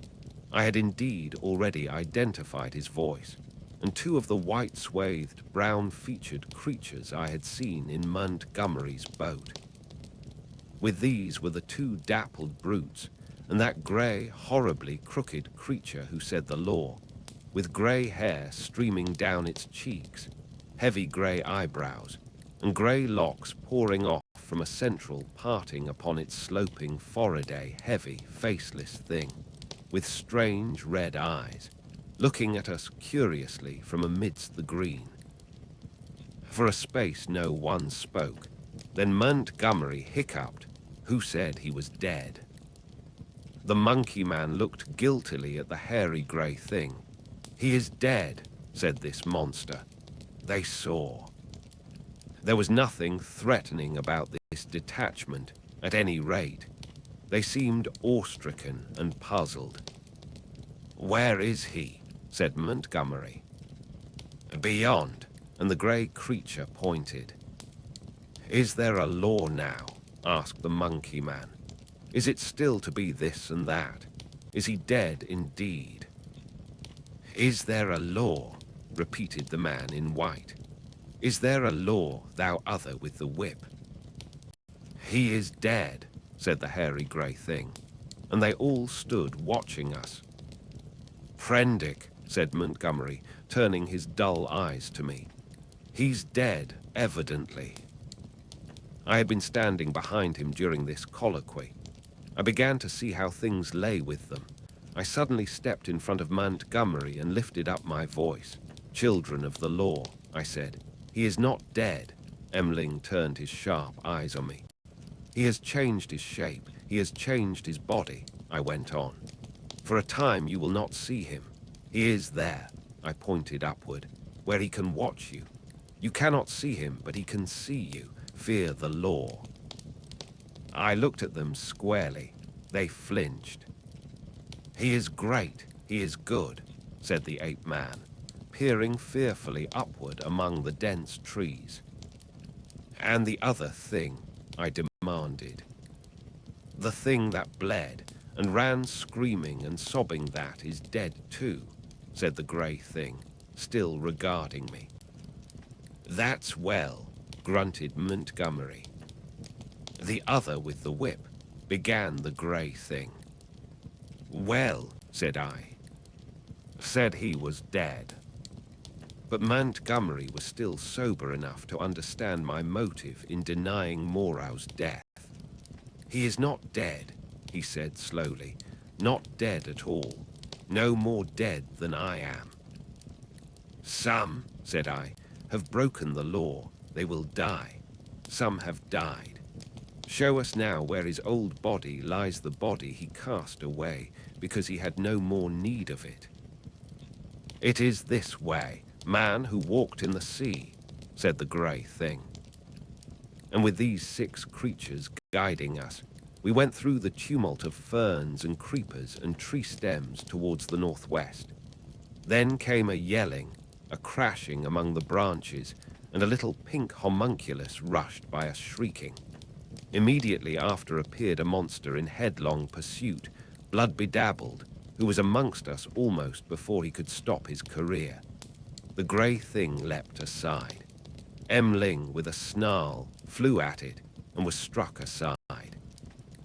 Montgomery fired and missed, bowed his head, threw up his arm and turned to run. I fired, and the thing still came on, fired again, point blank into its ugly face. I saw its features vanish in a flash. Its face was driven in. Yet it passed me, gripped Montgomery, and holding him, fell headlong beside him and pulled him sprawling upon itself in its death agony. I found myself alone with Ling, the dead brute, and the prostrate man. Montgomery raised himself slowly and stared in a muddled way at the shattered beast man beside him. It more than half sobered him. He scrambled to his feet. Then I saw the grey thing returning cautiously through the trees. "See," said I, pointing to the dead brute, "is the law not alive? This came of breaking the law." He peered at the body. "He sends the fire that kills," said he in his deep voice, repeating part of the ritual. The others gathered round and stared for a space. At last we drew near the westward extremity of the island. We came upon the gnawed and mutilated body of the puma, its shoulder bones smashed by a bullet, and perhaps 20 yards farther found at last what we sought. Moreau lay face downward in a trampled space in a canebrake. One hand was almost severed at the wrist, and his silvery hair was dabbled in blood. His head had been battered in by the fetters of the puma. The broken canes beneath him were smeared with blood. His revolver we could not find. Montgomery turned him over, resting at intervals, and with the help of the 7 beast people, for he was a heavy man, we carried Moreau back to the enclosure. The night was darkling. Twice we heard unseen creatures howling and shrieking past our little band, and once the little pink sloth creature appeared and stared at us and vanished again. But we were not attacked again. At the gates of the enclosure our company of beast people left us, Ling going with the rest. We locked ourselves in, and then took Moreau's mangled body into the yard and laid it upon a pile of brushwood. Then we went into the laboratory and put an end to all we found living there. Chapter 19. Montgomery's Bank Holiday. When this was accomplished, and we had washed and eaten, Montgomery and I went into my little room and seriously discussed our position for the first time. It was then near midnight. He was almost sober, but greatly disturbed in his mind. He had been strangely under the influence of Moreau's personality. I do not think it had ever occurred to him that Moreau could die. This disaster was the sudden collapse of the habits that had become part of his nature in the 10 or more monotonous years he had spent on the island. He talked vaguely, answered my questions crookedly, wandered into general questions. "This silly ass of a world," he said. "What a muddle it all is. I haven't had any life. I wonder when it's going to begin. 16 years being bullied by nurses and schoolmasters at their own sweet will. 5 in London grinding hard at medicine, bad food, shabby lodgings, shabby clothes, shabby vice. A blunder I didn't know any better and hustled off to this beastly island. 10 years here. What's it all for, Prendick? Are we bubbles blown by a baby? It was hard to deal with such ravings. The thing we have to think of now, said I, is how to get away from this island. What's the good of getting away? I'm an outcast. Where am I to join on? It's all very well for you, Prendick. Poor old Moreau. We can't leave him here to have his bones picked. As it is. And besides, what will become of the decent part of the beast folk? Well, said I, that will do tomorrow. I've been thinking we might make the brushwood into a pyre and burn his body, and those other things. Then what will happen with the beast folk? I don't know.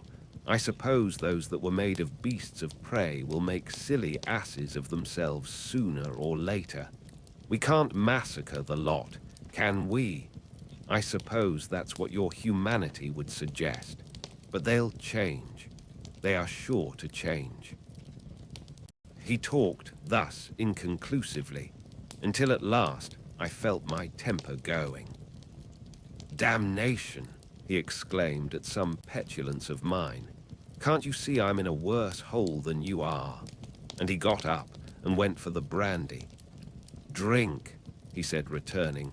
You logic-chopping, chalky-faced saint of an atheist, drink.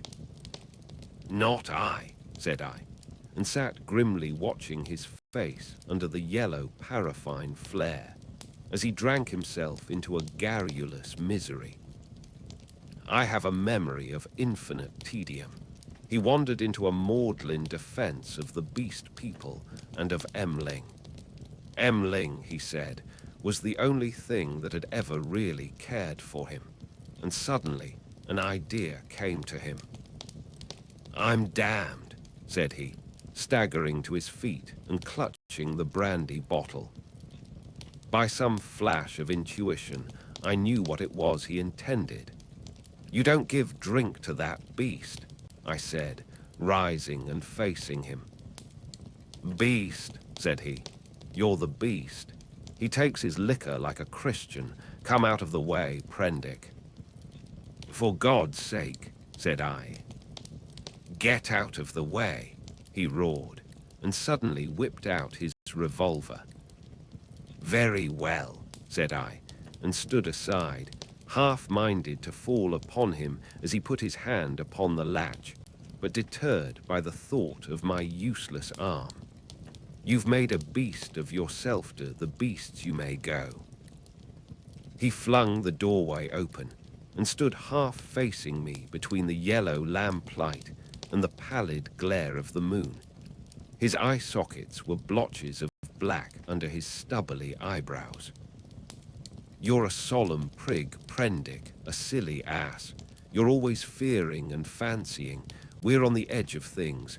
I'm bound to cut my throat tomorrow. I'm going to have a damned bank holiday tonight. He turned and went out into the moonlight. Emling, he cried. Emling, old friend.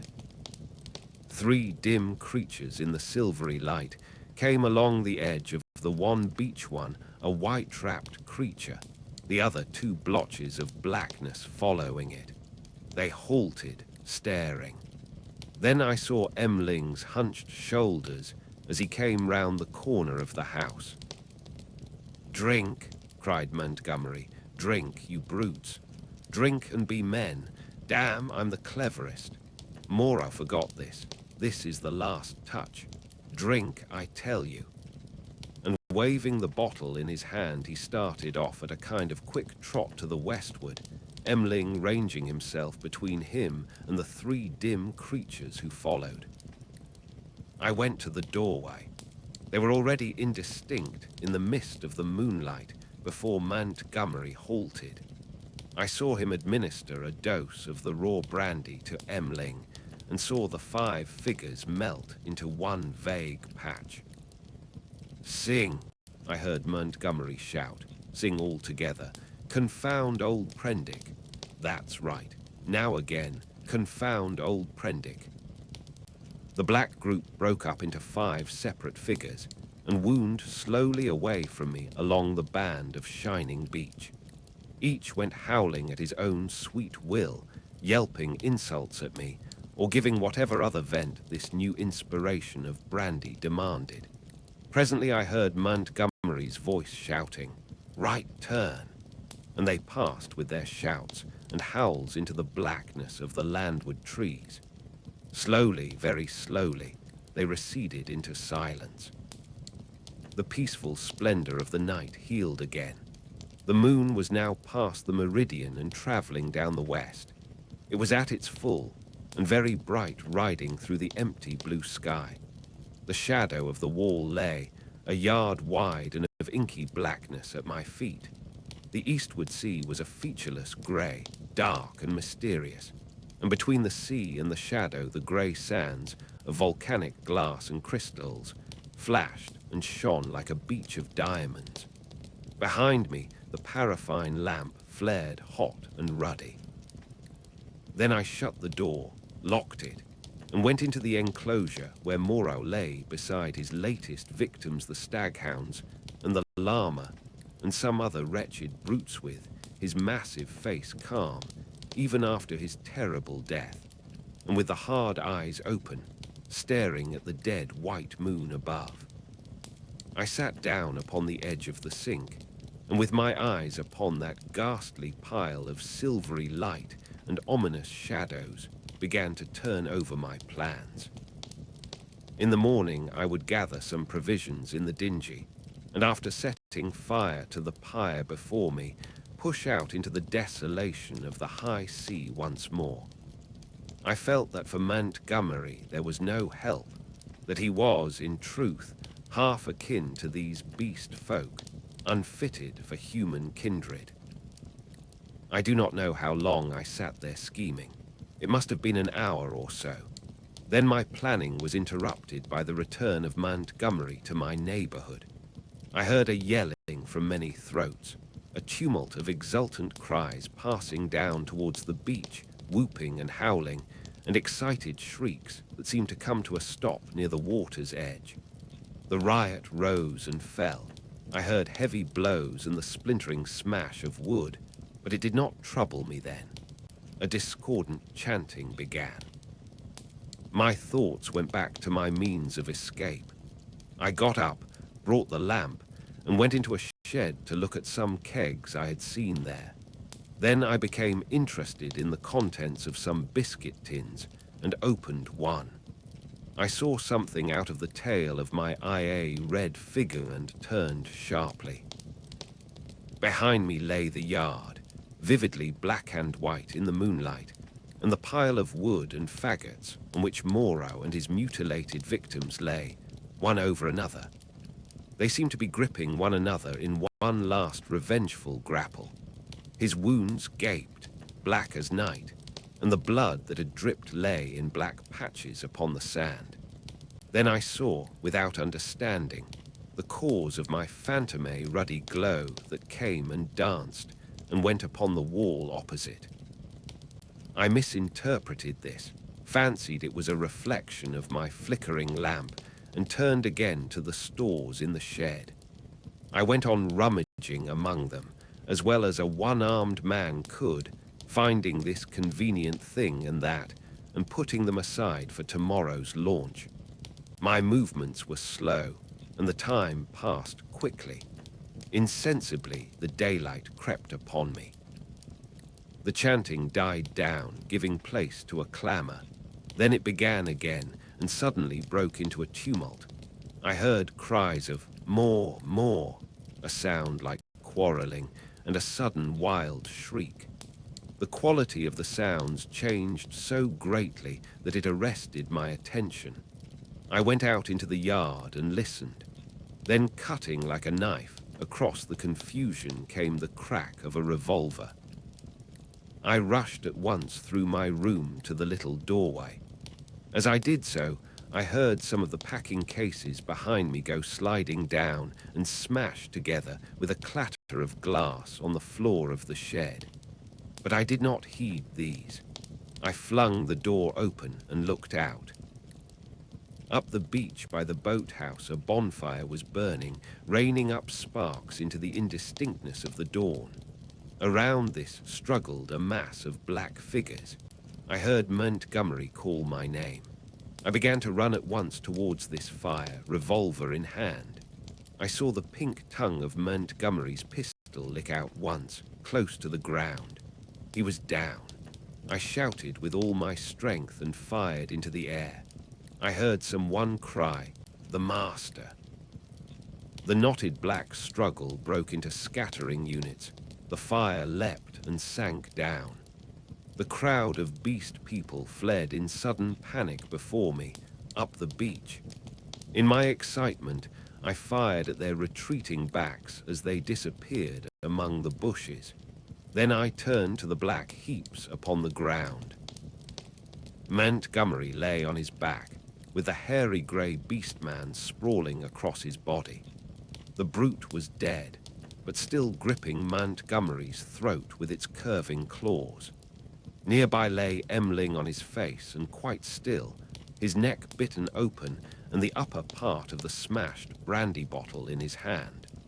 Two other figures lay near the fire, the one motionless, the other groaning fitfully, every now and then raising its head slowly, then dropping it again.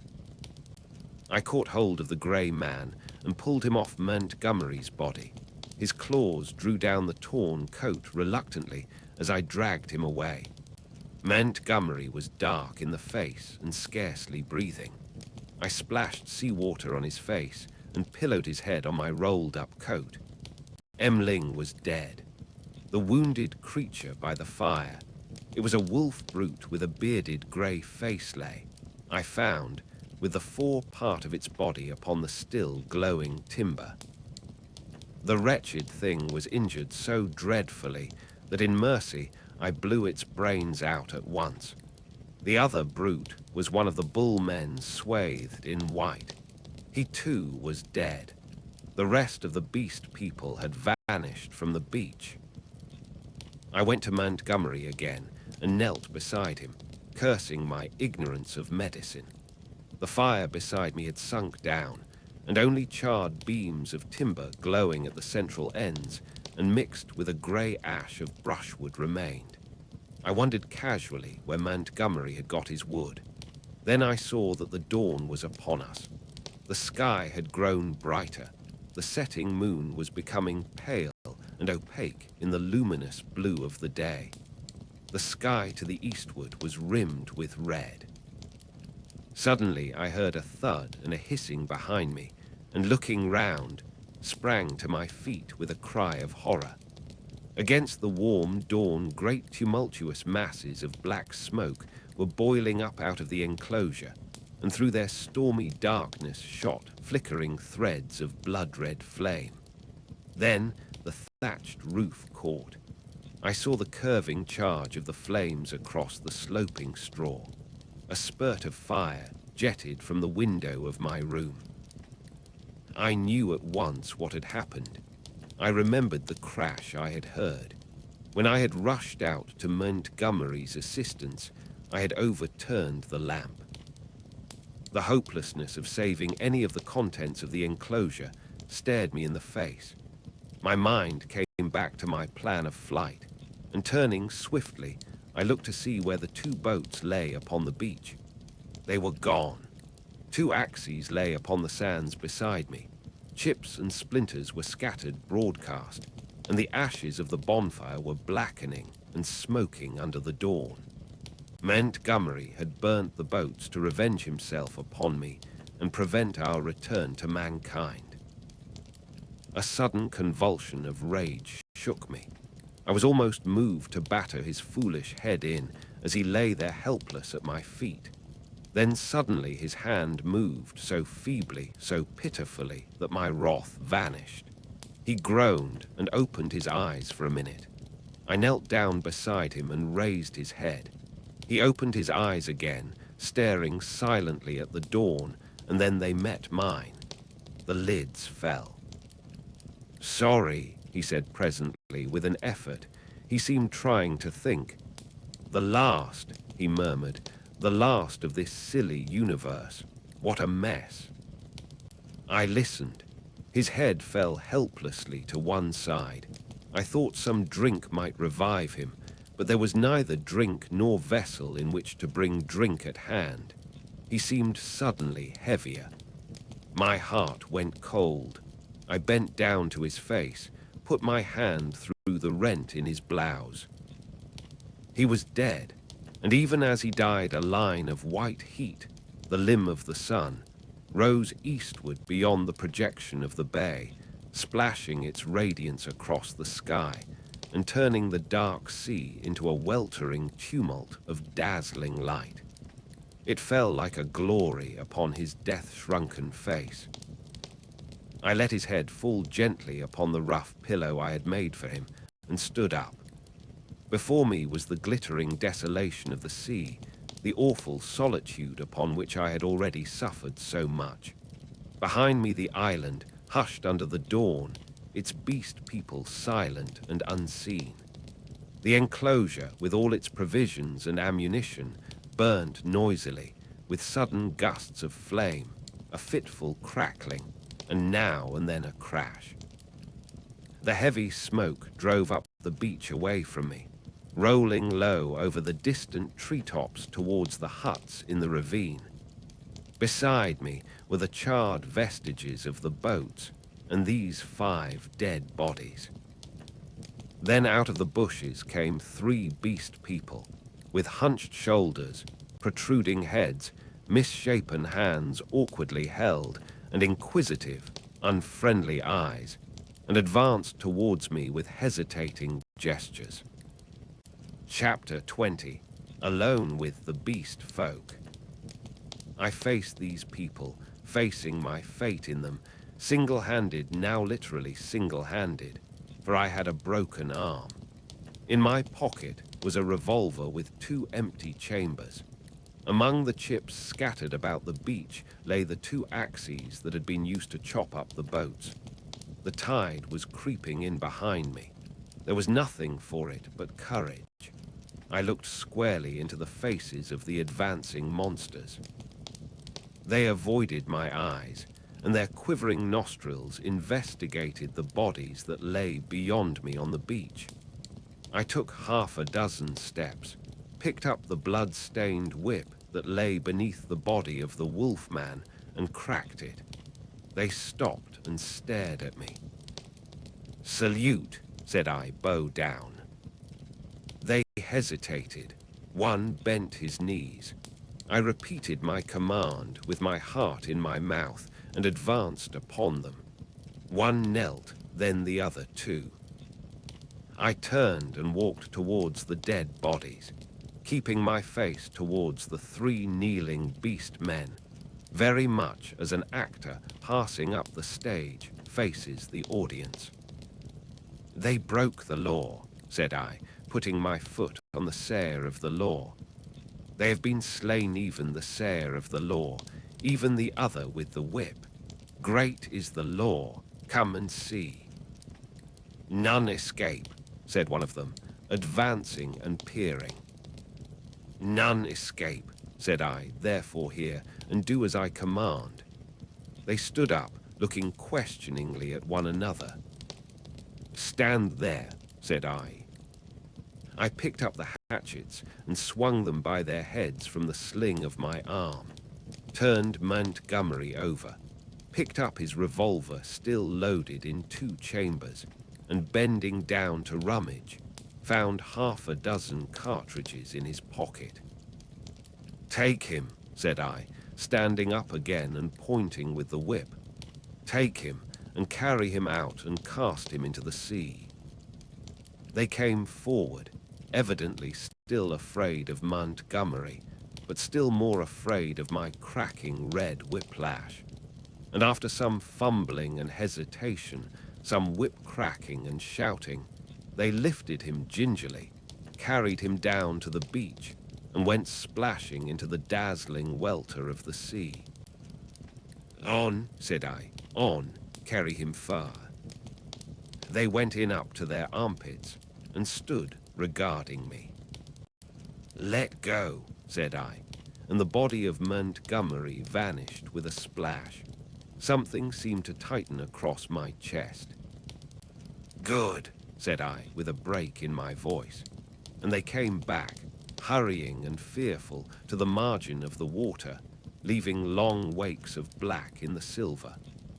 At the water's edge they stopped, turning and glaring into the sea as though they presently expected Montgomery to arise therefrom and exact vengeance. "Now these," said I, pointing to the other bodies. They took care not to approach the place where they had thrown Montgomery into the water, but instead carried the 4 dead beast people slantingly along the beach for perhaps 100 yards before they waded out and cast them away. As I watched them disposing of the mangled remains of Emling, I heard a light footfall behind me, and turning quickly saw the big hyena swine perhaps a dozen yards away. His head was bent down, his bright eyes were fixed upon me, his stumpy hands clenched and held close by his side. He stopped in this crouching attitude when I turned, his eyes a little averted. For a moment we stood eye to eye. I dropped the whip and snatched at the pistol in my pocket, for I meant to kill this brute, the most formidable of any left now upon the island, at the first excuse. It may seem treacherous, but so I was resolved. I was far more afraid of him than of any other 2 of the beast folk. His continued life was, I knew, a threat against mine. I was perhaps a dozen seconds collecting myself. Then cried I, "Salute, bow down." His teeth flashed upon me in a snarl. "Who are you that I should?" Perhaps a little too spasmodically, I drew my revolver, aimed quickly and fired. I heard him yelp, saw him run sideways and turn, knew I had missed, and clicked back the cock with my thumb for the next shot. But he was already running headlong, jumping from side to side, and I dared not risk another miss. Every now and then he looked back at me over his shoulder. He went slanting along the beach and vanished beneath the driving masses of dense smoke that were still pouring out from the burning enclosure. For some time, I stood staring after him. I turned to my 3 obedient beast folk again and signaled them to drop the body they still carried. Then I went back to the place by the fire where the bodies had fallen and kicked the sand until all the brown blood stains were absorbed and hidden. I dismissed my 3 serfs with a wave of the hand and went up the beach into the thickets. I carried my pistol in my hand, my whip thrust with the hatchets in the sling of my arm.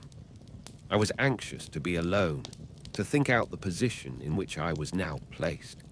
A dreadful thing that I was only beginning to realize was that over all this island there was now no safe place where I could be alone and secure to rest or sleep. I had recovered strength amazingly since my landing, but I was still inclined to be nervous and to break down under any great stress. I felt that I ought to cross the island and establish myself with the beast people and make myself secure in their confidence. But my heart failed me.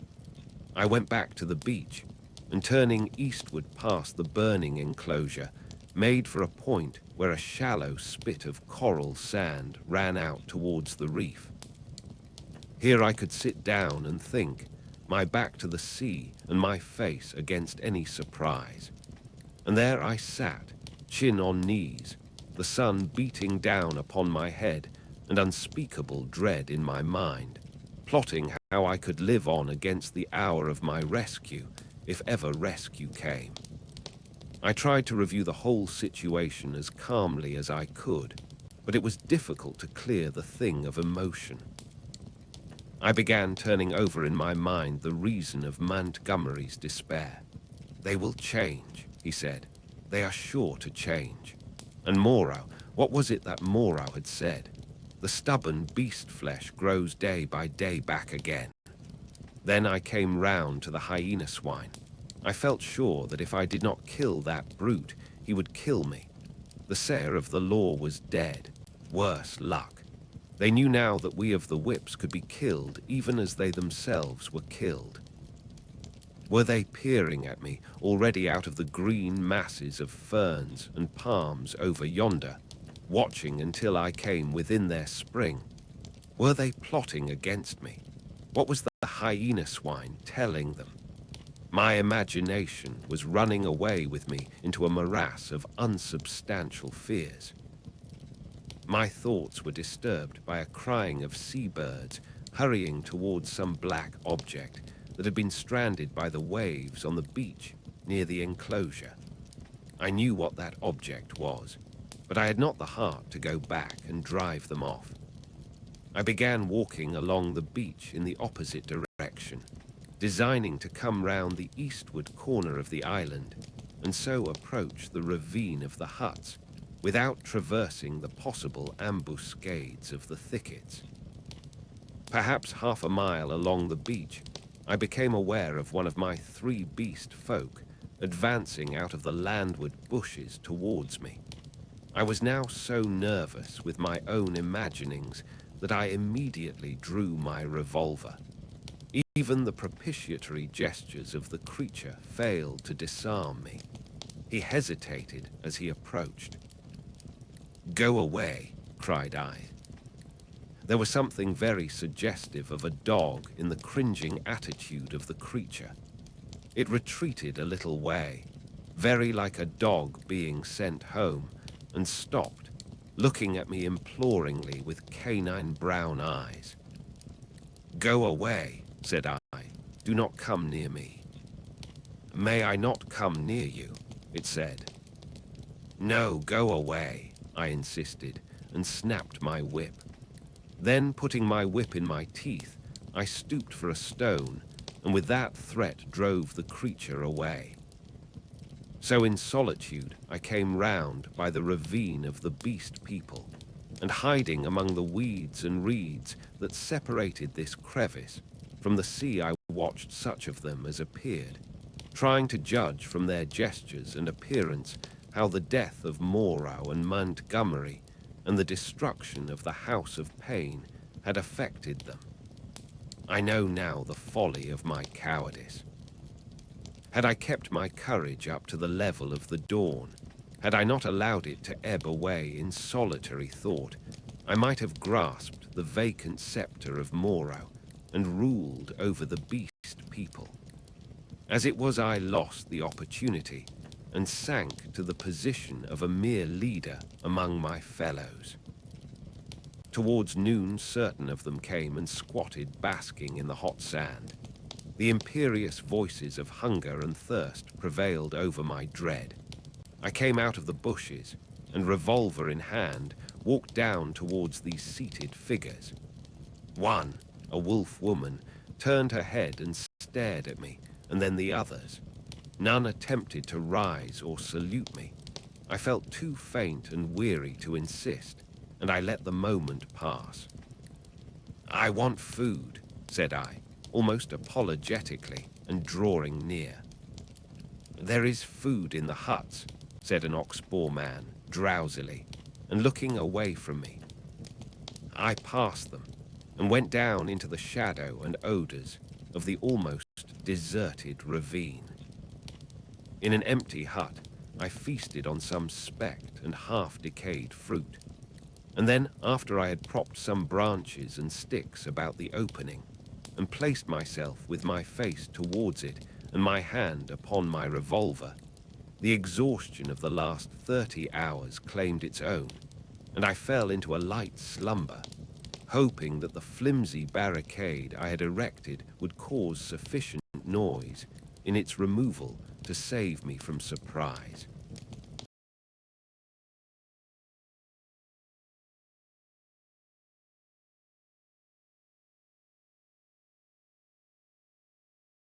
Chapter 21. Their Reversion of the Beast Folk. In this way I became one among the beast people in the island of Dr. Moreau. When I awoke, it was dark about me. My arm ached in its bandages. I sat up, wondering at first where I might be. I heard coarse voices talking outside. Then I saw that my barricade had gone, and that the opening of the hut stood clear. My revolver was still in my hand. I heard something breathing, saw something crouched together close beside me. I held my breath, trying to see what it was. It began to move slowly, interminably. Then something soft and warm and moist passed across my hand. All my muscles contracted. I snatched my hand away. A cry of alarm began and was stifled in my throat. Then I just realized what had happened sufficiently to stay my fingers on the revolver. "Who is that?" I said in a hoarse whisper, the revolver still pointed. "I'm Master. Who are you?" "They say there is no master now, but I know. I carried the bodies into the sea, O walker in the sea, the bodies of those you slew. I am your slave, Master." "Are you the one I met on the beach?" I asked. "The same, Master." The thing was evidently faithful enough, for it might have fallen upon me as I slept. "It is well," I said, extending my hand for another licking kiss. I began to realize what its presence meant, and the tide of my courage flowed. "Where are the others?" I asked. "They are mad, they are fools," said the dog man. "Even now they talk together beyond there. They say, the master is dead. The other with the whip is dead. That other who walked in the sea is as we are. We have no master, no whips, no house of pain any more. There is an end. We love the law and will keep it, but there is no pain, no master, no whips forever again. So they say. But I know, Master, I know."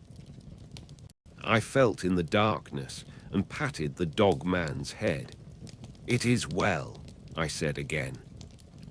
"Presently you will slay them all," said the dog man. "Presently," I answered. "I will slay them all after certain days, and certain things have come to pass. Every one of them save those you spare. Every one of them shall be slain. What the master wishes to kill, the master kills," said the dog man with a certain satisfaction in his voice. "And that their sins may grow," I said. "Let them live in their folly until their time is ripe. Let them not know that I am the master." "The master's will is sweet," said the dog man, with the ready tact of his canine blood. "But one has sinned," said I. "Him I will kill whenever I may meet him. When I say to you, that is he, see that you fall upon him. And now I will go to the men and women who are assembled together." For a moment, the opening of the hut was blackened by the exit of the dog man. Then I followed and stood up, almost in the exact spot where I had been when I had heard Moreau and his staghound pursuing me. But now it was night, and all the miasmatic ravine about me was black.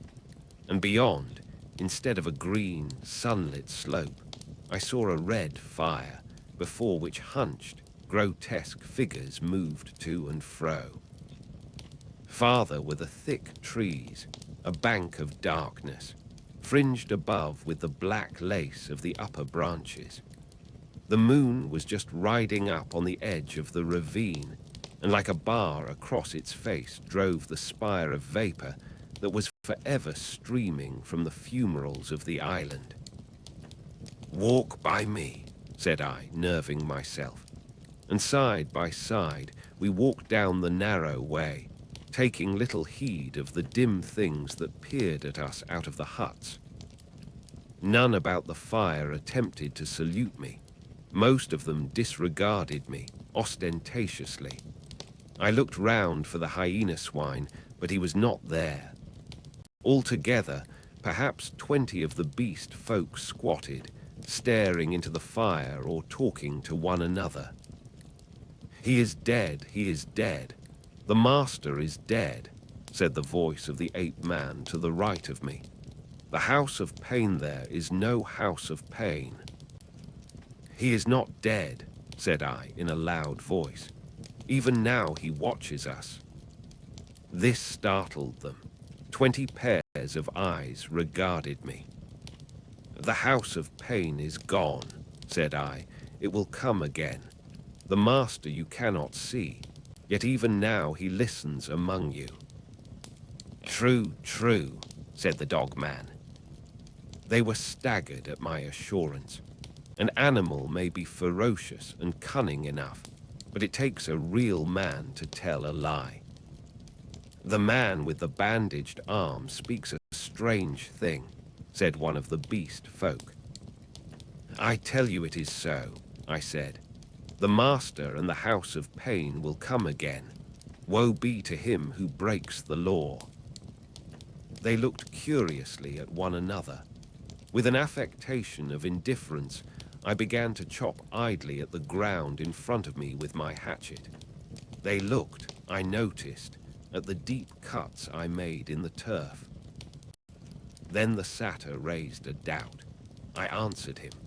Then one of the dappled things objected, and an animated discussion sprang up round the fire. Every moment I began to feel more convinced of my present security.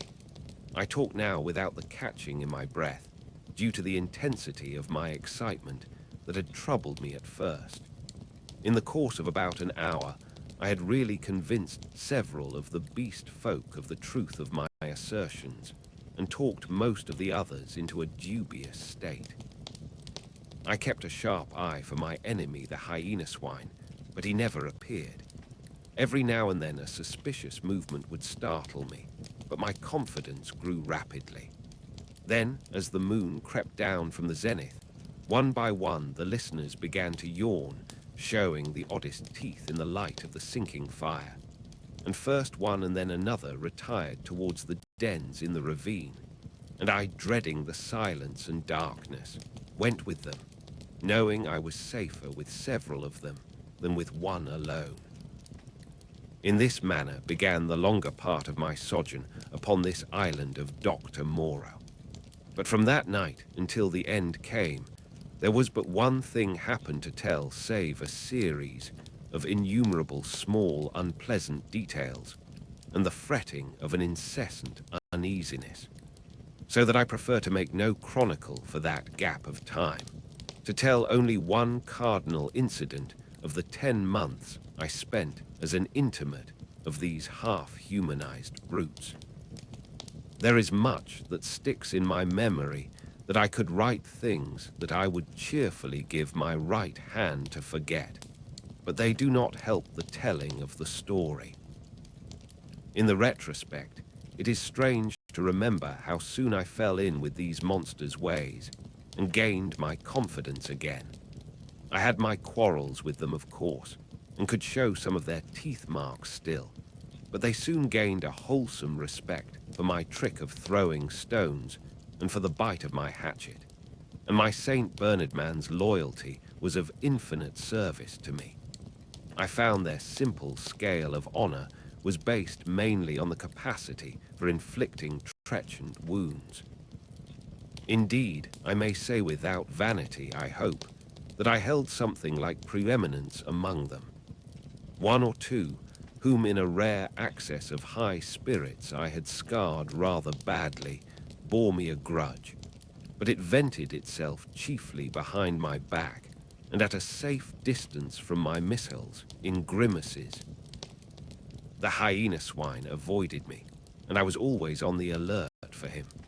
My inseparable dog-man hated and dreaded him intensely. I really believe that was at the root of the brute's attachment to me. It was soon evident to me that the former monster had tasted blood and gone the way of the leopard man. He formed a lair somewhere in the forest and became solitary. Once I tried to induce the beast folk to hunt him, but I lacked the authority to make them cooperate for one end. Again and again I tried to approach his den and come upon him unaware, but always he was too acute for me, and saw or winded me and got away. He too made every forest pathway dangerous to me and my ally with his lurking ambuscades. The dog-man scarcely dared to leave my side.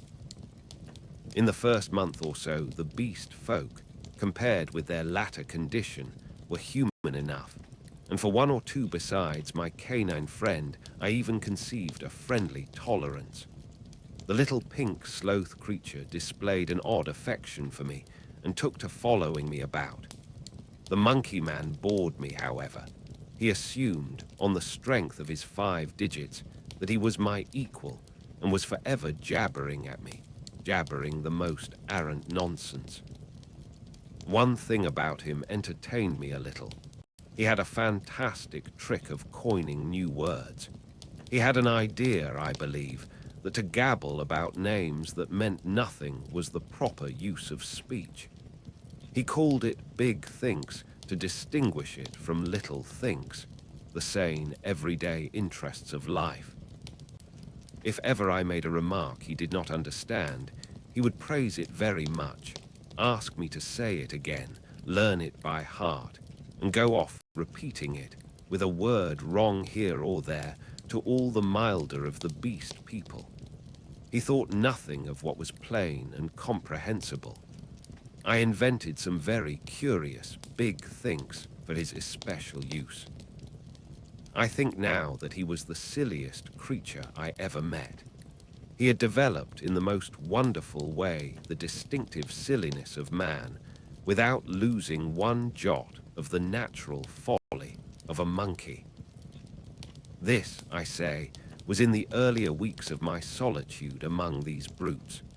During that time, they respected the usage established by the law and behaved with general decorum. Once I found another rabbit torn to pieces by the hyena swine, I am assured but that was all. It was about May when I first distinctly perceived a growing difference in their speech and carriage, a growing coarseness of articulation, a growing disinclination to talk. My monkey man's jabber multiplied in volume, but grew less and less comprehensible, more and more simian. Some of the others seemed altogether slipping their hold upon speech, though they still understood what I said to them at that time. Can you imagine language, once clear-cut and exact, softening and guttering, losing shape and import, becoming mere lumps of sound again? And they walked erect with an increasing difficulty. Though they evidently felt ashamed of themselves, every now and then I would come upon one or another running on toes and fingertips, and quite unable to recover the vertical attitude. They held things more clumsily. Drinking by suction, feeding by gnawing, grew commoner every day. I realized more keenly than ever what Moreau had told me about the stubborn beast flesh. They were reverting, and reverting very rapidly. Some of them, the pioneers in this, I noticed with some surprise, were all females, began to disregard the injunction of decency, deliberately for the most part. Others even attempted public outrages upon the institution of monogamy.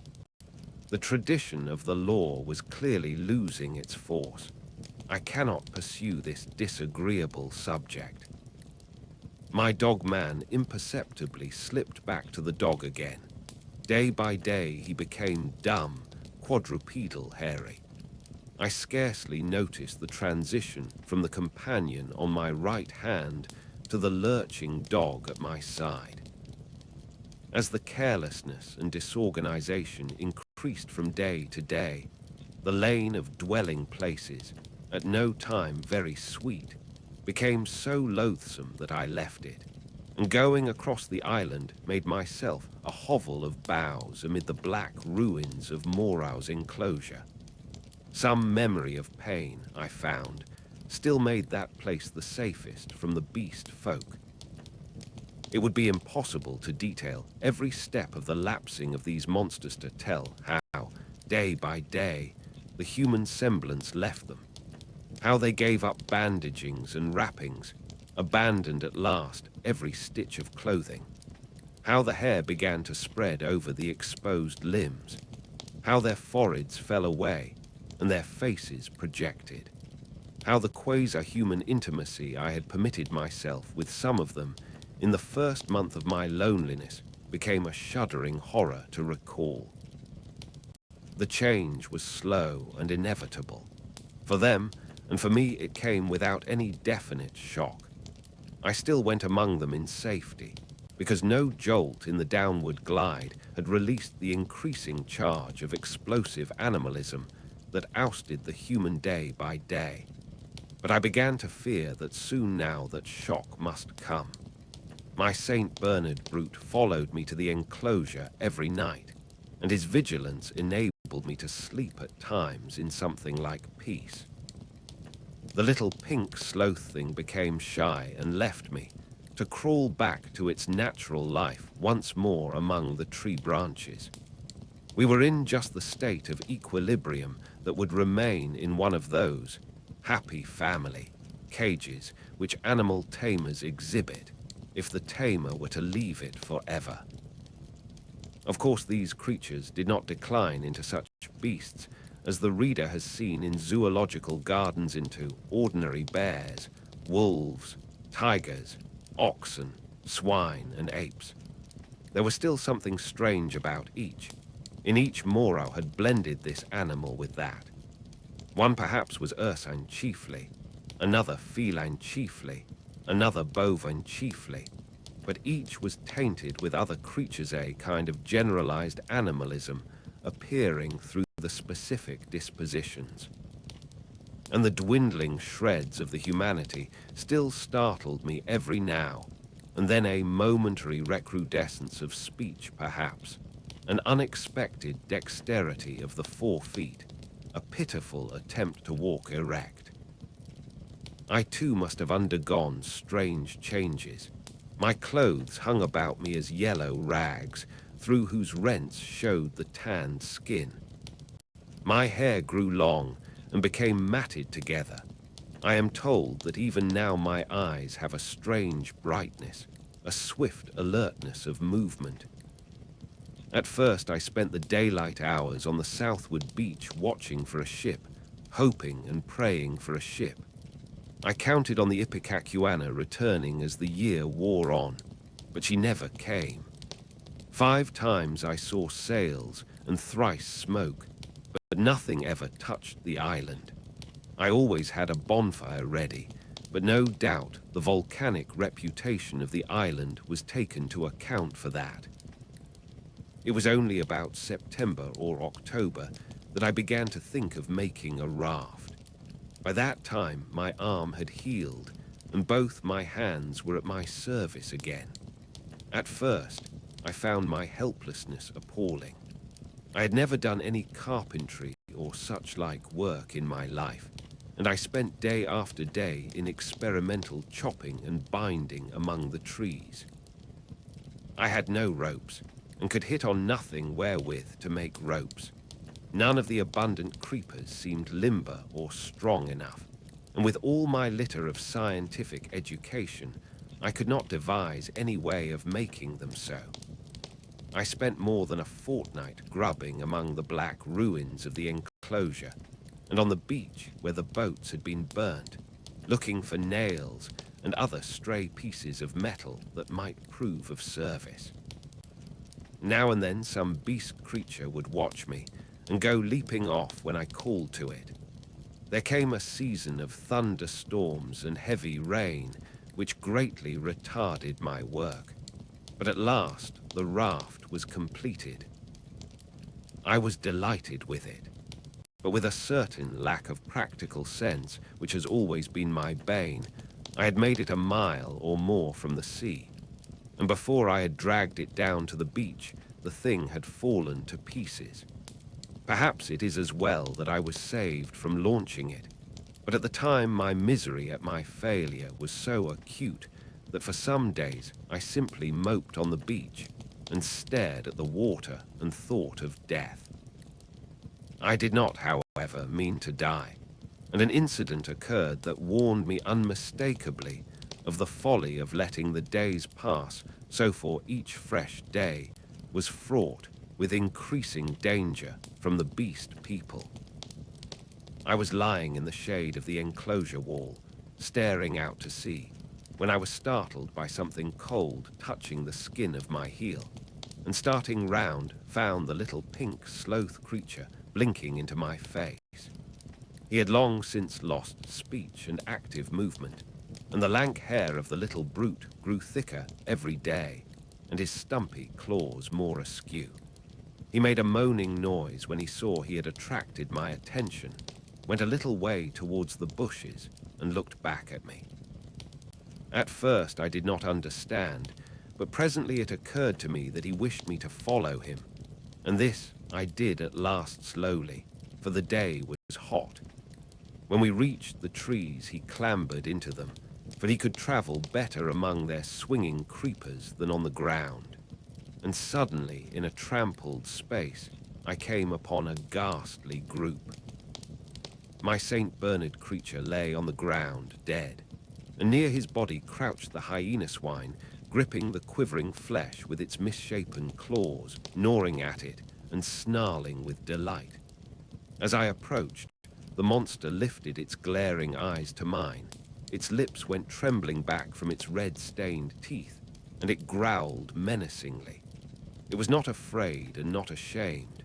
The last vestige of the human taint had vanished. I advanced a step farther, stopped, and pulled out my revolver. At last, I had him face to face. The brute made no sign of retreat, but its ears went back, its hair bristled, and its body crouched together. I aimed between the eyes and fired. As I did so, the thing rose straight at me in a leap, and I was knocked over like a ninepin. It clutched at me with its crippled hand and struck me in the face. Its spring carried it over me. I fell under the hind part of its body, but luckily I had hit as I meant, and it had died even as it leapt. I crawled out from under its unclean weight and stood up trembling, staring at its quivering body. That danger at least was over, but this, I knew, was only the first of the series of relapses that must come. I burnt both of the bodies on a pyre of brushwood, but after that, I saw that unless I left the island, my death was only a question of time. The beast people by that time had, with one or two exceptions, left the ravine and made themselves lairs according to their taste among the thickets of the island. Few prowled by day, most of them slept, and the island might have seemed deserted to a newcomer. But at night, the air was hideous with their calls and howling. I had half a mind to make a massacre of them, to build traps, or fight them with my knife. Had I possessed sufficient cartridges, I should not have hesitated to begin the killing. There could now be scarcely a score left of the dangerous carnivores. The braver of these were already dead. After the death of this poor dog of mine, my last friend, I too adopted to some extent the practice of slumbering in the daytime in order to be on my guard at night. I rebuilt my den in the walls of the enclosure, with such a narrow opening that anything attempting to enter must necessarily make a considerable noise. The creatures had lost the art of fire too, and recovered their fear of it. I turned once more, almost passionately now, to hammering together stakes and branches to form a raft for my escape.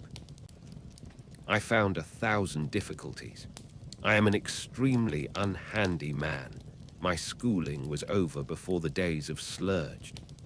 But most of the requirements of a raft I met at last, in some clumsy, circuitous way or other, and this time I took care of the strength. The only insurmountable obstacle was that I had no vessel to contain the water I should need if I floated forth upon these untravelled seas. I would have even tried pottery, but the island contained no clay. I used to go moping about the island, trying with all my might to solve this one last difficulty. Sometimes I would give way to wild outbursts of rage, and hack and splinter some unlucky tree in my intolerable vexation. But I could think of nothing. And then came a day, a wonderful day, which I spent in ecstasy.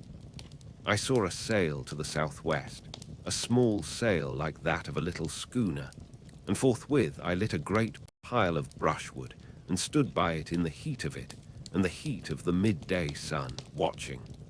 All day I watched that sail, eating or drinking nothing, so that my head reeled, and the beasts came and glared at me and seemed to wonder and went away.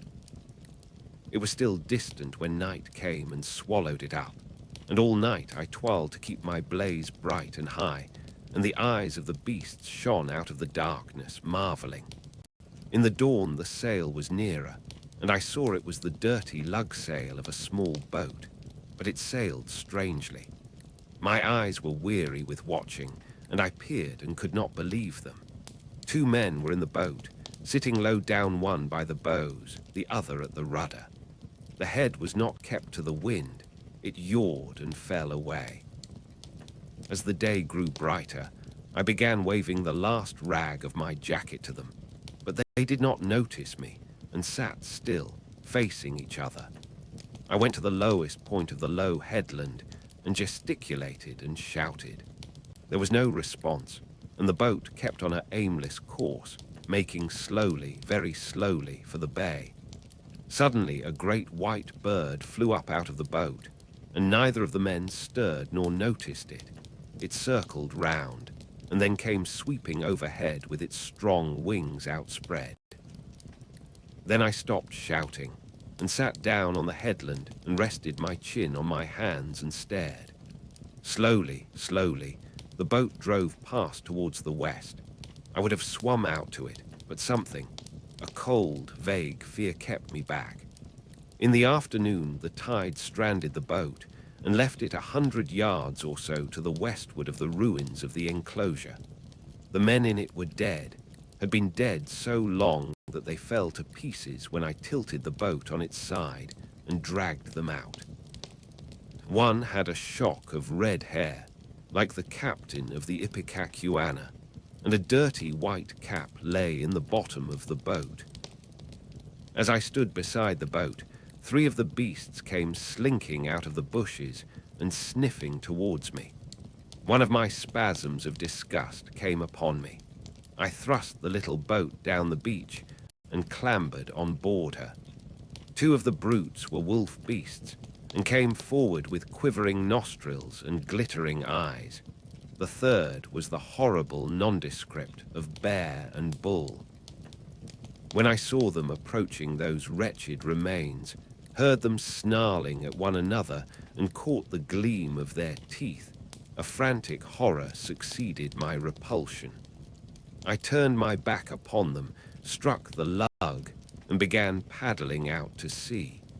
I could not bring myself to look behind me. I lay, however, between the reef and the island that night, and the next morning went round to the stream and filled the empty keg aboard with water. Then, with such patience as I could command, I collected a quantity of fruit and waylaid and killed 2 rabbits with my last 3 cartridges. While I was doing this, I left the boat moored to an inward projection of the reef for fear of the beast people.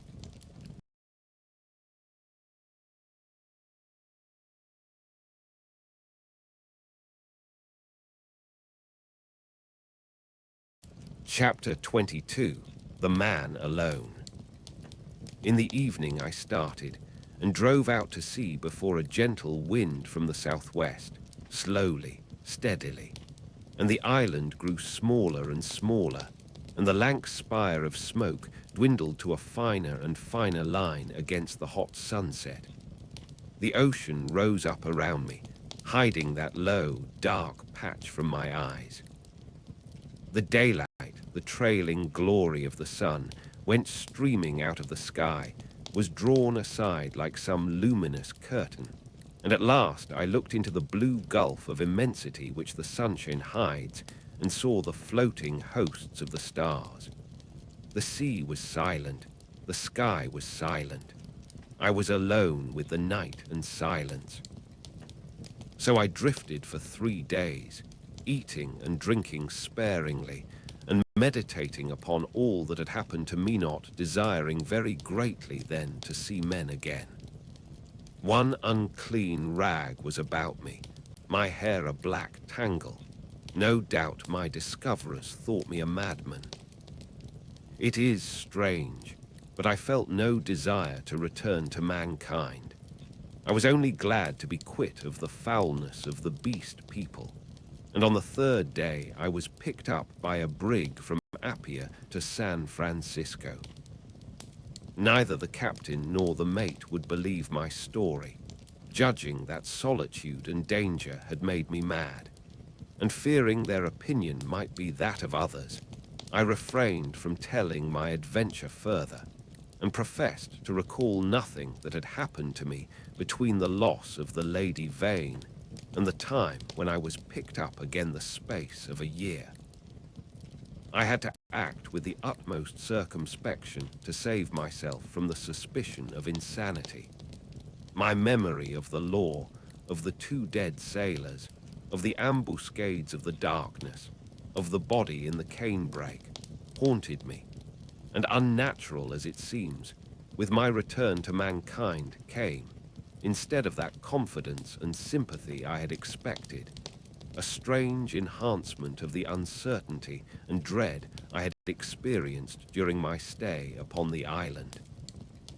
No one would believe me. I was almost as queer to men as I had been to the beast people.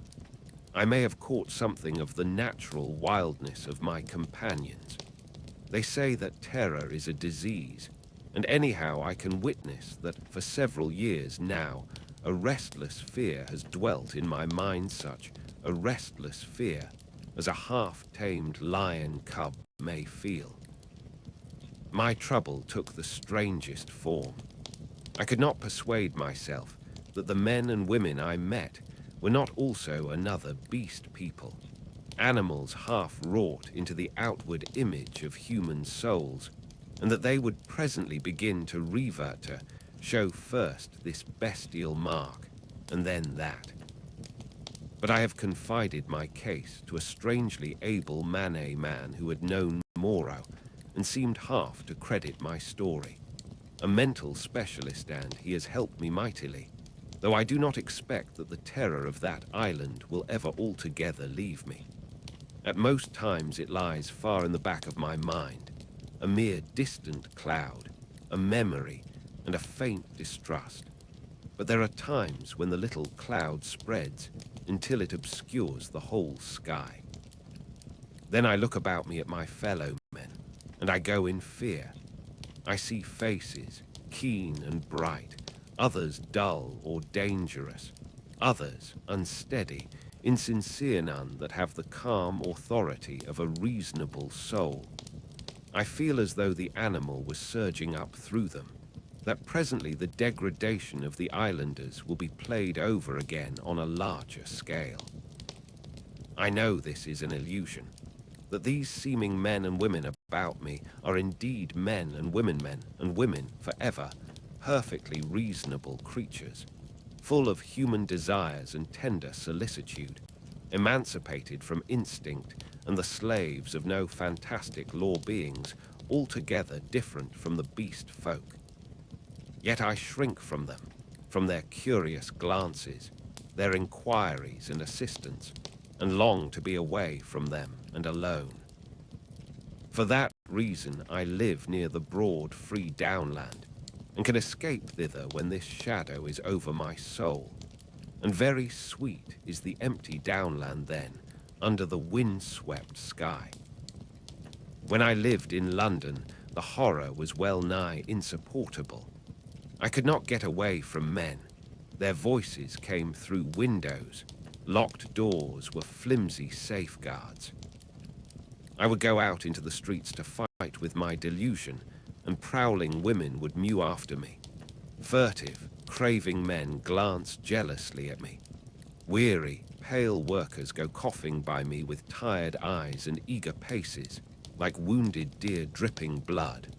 Old people, bent and dull, pass murmuring to themselves, and all unheeding, a ragged tale of gibing children. Then I would turn aside into some chapel, and even there, such was my disturbance, it seemed that the preacher gibbered big things, even as the ape man had done, or into some library, and there the intent faces over the books seemed but patient creatures waiting for prey.